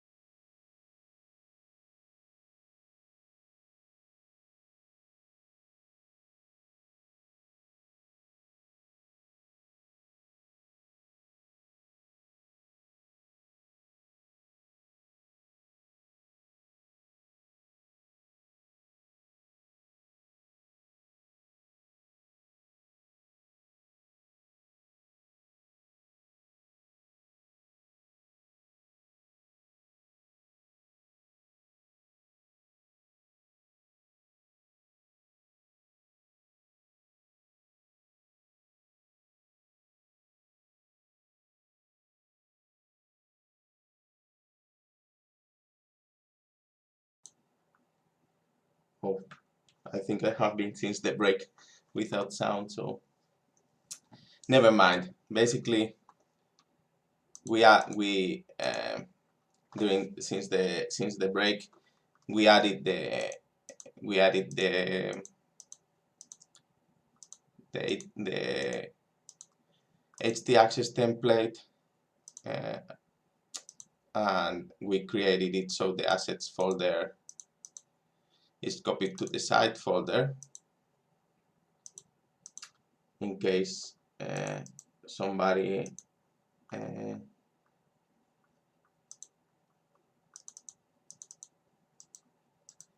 wants to add their own assets to the site.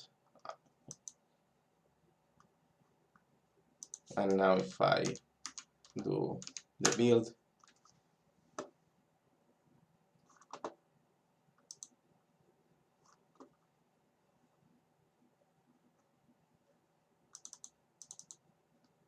now we have a proper site. Have the HTML here, the vendor, the requirements here, and that's about it. And now I'm just gonna upload it to Git, and this is my contribution for the day. So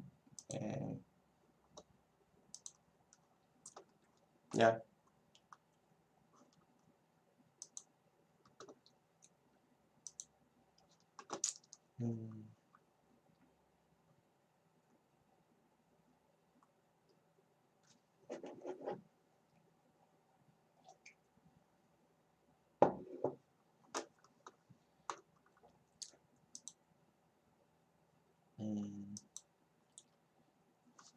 So yeah, we are essentially finished. As I see that some people has arrived now. Now the site is generated completely. It generates the dependencies, generates the routes, renders properly the pages, and I was just talking about what do you believe. Do you believe that you would like to be part of this, or because probably the next step would be writing some documentation and expanding the feature set of the thing, and then probably somebody would like to use it. So I mean, I encourage everybody to participate in something like that.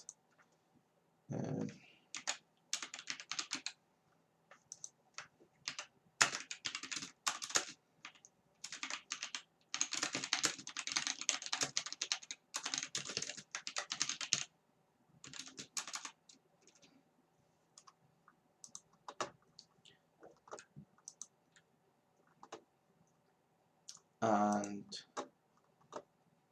yeah, I'm creating the repository, and I'm gonna put it under MIT license, so I need to add that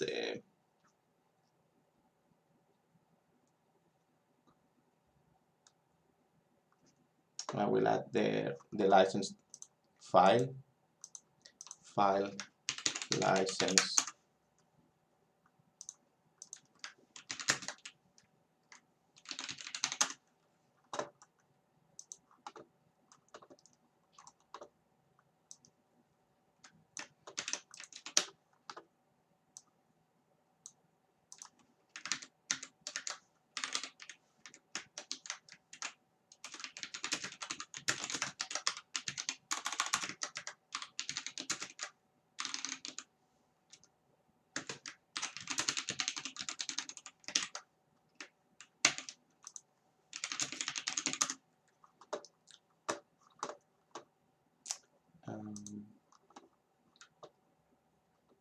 so I'm adding license, and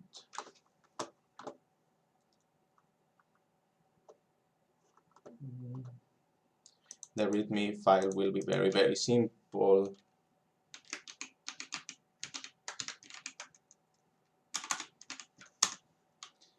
It will be something like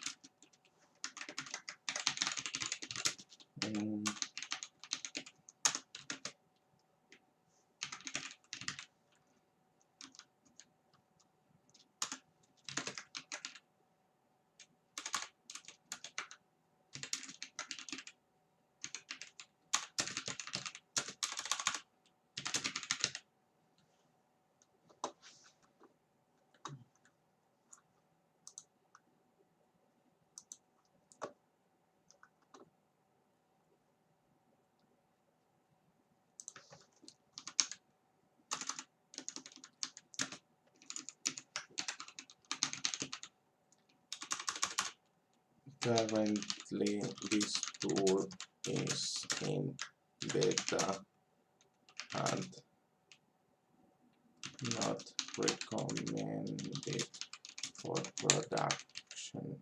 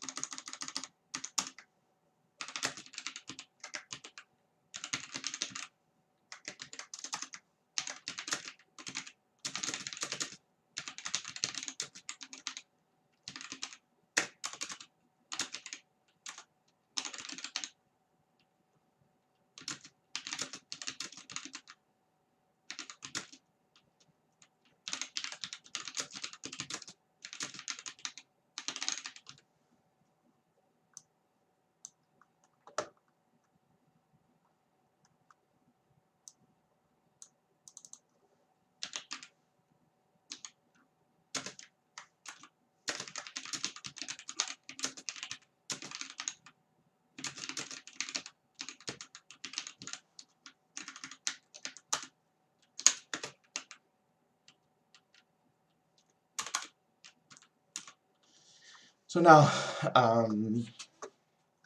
yeah, I'm writing, as you can see, I'm writing the README, and I encourage every of you to collaborate. You have been really silent.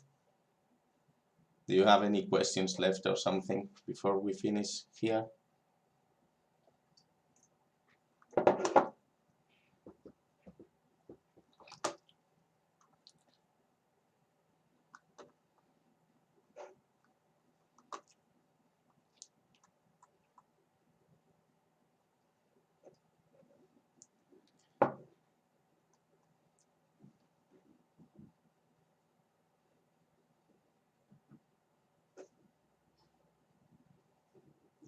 I see no questions.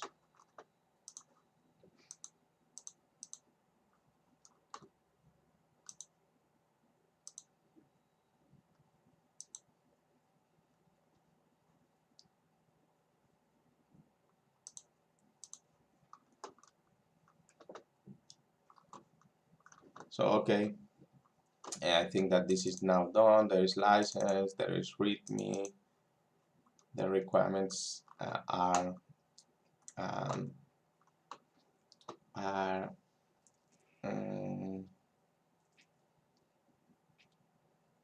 the requirements are definitely in order. This needs documentation and so on, but I really needed this to kickstart the coding, and I aim this to be a project that is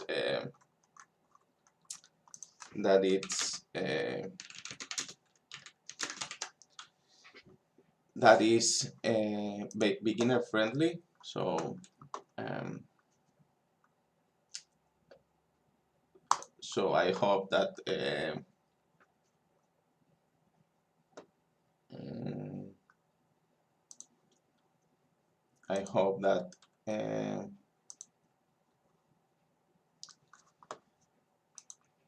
that you learn something and that you want that you would be willing to collaborate. So I'm just creating the repository now.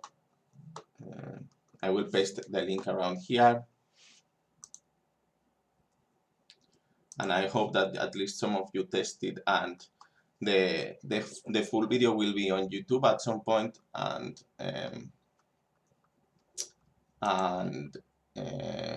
well, you will see, you can see the whole process and see how it's built. And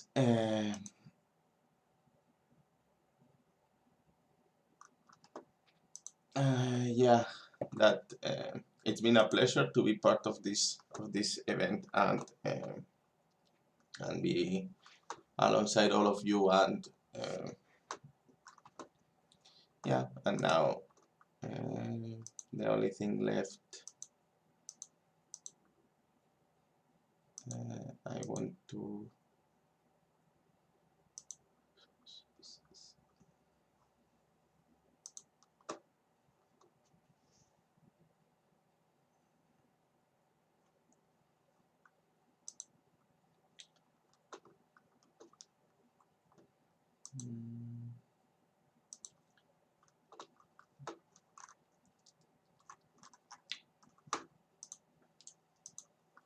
just creating the repository and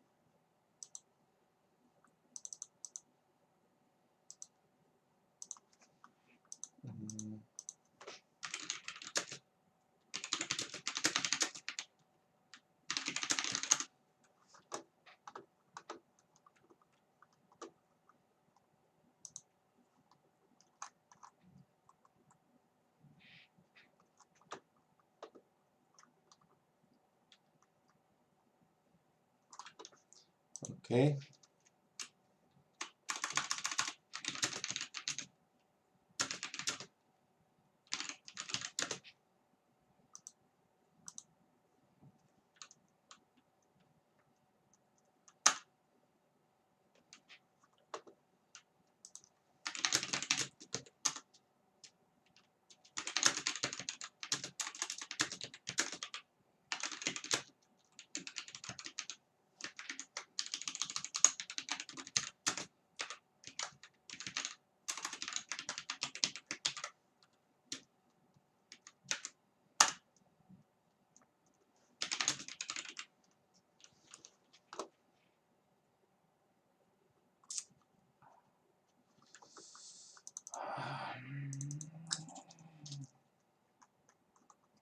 There's so many things that I didn't want to push. I didn't undo commit. I never.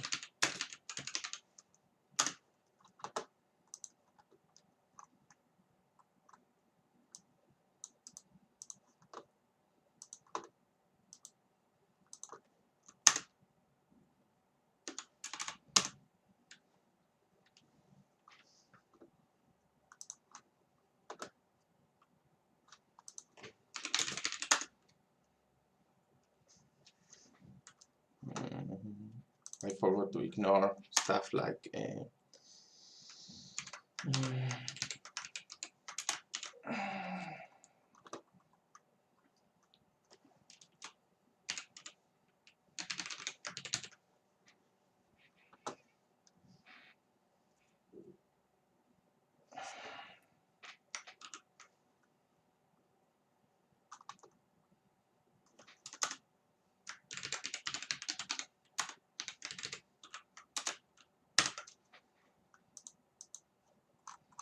so now if I do this,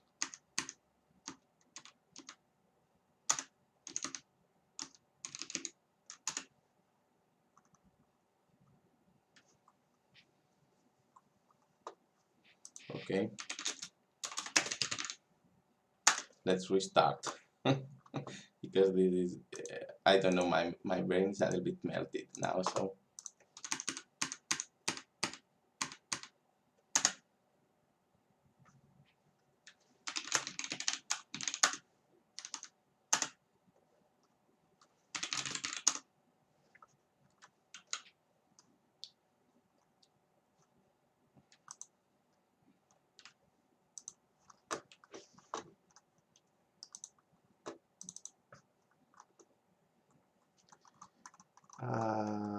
no.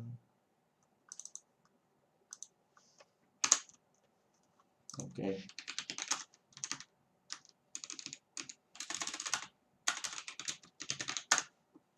Okay, now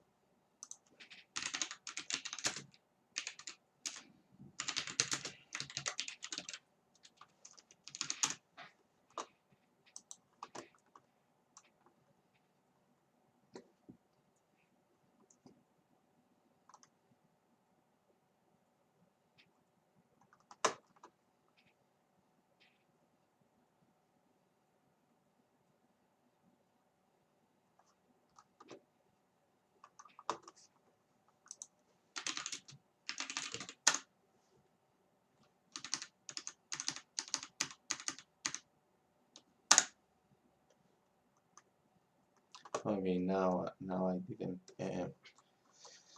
I didn't commit the files that I didn't want to commit.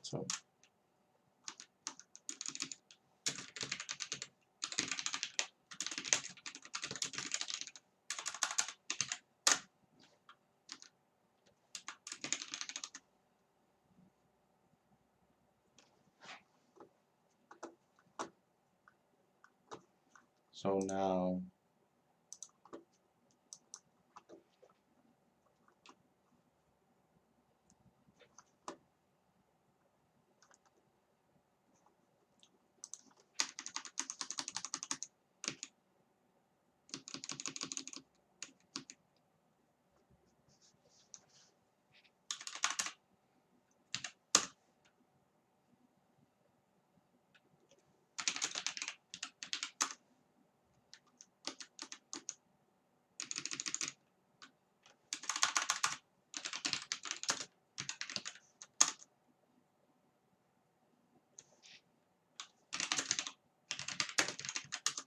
I don't want to call my master branch master, so I'm uh,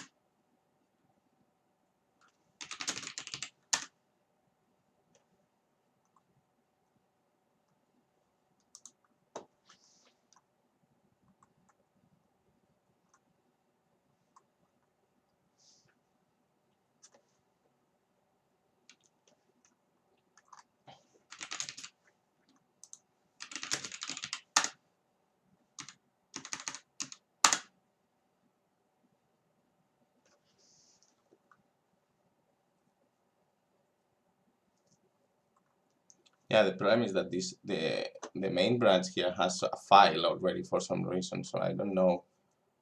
And probably the license it's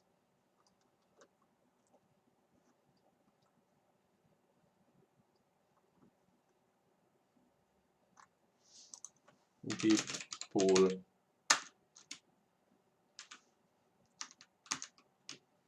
set upstream to origin my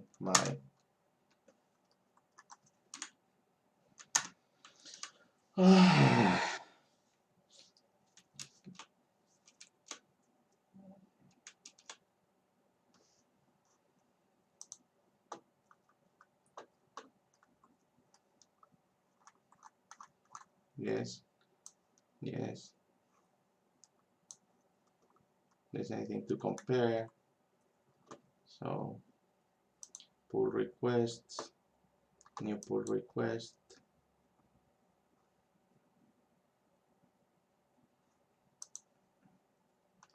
Base main, compare master, and now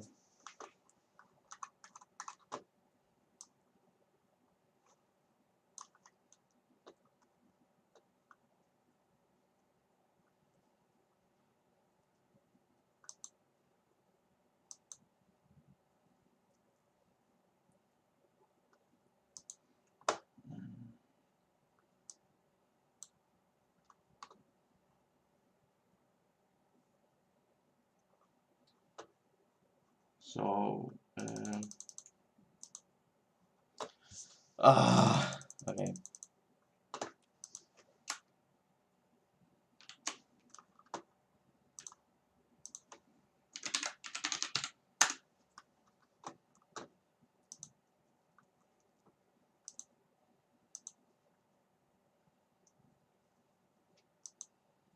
Had no fucking idea that this has changed from master to main, which I like, but I had no idea. So base, master, compare main.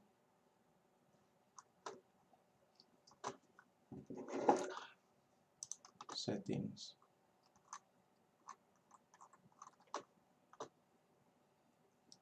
Delete this repository. I'm gonna start again because I have no fucking idea of this.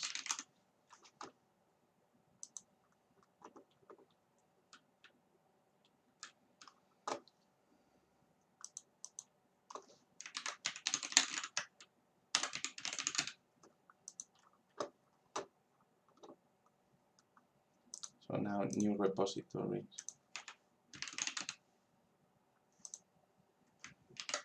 PHP static site static site generator written in Python. Yes, now public. Okay. Okay, now git init.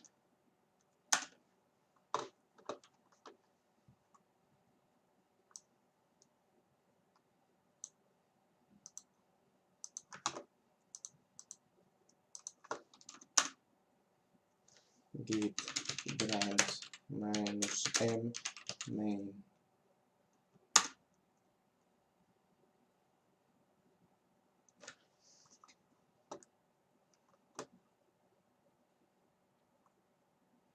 Now commit.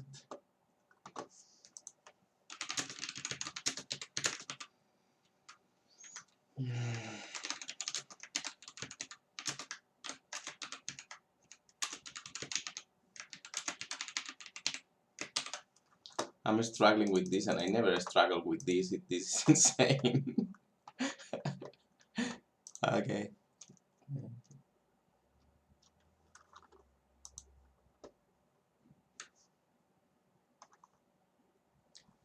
I will be just yes.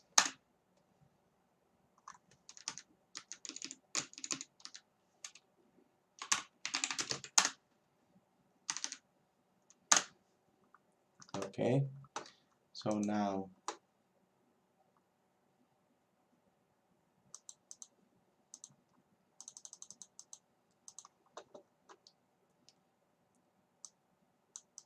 okay. So now I do this. I rename the branch to main. I add this remote.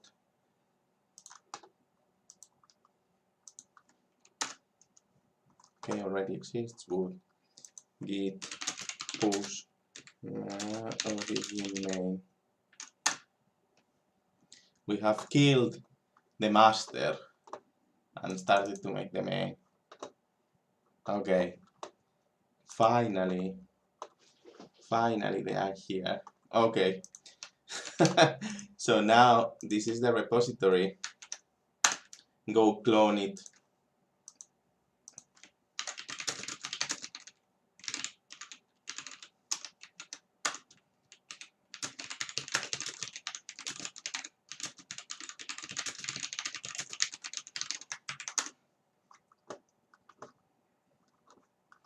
Yes, and yes, and now obviously I need to add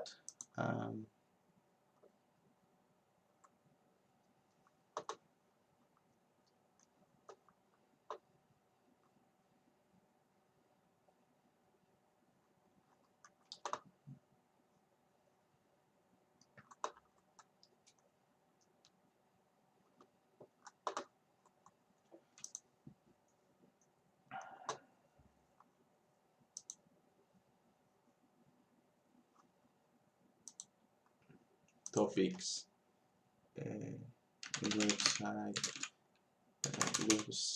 website test, static site generator,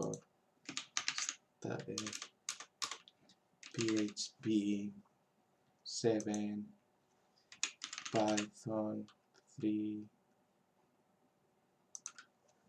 Python 3, PHP, Jinja 2, templates, Composer. What else? I use in this.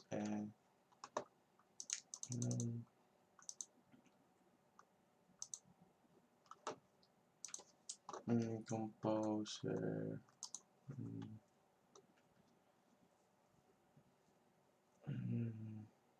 Composer.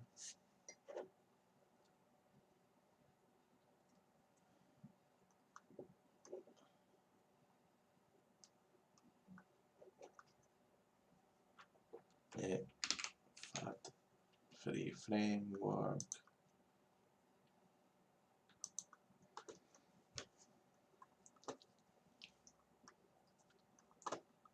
And now basically this is about it. I hope that you have learned something, and essentially this will be at some point on YouTube, probably tomorrow. Maybe tomorrow we will be still coding something, so keep an eye on my tweets and on my Twitter, and see you soon. Bye.